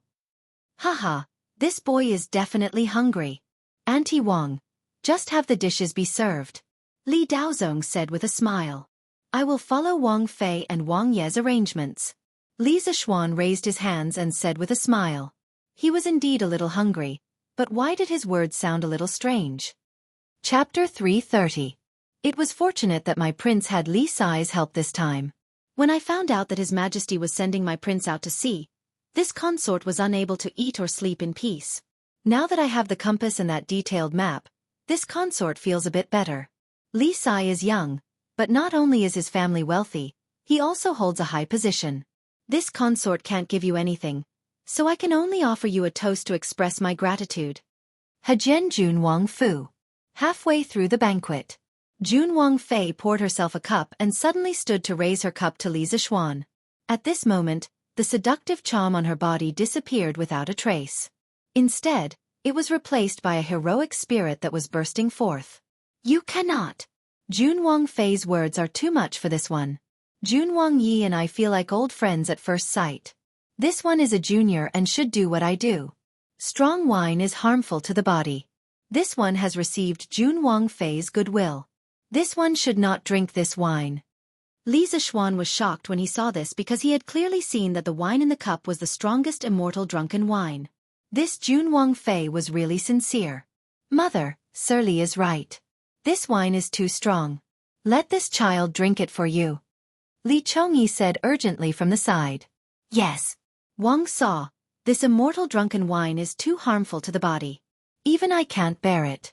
Why don't you drink the land of warmth? Li Daozong hurriedly said. Seeing everyone object, Jun Wangfei smiled and said, That's good.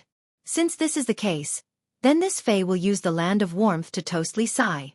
When my Wang Yi returns safely, we will definitely host a banquet to express our thanks. This Fei will drink first as a sign of respect. Jun Wangfei raised her head. There was not a drop of wine left in the cup. She looked like a heroine among women. That boy also toasts to Jun Wangfei. Li Zixuan habitually poured himself a cup of land of warmth. Just as he was about to raise his head to drink, Li Daozong interrupted. Cough, wait. What? Humph. You are also someone who practices martial arts. How can you use the land of warmth to get away? Change to the immortal drunken wine. Li Daozong snorted and said in discontent. Li Zixuan was slightly embarrassed. Just now, Jun A.N. G. Fei, as a woman, had taken the initiative to drink the immortal drunken wine. He, a man, had to drink the land of warmth. Thinking about it, it was slightly embarrassing. But fortunately, he was already prepared. Your Highness is right. I'll change the wine now. He took a jug of immortal drunken wine and filled it to the brim. He raised the cup to Jun A.N. G. Fei and said, to W.A.N. G. Fei. After saying that, he cleaned it up. Chongyi thanks Mr. on behalf of my father and mother. Li Chongyi raised his wine cup and returned the greeting. After saying that, he emptied the cup as well. Haha, good. Then, this prince will also toast to Li Sai. After all, I heard from my elder brother that you made a lot of contributions on this trip to sea. Li Daozong stood up and said, it's this little one who would like to propose a toast to your highness. Li Zishuan was helpless. Were they trying to get him drunk by toasting him one after another? However, he had made some progress in the method of using energy to boil wine that he had been researching recently. This was where his confidence came from. After drinking 2 cups of immortal drunken wine, the strong alcohol caused Li Zishuan to feel that his heart, liver, spleen, stomach, and kidneys were all burning. He hurriedly circulated his physical energy and started to burn the alcohol in his body. Huiran, you should also toast to Mr. Li. Before your father W.A.N. G left, he specially entrusted you to Mr. Li. Jun A.N. Ji Fei smiled slightly and said. Li Huiran had been carefully examining Li Zishuan from the moment he came in. He was slightly dissatisfied and thought, this person was only 2 or 3 years older than him. Why did he have to listen to him in the future? At this time, hearing his mother say this, Li Huiran could only suppress his doubts and displeasure and toast to Li Zishuan. Huiran toasts to Mr. Li.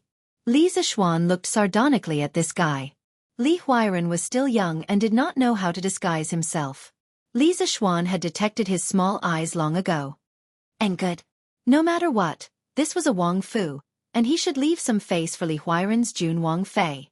But when he saw the cup of wine in front of him, his expression became slightly bitter. He usually did not drink, but today, he had drunk such a large amount. So bitter. Today, I invited Li Sai to come in accordance with my W.A.N. G's wishes to entrust Huiran to Mr. Li. Come, take out the 6 rites. Jun A.N. Ji Fei saw that the time was right and stated the main goal of today's banquet. As expected, it was similar to what Li Zishuan had guessed when he came. She had come to taken a child and taken a disciple. Yes, Wang Fei.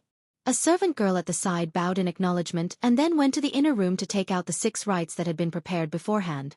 The so-called 6 rites of cultivation included celery, which symbolized diligence and diligence, lotus seeds, which symbolized painstaking education, red beans, which symbolized good luck, jujube, which symbolized high school early, longan, which symbolized perfection, and skinny strips of meat, which symbolized a disciple's sincerity. Moments later, the rites were brought over. Jun A.N. Ji Fei solemnly handed the rites to Li Zishuan as she pulled Li Huiran over and said, Huiran has been naughty since childhood. I hope that Mr. Li can teach him well in the future. Today, the king of Jiangxia is also here and can be a witness. Huiran, quickly offer tea to Mr. Li. Yes, Mu Fei. Li Huiran took the cup of tea that the servant girl had prepared. He knelt on the ground facing Li Zishuan and offered the tea with both hands. Jun A.N.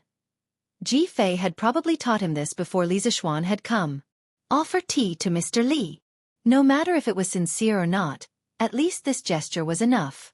Li Zishuan felt very good inside, and some of the anger he had suffered at Kong Yingda's place had dissipated. Taking the tea, Li Zishuan symbolically took a sip. He put on the posture of a strict teacher and said sincerely, Huiran, since your father has you study with me, then you should know your master situation. I currently have 44 disciples, and they are all studying at the Imperial College. In the future, you should be studying with them. Regardless of whether you are rich or poor, I will treat all of you equally.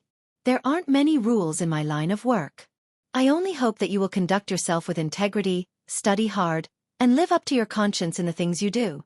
As a person, you have to live openly. You do not need to have a clear conscience, but at least have a clear conscience. Do you remember this? It had to be said that Li Zixuan was very good at pretending. At the side, Li Daozong and Zheng A.N. Ji Fei saw this and nodded in praise. They felt that while he was young, he looked mature and had the potential to be a teacher. Especially that last sentence. As a person, you have to live openly. You do not need to have a clear conscience, but at least have a clear conscience.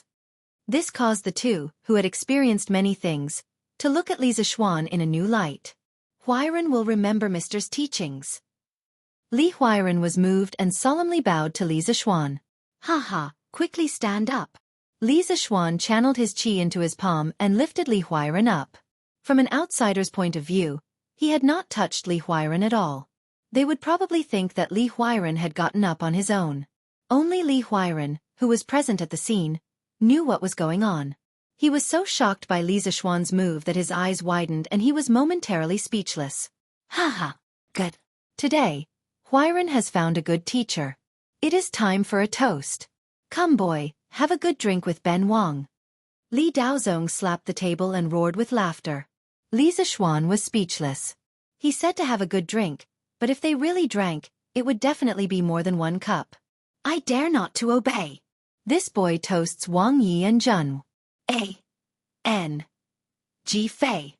Li Zixuan wasn't afraid at all.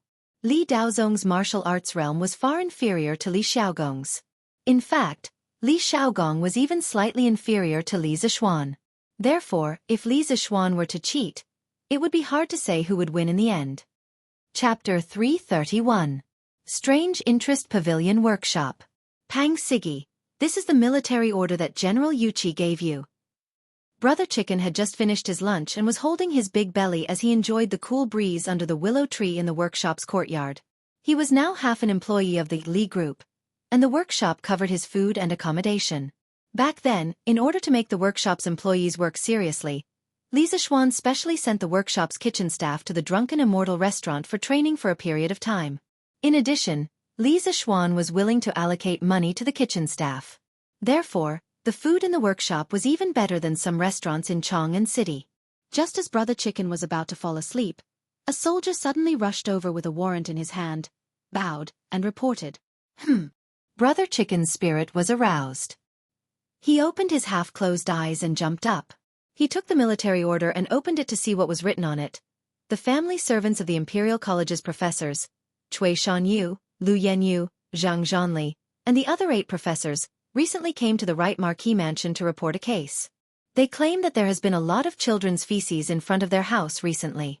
The 8 professors unanimously believe that someone is causing trouble and hope that the Right Marquis Mansion can send Wu Marquis to arrest the culprit. This general will send you to investigate this case. Within 3 days, you must give this general a result.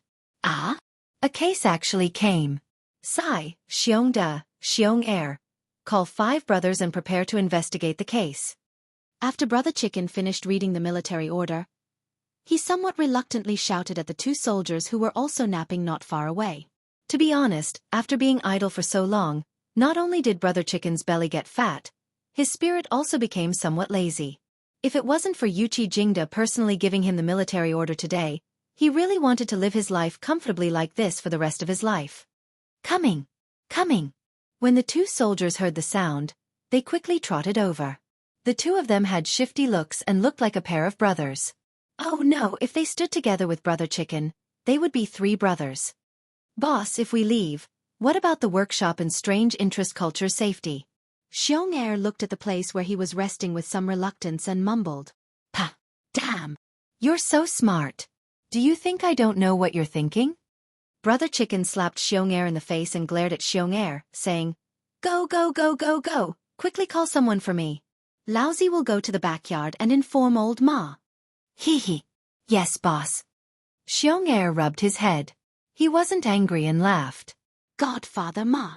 Brother Chicken eagerly went to the editorial department of Datong Daily in the backyard, found Ma Zhou, and greeted him with a smile.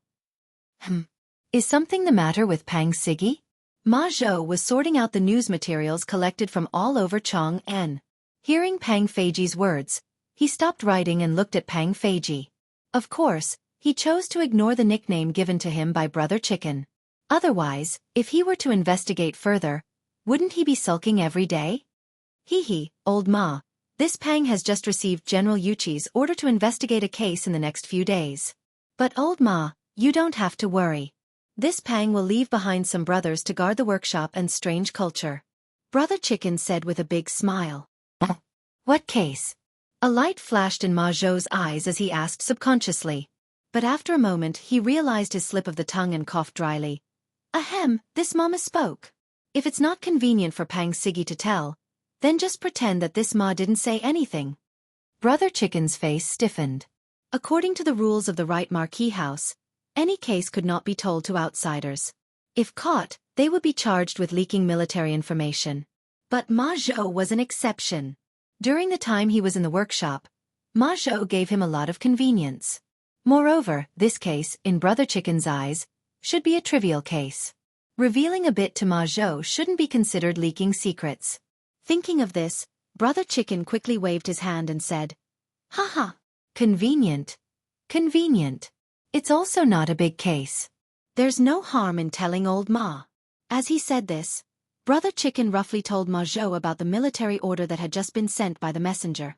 Ma Zhou had just casually asked, but he didn't expect to hear about such a case. The usually calm and wise Ma Zhou immediately deduced a shocking truth in his heart when he linked it to the recent events in Chang'an City. His face darkened as he scanned the surroundings. Then he pulled Brother Chicken and whispered, Pang Siggy, come with me. Let's talk in private. Ah? Oh. Brother Chicken was stunned and puzzled. After a moment, he saw that Ma Zhou had already walked far away. He quickly followed him. Detong Daily Editorial Department, Back Office Study. Ma Zhou and Pang Feiji sat down one after another. Old Ma, why did you ask me to come over?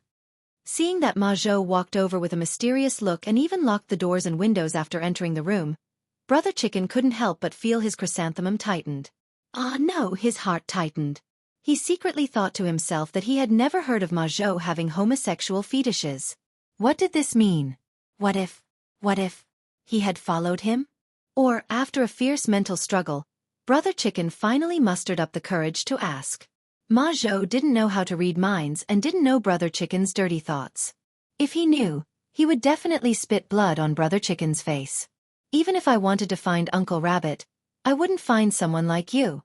Pang Siggy, have you heard about the recent eating shit incident of the Imperial College's 8 professors?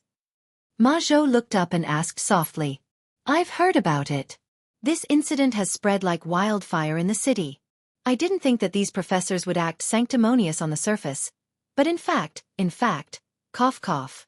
Then Pang Siggy, have you ever thought about why General Yuchi would give this case to you alone since there are dozens of Siggy in the Right Marquee household? Ma Zhou didn't care about Brother Chicken's nonsense.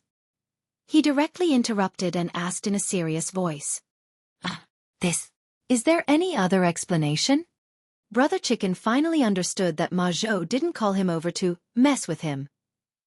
However, after hearing Ma Zhou's profound words, he was suddenly dumbfounded and asked blankly. Ma Zhou rolled his eyes. Why was this guy's brain so slow? Of course there is an explanation. Pang Siggy, think about it. When the eating shit incident of Professor Cui and the others broke out, who do they have a conflict with? Also, why did they get caught up in the eating shit incident in just 2 short days? Ma Zhou had no choice but to guide him step by step. After being together for so long, Brother Chicken already knew that Ma Zhou was like a think tank in the Li group. Now that Ma Zhou said this, he definitely wasn't shooting at random. He frowned and pondered seriously for a moment. Then he suddenly said, I understand now. Is it Little Fishy who is playing tricks behind the scenes? Could it be that Professor Cui and Little Fishy had a conflict before? That shouldn't be. Why have I never heard of it before? Ma Zhou had originally heard Brother Chicken say that he understood. In his heart, he was still thinking that this guy wasn't completely stupid. In the end, when he heard his last sentence, Ma Zhou was so angry that he almost vomited blood. He really wanted to smash Brother Chicken's head to see if it was filled with a lump of iron. Chapter 332. Ahem. What I want to say is that the matter with Cui Shanyu and the others should be related to Lord Ju. In the study, Ma Zhou resisted the urge to slap Pang Feiji to death and directly made things clear. Otherwise, with this guy's IQ, He would not be able to guess correctly even if the sky turned dark. Ah, that. How could Lord Ju go to someone else's door and shit? And shit. So much? Brother Chicken seemed to have discovered something incredible and was stupefied as he muttered. Get lost. What kind of status does Lord Ju have? Why would he personally do such a thing? The refined Ma Zhou was angered by Brother Chicken's repeated words and could not help but curse. I understand. It was also the first time Brother Chicken saw Ma Zhou angry. He could not help but shrink his neck and quickly said, Master Ma, what you mean is that Lord Ju sent people to do these cases? Hearing Brother Chicken say, I understand, Ma Zhou could not help but tremble. He was really worried that this joker would say some bizarre answer. Fortunately, Brother Chicken's thoughts did not go astray and he guessed the correct answer. Yes, although this is only my guess, it should not be far from the truth. Cui Shanyu and the others jointly impeached Lord Ju. Lord Ju is young and impetuous after all. He was not willing to be wronged for no reason, so he sent people to punish Cui Shanyu and the others. As for today's headline on Datong Daily, I did not agree to publish it, but Lord Ju insisted on doing it, so I could only risk my life to accompany him. Therefore, all the signs indicate that Cui Shanyu and the others' reputation today is very likely to be caused by Lord Ju. Moreover, I think that General Yuqi may have also guessed this point, so he sent you to take charge of this case. On one hand, it is to give the 8 professors an explanation on the surface. On the other hand, it is probably to make things convenient for Lord Ju. Ma Zhou's eyes shone with a wise and far-sighted divine light. He no longer tried to guide Chicken Bro in order, and directly told him all his guesses. The main reason was that Ma Zhou had completely lost patience with Chicken Bro's IQ. Oh, so it's like this. Then why didn't General Yuqi tell me directly? Nonsense. How could he say such things out loud? Wouldn't that give people something to hold against us? Oh, I understand. Thank you for your guidance, old Ma. Hearing Ma Zhou say this, only then did Brother Chicken completely understand the ins and outs of this matter, as well as Yuqi Jingda's deep intentions. He couldn't help but rejoice that he had come to the rear yamen to find Ma Zhou. Otherwise, if he had stupidly gone to investigate, it would have been fine if he hadn't found anything. But if he had found the truth, not only would he have offended Li Zishuan, even more seriously, he would have angered Yuqi Jingda. As a subordinate, it was taboo for him to not be able to grasp his superior's thoughts. Haha, you're welcome.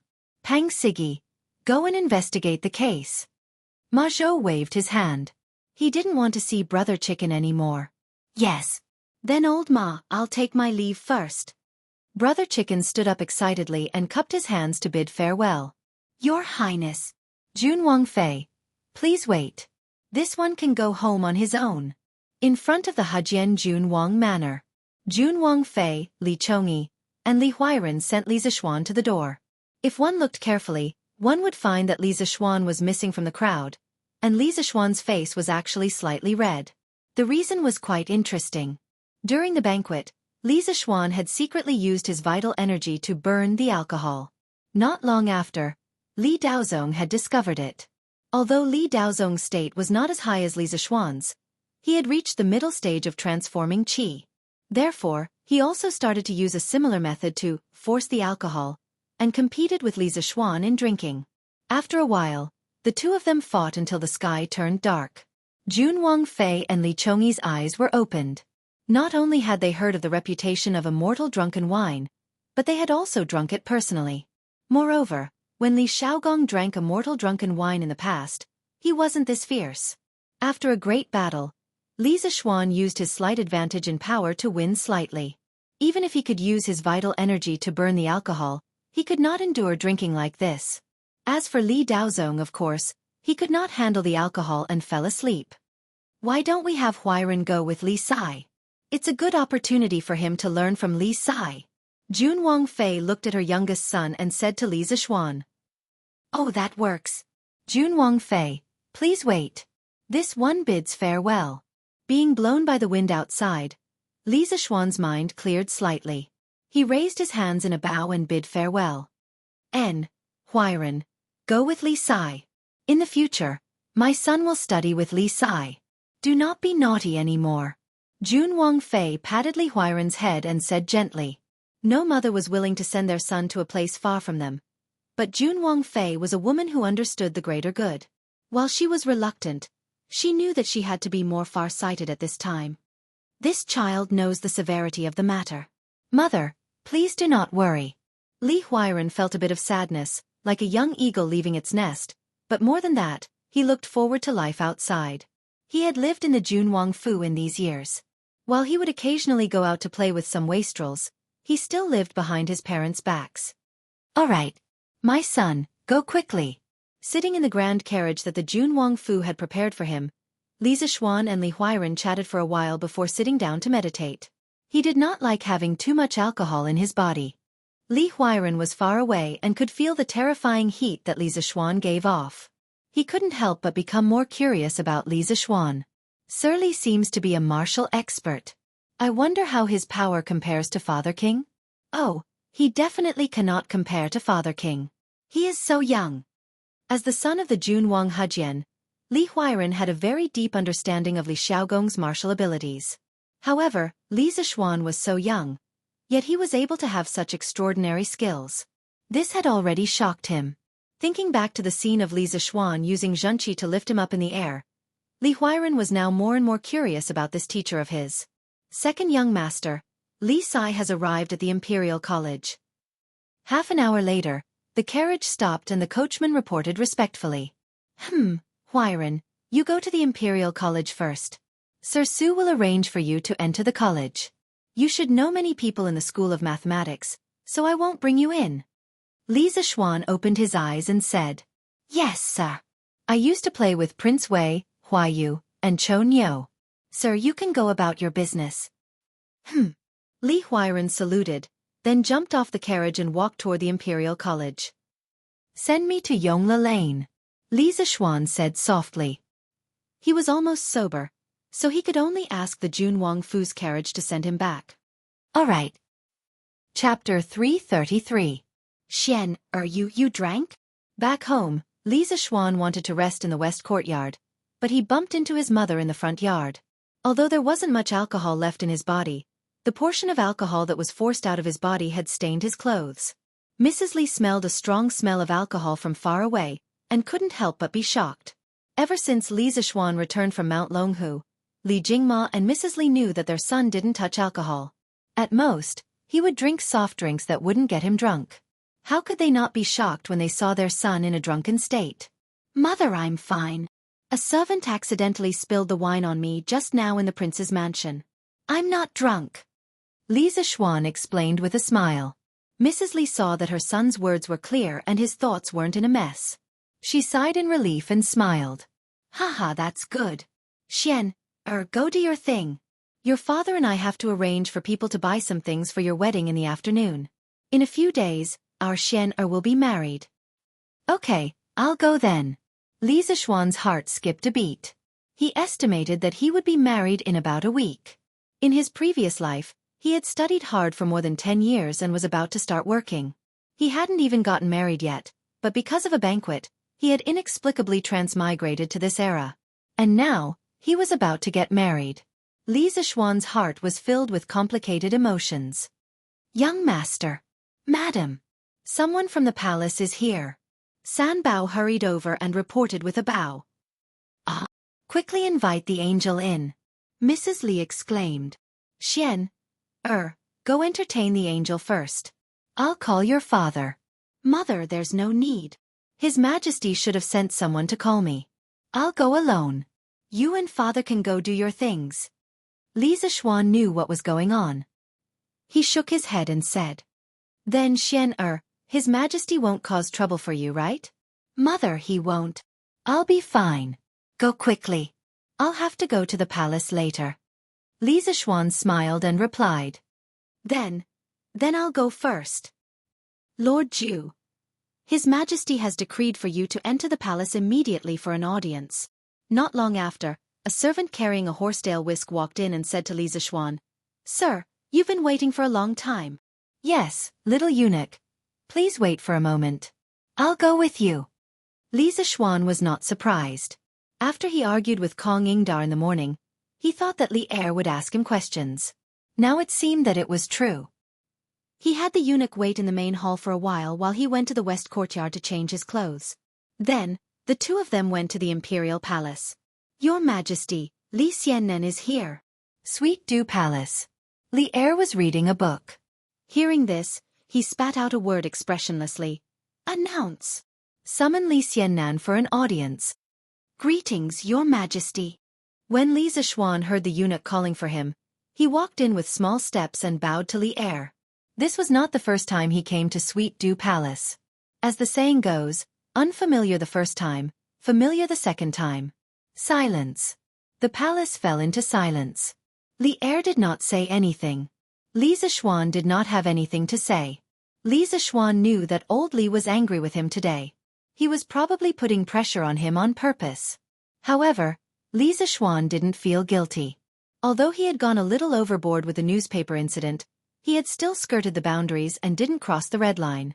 As for secretly hiring a child to poop in front of Cui Shanyu and the others, he had done it very discreetly and definitely wouldn't leave any evidence behind. Therefore, Li Er had no reason to do anything to him because of this. At most, he would just quit the Imperial College. Anyway, when he stayed in the Imperial College, other than teaching students, he had never thought of fighting for power. In this life, it was fine as long as he was happy. After being reborn and having been an official for so long, Li Zishuan was very clear in his heart. Cough. Do you know why I called you here today? Li Er saw that Li Zishuan was not scared by him even though he had purposely suppressed his aura. He could not help but feel angry. He secretly thought that this brat was no longer as timid as when he first entered the bureaucracy. Now, he had become a wily old fox. The two of them could not keep silent like this. As the emperor, Li Er still had a lot of things to do. Therefore he took the initiative to speak. Your Majesty's wisdom is as vast as the sea. This humble subject does not dare to speculate. Li Zishuan gave a jack-of-all-trades flattery. Right now, he really looked like a veteran in the officialdom. It was hard to imagine that 2 months ago, this guy was just a newbie who had just entered the officialdom and was afraid of the slightest thing. Bastard! I told you to speak, so speak. Li Er put down the book in his hand and said angrily. This humble subject thinks that your Majesty must have seen today's newspaper, so... Li Zishuan was surprised. Humph. Looks like you know it yourself. Tell me, what do you want to do with the headlines in today's newspaper? Li Er snorted coldly and said. Your Majesty, this humble subject knows that your Majesty must be angry with today's headlines and think that this humble subject is deliberately smearing Dr. Cui and the others. However, your Majesty does not know that the so-called news is what we have heard recently. The original purpose of Datong Daily was to seek truth from facts. We can't cover up for the person who reported it just because he or she is in a high position. No matter who it is, we will treat them equally. Li Zishuan said the words that he had already prepared in his heart. According to what you said, you still think that your Datong Daily is the imperial censor of the people? This was the first time Li Er had heard such a novel idea, but he could not help but sneer. Your Majesty, this humble subject has the same intention. Our Tang Empire has tens of millions of territories, and there are at least tens of thousands of officials in all the provinces and prefectures. It is fine around Chang'an, but it is inevitable that some officials in remote areas will lose supervision. This humble subject believes that once power is lost, it will inevitably lead to corruption. At that time, this humble subject established Datong Daily with the intention of developing it in the future. At that time, the reporters of our Datong Daily will be in every corner of the Tang Empire, and the corrupt officials will have nowhere to hide. This is also a disguised way of rectifying the governance of the officials for the imperial court. Li Zishuan saw that he had succeeded in diverting the topic, so he quickly continued to persuade him. Li Er frowned and fell into deep thought. In the early days of the Tang Empire, it did spend a lot of effort to rectify the governance of the officials. Therefore, the governance of the officials in the Tang Empire was still considered clean, and there were no major cases of corruption. However, Li Er was a very far-sighted monarch. He knew that the reason why the previous dynasties fell was mostly because the governance of the officials in the country was too corrupt at the end of the dynasty. And Li Zishuan's words seemed to give him a new idea to solve the problem of official corruption, which made him seriously consider the feasibility of this method. Chapter 334. Once power is lost, it will inevitably lead to corruption. In the Sweet Dew Palace. Li Er muttered to himself twice and suddenly sneered. Heh, you make it sound nice. Your newspaper can supervise my officials, but who will supervise your newspaper? If no one supervises it, I believe that it won't be long before your Datong Daily becomes a tool for the courtiers to fight for power. Li Er had somewhat forgotten his original intention of calling Li Zixuan over today. He was very interested in Li Zixuan's talk about the supervision of power. This was related to the long-term prosperity of the empire. Therefore, at this time, how could Li Er have the time to care about the small matters of Cui Shanyu and the others? Li Zixuan had long been mentally prepared for Li Er's doubts. Before he came, he had already thought of letting Li Er's people enter the management of Datong Daily. After all, in this era of imperial power, if you let the emperor feel that you could threaten his rule, then your life would be over. Sigh, if you want to blame someone, you can only blame yourself for not being reborn as the emperor and not being able to do whatever you want. Your Majesty, regarding this humble subject has some preliminary ideas. Do you think it's feasible? Oh? Quickly say it. Li Er's eyes lit up as he hurriedly said. After realizing the powerful role of the newspaper, Li Er had indeed thought of using Datong Daily for his own use. However, Datong Daily was founded by Li Zixuan. It would be too unpleasant for him, the emperor, to steal the things of his subjects. Therefore, he wanted to hear what Li Zixuan had to say. Your Majesty is right. If there is no supervision, it won't be long before Datong Daily becomes corrupt and even become a tool for the courtiers to fight for power. Therefore, this humble subject wants to ask Your Majesty to send an absolutely impartial third party to supervise the editorial department of Datong Daily. This supervision department can review the daily content of the newspaper, but they can only review it and cannot interfere with the daily operations of Datong Daily. This way, they and the original management staff of Datong Daily can play a role in restraining each other. In fact, this is somewhat similar to the position of military supervisor in the army. What do you think, Your Majesty? In ancient times, the military supervisors were all temporary. They represented the imperial court to assist in military affairs and supervise the generals. Since the time of Emperor Wu of Han, there had been an army supervisor. The Eastern Han, Wei and Jin dynasties all had one. The province was known as the supervisor of the army, also known as the supervisor of military affairs. There were also military counselors, military commanders, and military supervisors. After Li Er heard this, he pondered for a while. Then, his eyes immediately shone brightly.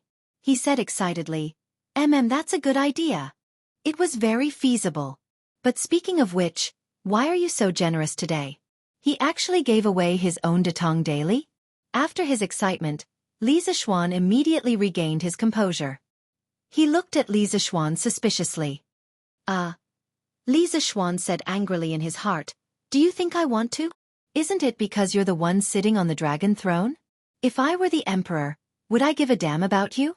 However, Li Er's gaze made him feel awkward. What did old Li mean? You're making me look like a miser in the past. Your Majesty, your humble subject's purpose in establishing Datong Daily was so that one day, Datong Daily could play the role of a third party. It was so that the people of Tang could live a good life. From the beginning, I never thought of taking Datong Daily as my own. Datong Daily should be the newspaper of all the people of Tang. Besides, I only invited Your Majesty to send people to supervise the content of Datong Daily. Your Majesty's people and the editorial staff of Datong Daily are only in a mutually restrictive relationship. They are not subordinate to each other. Speaking up to this point, Li Zixuan's expression suddenly turned solemn. He looked straight at Li Er and said word by word, Your humble subject dares to say something disrespectful. The future of Datong Daily only belongs to the people of Tang. Even if Your Majesty sends people to supervise it, the nature of Datong Daily will never change. If one day, Datong Daily becomes a tool for the imperial court to fool the people, I will destroy it with my own hands. A ruler is a boat. A person is water. Water can carry a boat, but it can also capsize it. I believe that with Your Majesty's great foresight and wisdom, you will definitely be able to understand my intentions. Li Zixuan's unbridled gaze and provocative words were extremely disrespectful no matter how one looked at it. If it was another emperor, there was a 99% chance that he would be Kacha. Of course, if it was another emperor, Li Zixuan would definitely not say this. He still cherished his little life very much. The reason why he dared to say this to Li Er was because of the influence of history books. In history books, Li Er was definitely one of the best emperors who could accept the advice of his subjects. Old Li had been scolded so badly by Wei Zheng, but Li Er did not kill Wei Zheng. Li Er would occasionally scold Wei Zheng, and it would be fine. Li Er's brows were tightly knitted, and his sharp gaze shot towards Li Zishuan's face. Of course, he was angry in his heart. Any superior who heard their subordinate speak to them in such a manner would definitely be angry. However, Li Er, who had been tempered by Wei Zheng, was still able to control his emotions very well. When he heard Li Zishuan's last sentence, Li Er's face suddenly froze. He carefully savored these words in his heart several times, and could not help but mutter, "Water can carry a boat, but it can also capsize it." "Good. You have guts." Li Er slapped the table and stood up. His expression constantly changed from anger to excitement, and then from excitement to inexplicable complexity. He stood with his hands behind his back, and looked at Li Zishuan. "I didn't expect this. I didn't expect this. You are usually so calculative, greedy for life, and timid, but now you can actually speak such great principles for the country, for the people, and for the common people. Not bad, not bad." Zhan's heart is comforted. The illusion of water can carry a boat, but it can also capsize it, was first seen in the Warring States period's Wang Ji Pian, written by the philosopher Sun Zi. Commoners are in charge, and then the noblemen are in charge. There is a saying, "The monarch is the boat, the commoners are the water can carry the boat, and the water can capsize it." In the third year of Zhengguan, Wei Zhang also quoted a similar point in Zhengguan Important Political Figures. Your subject also heard an ancient saying, "The monarch is the boat, the people," to avoid the taboo of the Tang dynasty's Li Shimin, people, are the water. Water can carry a boat, but it can also capsize it. Therefore, at this time, Li Zishuan's words made Li Er look at him in a new light. Li Er's words sounded like he was praising him, but Li Zishuan was so angry that he almost vomited blood. When did this young master become calculative, greedy for life, afraid of death, and overcautious? Cough, cough, Your Majesty. In fact, I have always been so noble and upright. You have misunderstood me. Li Zishuan vomited blood and said. Chapter 335. Happy Birthday to Leader Ghost Rider. Inside the Hall of Nectar, Li Er looked at the lazy and shameless kid in front of him. His expression was a bit absent-minded. He thought to himself, this kid is living more happily every day than I, the emperor. Daring, careful, optimistic, and knowing when to advance and retreat. He is a good seedling. Scram. I still don't know what kind of character you have. Li Er scolded with a smile and sat back on the throne. He leaned against the back of the chair and stared at Li Zishuan. He asked, then, who do you think can take on the responsibility of supervising Datong daily? This question was not easy to answer. Earlier, Li Zishuan had said that the supervision department sent by the court was to form a mutually restrictive relationship with Datong Daily's management staff. If he told Li Er who should come over at this time, wouldn't he be suspected of embezzlement? I think that Your Majesty should send someone with good character, fair and upright, and who can accept new things and new ideas like newspapers to supervise.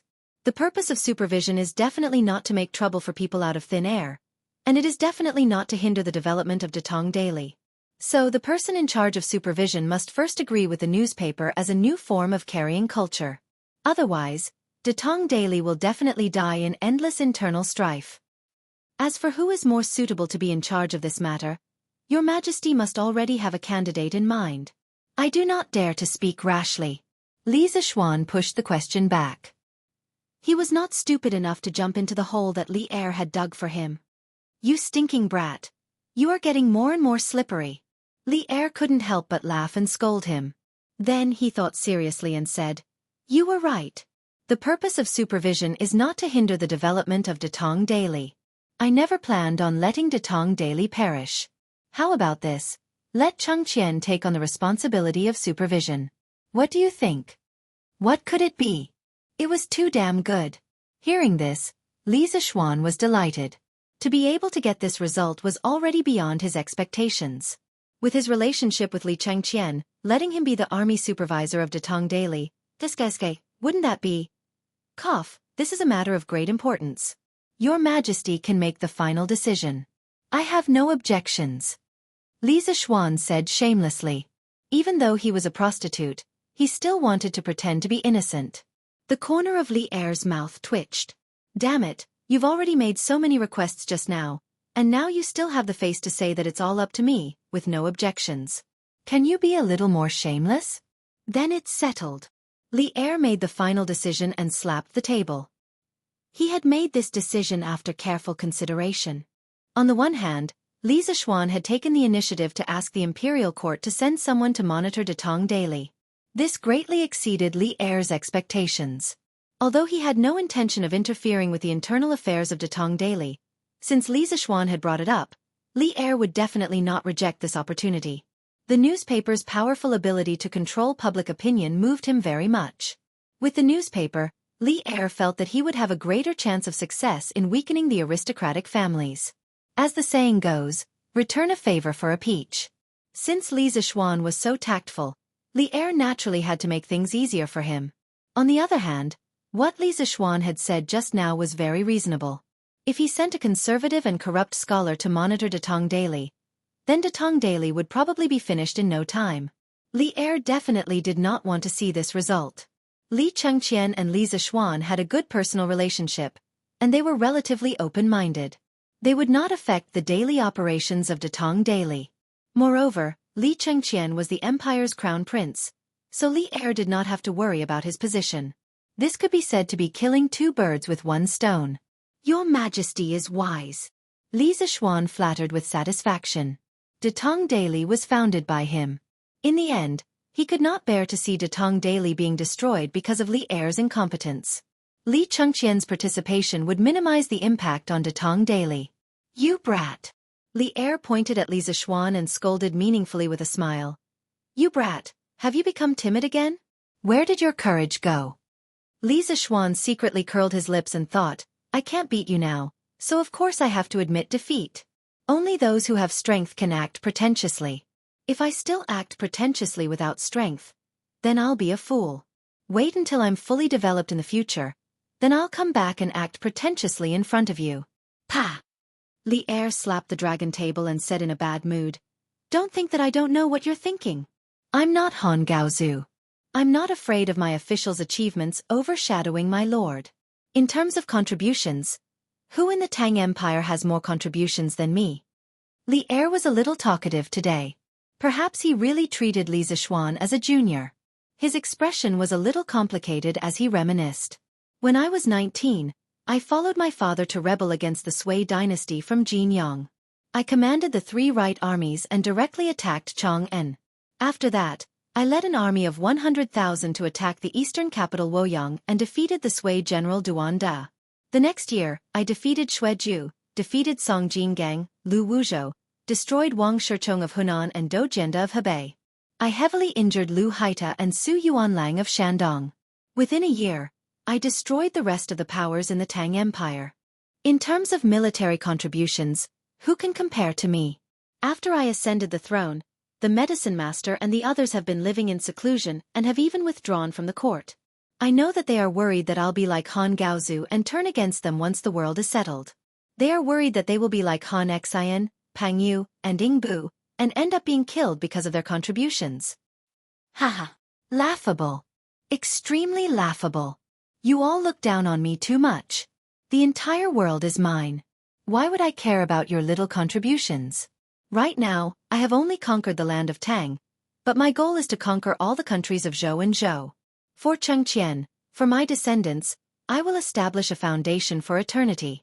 At a time like this, how could I be as short-sighted as the boorish Liu Bang and get rid of the donkey after it has outlived its usefulness? All of you will follow me to establish a foundation for eternity. I will ensure that your descendants will have eternal peace. As long as I live, I will not kill any of you who have contributed greatly. Li Er's words were as heavy as 1,000 pounds. This was a promise, a powerful oath. From these words, Li Xiaofan could hear the glint of a blade and the shadow of a sword. He could hear the decisiveness to kill. He could hear the wild and unrestrained years of Li Er's early years. He could hear Li Er's great breadth of mind and boldness. At this moment, he could not help but admit that Li Er was truly a wise and magnanimous emperor. Looking at the long river of China's history, Li Er was one of the few emperors who treated his subjects well. No wonder so many valiant generals and ministers were willing to die for Li Er. Old Li's charisma was truly great. At this moment, Li Zishuan really wanted to say, "Boss, you are so generous. Your Majesty is wise. I am sincerely convinced." Li Zishuan sincerely praised. Being born in such an era was perhaps a great misfortune for those restless youths who were unwilling to be left out. This was because if they wanted to jump, they had to rebel. If they wanted to rebel, they had to surpass Li Er, this mountain that was too high to climb. Oh no, it should be Mount Everest. But being born in such an era, for a youth like Li Zishuan who loved stability, it was a great fortune. The emperor was wise, the ministers were virtuous, and the country was strong.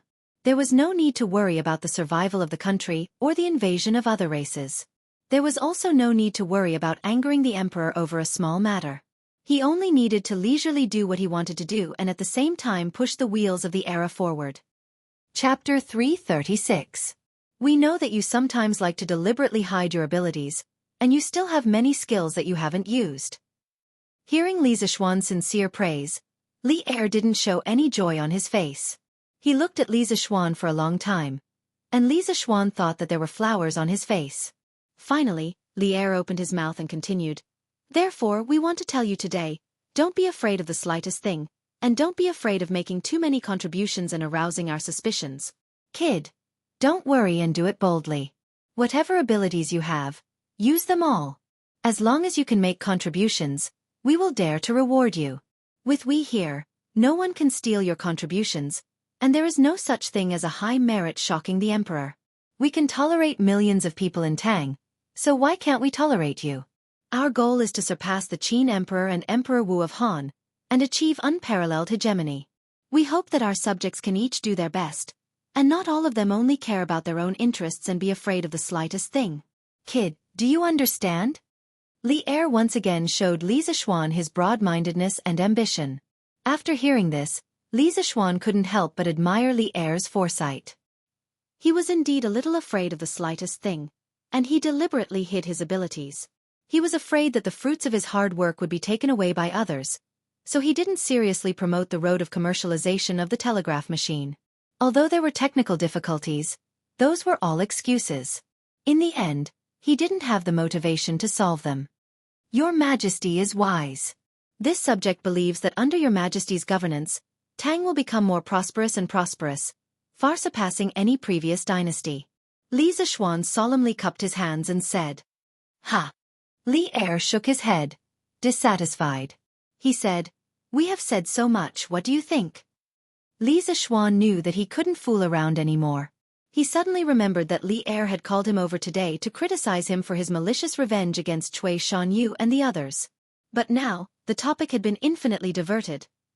Li Zishuan couldn't help but observe a moment of silence for Cui Shanyu and the others. "Your humble subject admires your Majesty's great ambition. Many of the things that I have done were not for the Emperor's rewards. For example, the curved plow. At that time, I only did it to help my family. At the beginning, I did not think of using it to benefit the people, much less to obtain rewards through it. However, the Emperor was fair in his rewards and punishments. In a few short months, I went from a commoner to a fifth-level official in the Imperial College. I even received a hereditary title. In just a few months, I have walked the path that many people have walked for their entire lives." This subject thought that the higher the rank of an official and the higher the rank of nobility, the happier this subject would be. But that's not the case. Ever since I was promoted to the Imperial College, I have been working hard every day for the students' studies. Even so, I was still jointly impeached by Professor Cui and the others. The 3 crimes that the 8 professors accused me of are still vivid in my mind. The conversation I had with Chancellor Kong this morning also made me feel extremely disappointed. I have followed my master in the mountains for 8 years. Apart from martial arts, I have only learned 30% of my master's knowledge. Even so, it is enough for me to benefit for the rest of my life. When I first joined the Imperial College, I only wanted to spread one of the pieces of knowledge that I had learned from my master, the new type of mathematics. I didn't expect to be impeached so soon after I was promoted to the Imperial College's official position. Therefore, I only want to leave behind a spark of my master's wisdom in the world. I don't want to participate in the fight for fame and profit and intrigue. I don't want the position of the Imperial College's official. Hearing this, Li Zixuan remembered that he had called Li Zixuan over today to fight for justice for Cui Shanyu and the others. He didn't expect that the topic would be so far away. Apart from embarrassment, he was more angry in his heart. Did he say so much to Li Zixuan just now for nothing? Bastard! Just a few impeachments and you want to resign and go home? Look at how useless you are. If Priest Spirit Void was still alive, he would definitely be ashamed of you. How could he accomplish great things if he was timid and cowardly when he had the ability to do so? We have said so much to you just now. Didn't you listen at all? Besides, we haven't reached a conclusion on the 3 crimes that Cui Shanyu impeached you for. What are you so anxious for? Do you think we have wronged you? Li Zixuan slapped the dragon table and berated angrily. Your Majesty misunderstands. The reason why I resigned from the Imperial College's official position is that I want to focus on cultivating a group of engineering talents in the future and pass down all the knowledge that I have learned from my master. Being in a high position will only cause me to be immersed in the vortex of power and intrigue with others, unable to extricate myself. I have wasted my good years for nothing. Li Zixuan calmly cupped his hands and replied. Although his heart had turned cold toward Kong Yingda, he had never given up on spreading modern science to the children of the Great Tang and creating interesting modern products. His dream was to be able to enjoy the convenience that modern technology brought to his life in the Great Tang. It would be best if he could stay at home and chat online or play games. Of course, this was rather far away and could only be dreamed about. What is engineering? Li Zixuan sternly asked. Your Majesty, this child has learned mathematics, physics, chemistry, mechanics, electricity, electromagnetism, and so on from my master. This subject calls all of this knowledge engineering. This lowly subject wishes to leave the Imperial College for another important reason. Other than mathematics, the Imperial College does not have any corresponding subjects. Moreover, in the eyes of some of the great Confucians, these subjects will definitely be classified as miscellaneous studies. This subject will not judge which is superior between miscellaneous studies and Confucianism, and this subject does not wish to instigate a war between the schools. 3 years from now, the outcome will naturally become clear. Thus, this subject wishes to distance himself from this whirlpool and focus on his studies. I wish to carry forward my master's engineering and comfort his soul in heaven. Li Zixuan solemnly replied. Li Zixuan's expression relaxed. He nodded and asked, what is the use of this engineering you speak of? Li Zixuan thought for a moment before replying. Your Majesty, engineering is actually the study of engineering. As the saying goes, to do a good job, a worker must first sharpen his tools. Engineering is a whetstone. With it, we will be able to do things more efficiently. Just like the curved plow that this subject built, with it, the farmers can plow the land more quickly and with less effort. This subject believes that in less than 3 years, this subject will be able to train this group of engineering talents and bring about a world-shaking transformation to our Great Tang. At that time, there will be even faster transportation than carriages. We might be able to travel from Chang'an to Luoyang and back in a single day. There will be even faster ways to send messages, and sending messages across 1,000 li will no longer be a dream. There would be even sharper weapons and tougher armors. And so on and so forth. Chapter 337. Faster means of transportation, faster means of communication, sharper weapons, tougher armor. Li Er was captivated by Li Zixuan's description of the future of engineering. He couldn't help but mutter to himself. A moment later, he regained his senses and asked excitedly, telepathy from 1,000 miles away? Are you talking about the telegraph machine that you made previously? Li Er, who had experienced hundreds of battles, was most interested in the telegraph machine that Li Zixuan invented. He understood the importance of the telegraph machine in war. In his plan, he had to send troops to the Turkic Khaganate within 3 years. At that time, if there was a telegraph machine that could transmit telepathy from 1,000 miles away, the elusive Turkic Khaganate wolf cavalry would have nowhere to hide in the vast grasslands. The war hadn't even started and Tang dynasty had already won half of the battle. Yes, Your Majesty. It is the telegraph machine. Li Zixuan had already made up his mind to nurture a group of talents to improve the telegraph machine into a more advanced telephone machine.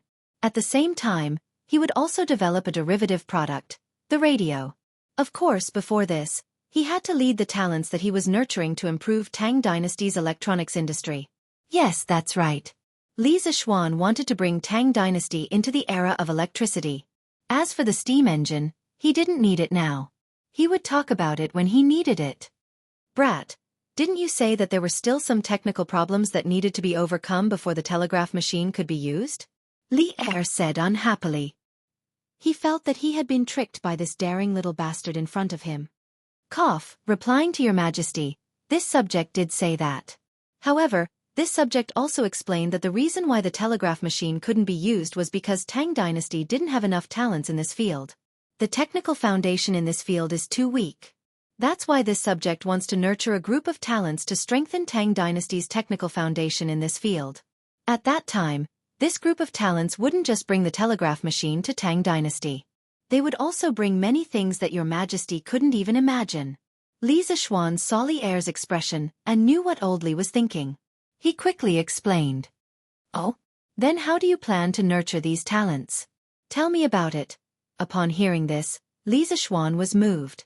He looked at Li Zishuan and asked. Your Majesty, I intend to build an academy and establish a school for the people. I intend to establish my heart for the heavens and earth, establish my life for the people, inherit the supreme arts of the past saints, and establish peace for all ages. This subject wants the seeds of engineering to set the entire Great Tang ablaze. Li Zishuan straightened his back and said heroically.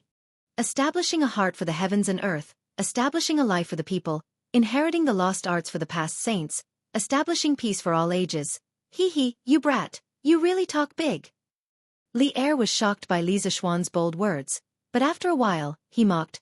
The various systems of my Great Tang's Imperial College have already been perfected. Brat, you don't want to stay in the Imperial College and insist on running off to run your own school. Aren't you just making things difficult for yourself? The private academies in the Tang Dynasty were not developed. There were very few of them, and they did not have a perfect teaching system. They were not like the famous private academies in the Song Dynasty. Your Majesty, this subject wants to build a new type of academy. The perfect system of the Imperial College will only be shackles and fetters to this subject. It will not be of any help. As for what I said about establishing a heart for the heavens and earth, establishing a life for the people, inheriting the lost arts for the past saints, and establishing peace for all ages, I am definitely not bragging. 3 years later, this subject's academy will become the best academy in the Great Tang Dynasty. This subject's students will become the most outstanding talents in the Great Tang Dynasty. Li Zishuan said seriously. Li Er's eyes flashed.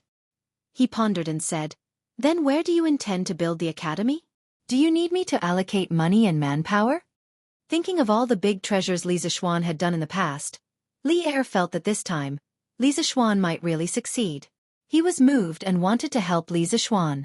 Of course, it could also be understood that he wanted a share of the profits. Most importantly, the sooner the academy was built, the sooner the telegraph could be used for military purposes. This was what Li Er cared about the most. Your Majesty, this subject intends to build the academy in my fief, Plum Village. As for the funds for the academy, this subject's family has some assets and should be able to handle it. I will not ask for it from your Majesty. After all, the National Treasury does not have much money, and the other ministers will not agree to use the National Treasury's money for this subject's school. As for the teachers of the academy, this subject will look for a group of candidates. I hope that your Majesty can make it convenient for you. Li Zishuan understood what Li Er meant. However, this time, he did not intend to give up power. At most, he would let Li Er be the honorary principal. He was determined to be the principal of this academy. As for why he wanted to build the academy in Plum Village, it was because Plum Village was his fief. The second reason was because Plum Village was surrounded by mountains and rivers. The environment was very beautiful, like a paradise. The last time he went to Plum Village, the scenery there had left a deep impression on him. Overall, Plum Village was the most suitable place to build the academy. From Cui Shanyo's impeachment incident, Li Zishuan understood a principle. Without strength, there was no right to speak. It was easy to become a sacrifice in a struggle. Although he had a noble title and an official position, once it involved power struggles, others would still bully him. In the end, it was because he did not have strength. Why would others not dare to bully him? Why would they not dare to bully Yuqi Jingda? Li Zixuan did not want to bully others.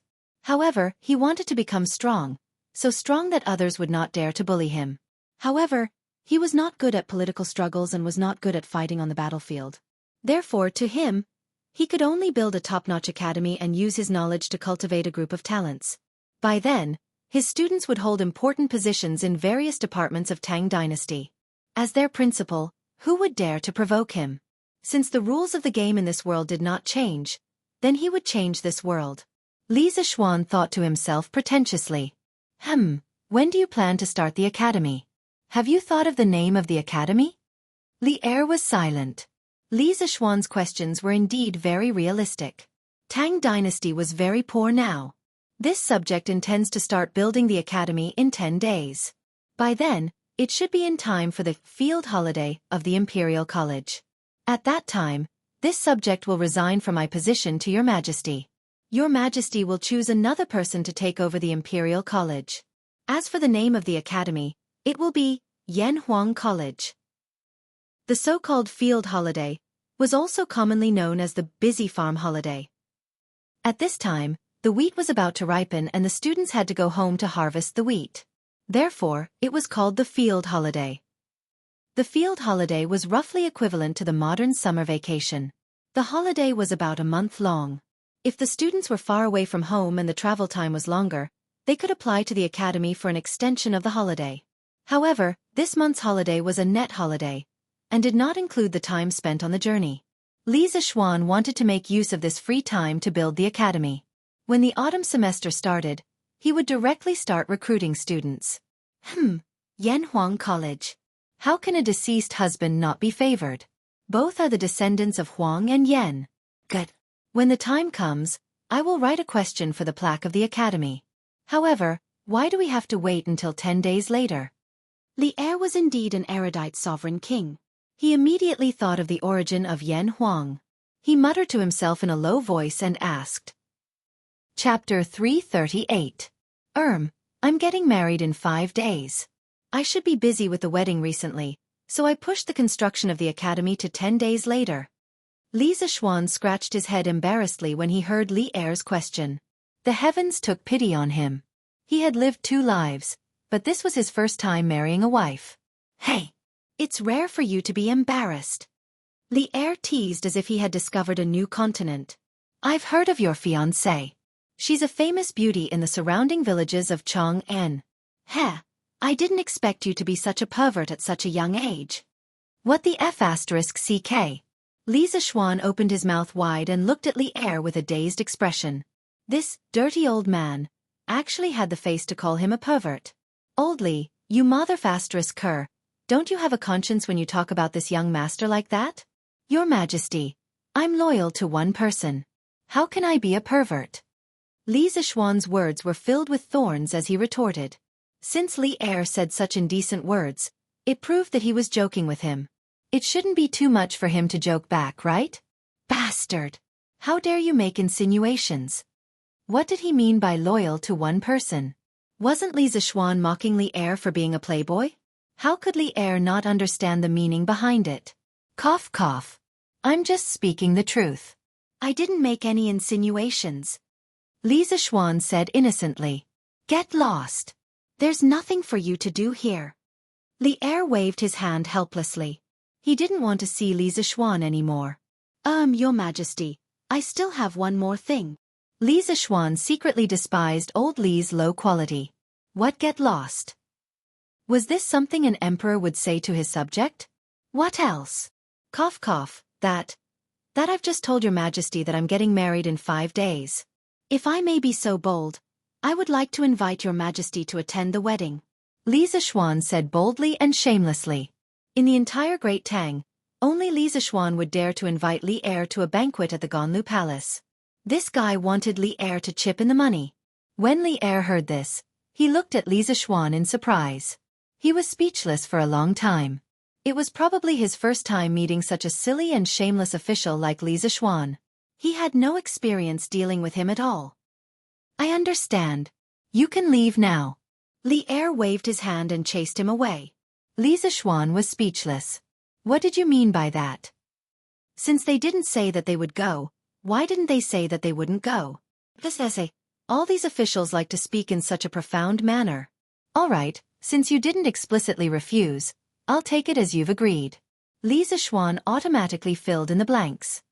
I'll take my leave. Li Zishuan cupped his hands and excused himself. Wait. Li Zishuan was just about to walk to the door when he heard Li Er call out. This guy slammed on the brakes, turned around, and walked back. He looked at old Li bitterly and thought to himself, these officials like to speak in such a profound manner. They also like to speak in such a way that it's like squeezing toothpaste out of their mouths. Your Majesty, do you have any other orders? Li Er said in a low voice, I want to tell you that your Yanhuang College should hurry up and start preparing. This matter is of great importance, so don't slack off. This time, Cui Shanyu and the others' impeachment against you is purely false. I won't believe them. I also know that you're someone who won't act until you see a rabbit. A while ago, I had you research the telegraph machine, but you didn't have any results. Now that you're suddenly so enthusiastic, isn't it because you have motivation? But don't worry, I won't mistreat you. When you resign from your position at the Imperial College, I'll promote you to be the Crown Prince's steward and give you the title of Golden Purple Guanglu Daifu. How's that? Damn, that's awesome, my brother. This is a 7-level promotion in a row. He was directly promoted from the 5th rank Imperial College's steward to the 3rd rank Crown Prince's steward, which was 1 level higher than Kong Yingda's 3rd rank Imperial College Chancellor. Thank you, Your Majesty. Li Zishuan thanked him happily in his heart. Old Li had finally done something good. Go. Li Er waved his hand without raising his head. After leaving the palace, Li Zishuan really wanted to sing at the top of his lungs. This time, he chatted with Li Er for more than 2 hours. It was the longest he had ever stayed in an audience with the emperor. The key point was that he told Li Er about the big event that he had been brewing for a long time and approved it. In the future, he would be the principal. How could Li Zishuan not be happy? Haha, in the future, he wouldn't have to scheme against Cui Shanyu and those old bastards in the Imperial College anymore. Tieskese, while it's still early, I should quickly go back and chat with my wife. Thinking of this, he couldn't help but quicken his pace. On the other side, in order to investigate the case, Chicken Bro brought 2 little brothers to Cui Shanyu's house for a field inspection. Needless to say, this guy was really good at acting. Seeing him squatting on the ground, he kept gesturing at some poop. But at this moment, he was really cursing in his heart. It was too smelly. If not for Madame Cui watching at the side, he would definitely have quit long ago. Pang Siggy, how is it? Have you found out who the culprit is? Seeing Chicken Bro measuring the poop, Madame Cui hurriedly came over to ask. The pile of poop in front of her house had seriously affected her life. Chicken Bro pretended to analyze. Cough cough, according to the clues I found, this pile of poop was probably pulled down this morning. There are a total of 40 people who shit, and all of them are children. Madame Cui, these results of the investigation, I will truthfully report it to the higher-ups. Please believe that our Wu-Ho government will definitely help you find the culprit. Cough cough. In fact, any random person would be able to find out what Chicken Bro had said. This guy was deliberately pretending to be garlic. He knew in his heart who was behind this, but he definitely couldn't say it out loud. Therefore, he could only pretend to be very hard-working and loafing. Great. Thank you, Pang Siggy. After my husband recovers from his illness, he will definitely thank Pang Siggy. Madame Cui came over and thanked Chicken Bro. Chicken Bro's face did not show any expression, but his heart was curling his lips. Recover from his illness? He was afraid that Cui Shanyu's illness would not be cured. Anyway, he felt that Cui Shanyu was definitely not Li Zishuan's opponent. You're welcome. This is my duty. Then Madame Cui, we'll take our leave first. The other victims of the doctors still need this official to understand the situation. Chicken Bro cupped his hands. He could not stay here any longer. It was too smelly. But Madame Cui did not think so. In her opinion, Chicken Bro was dedicated. After looking at this house, he immediately went to inspect the next one. He was too dedicated. Then Pang Siggy has worked hard. Take care. N. Chicken Bro pretended to N, but in his heart, he almost burst out laughing.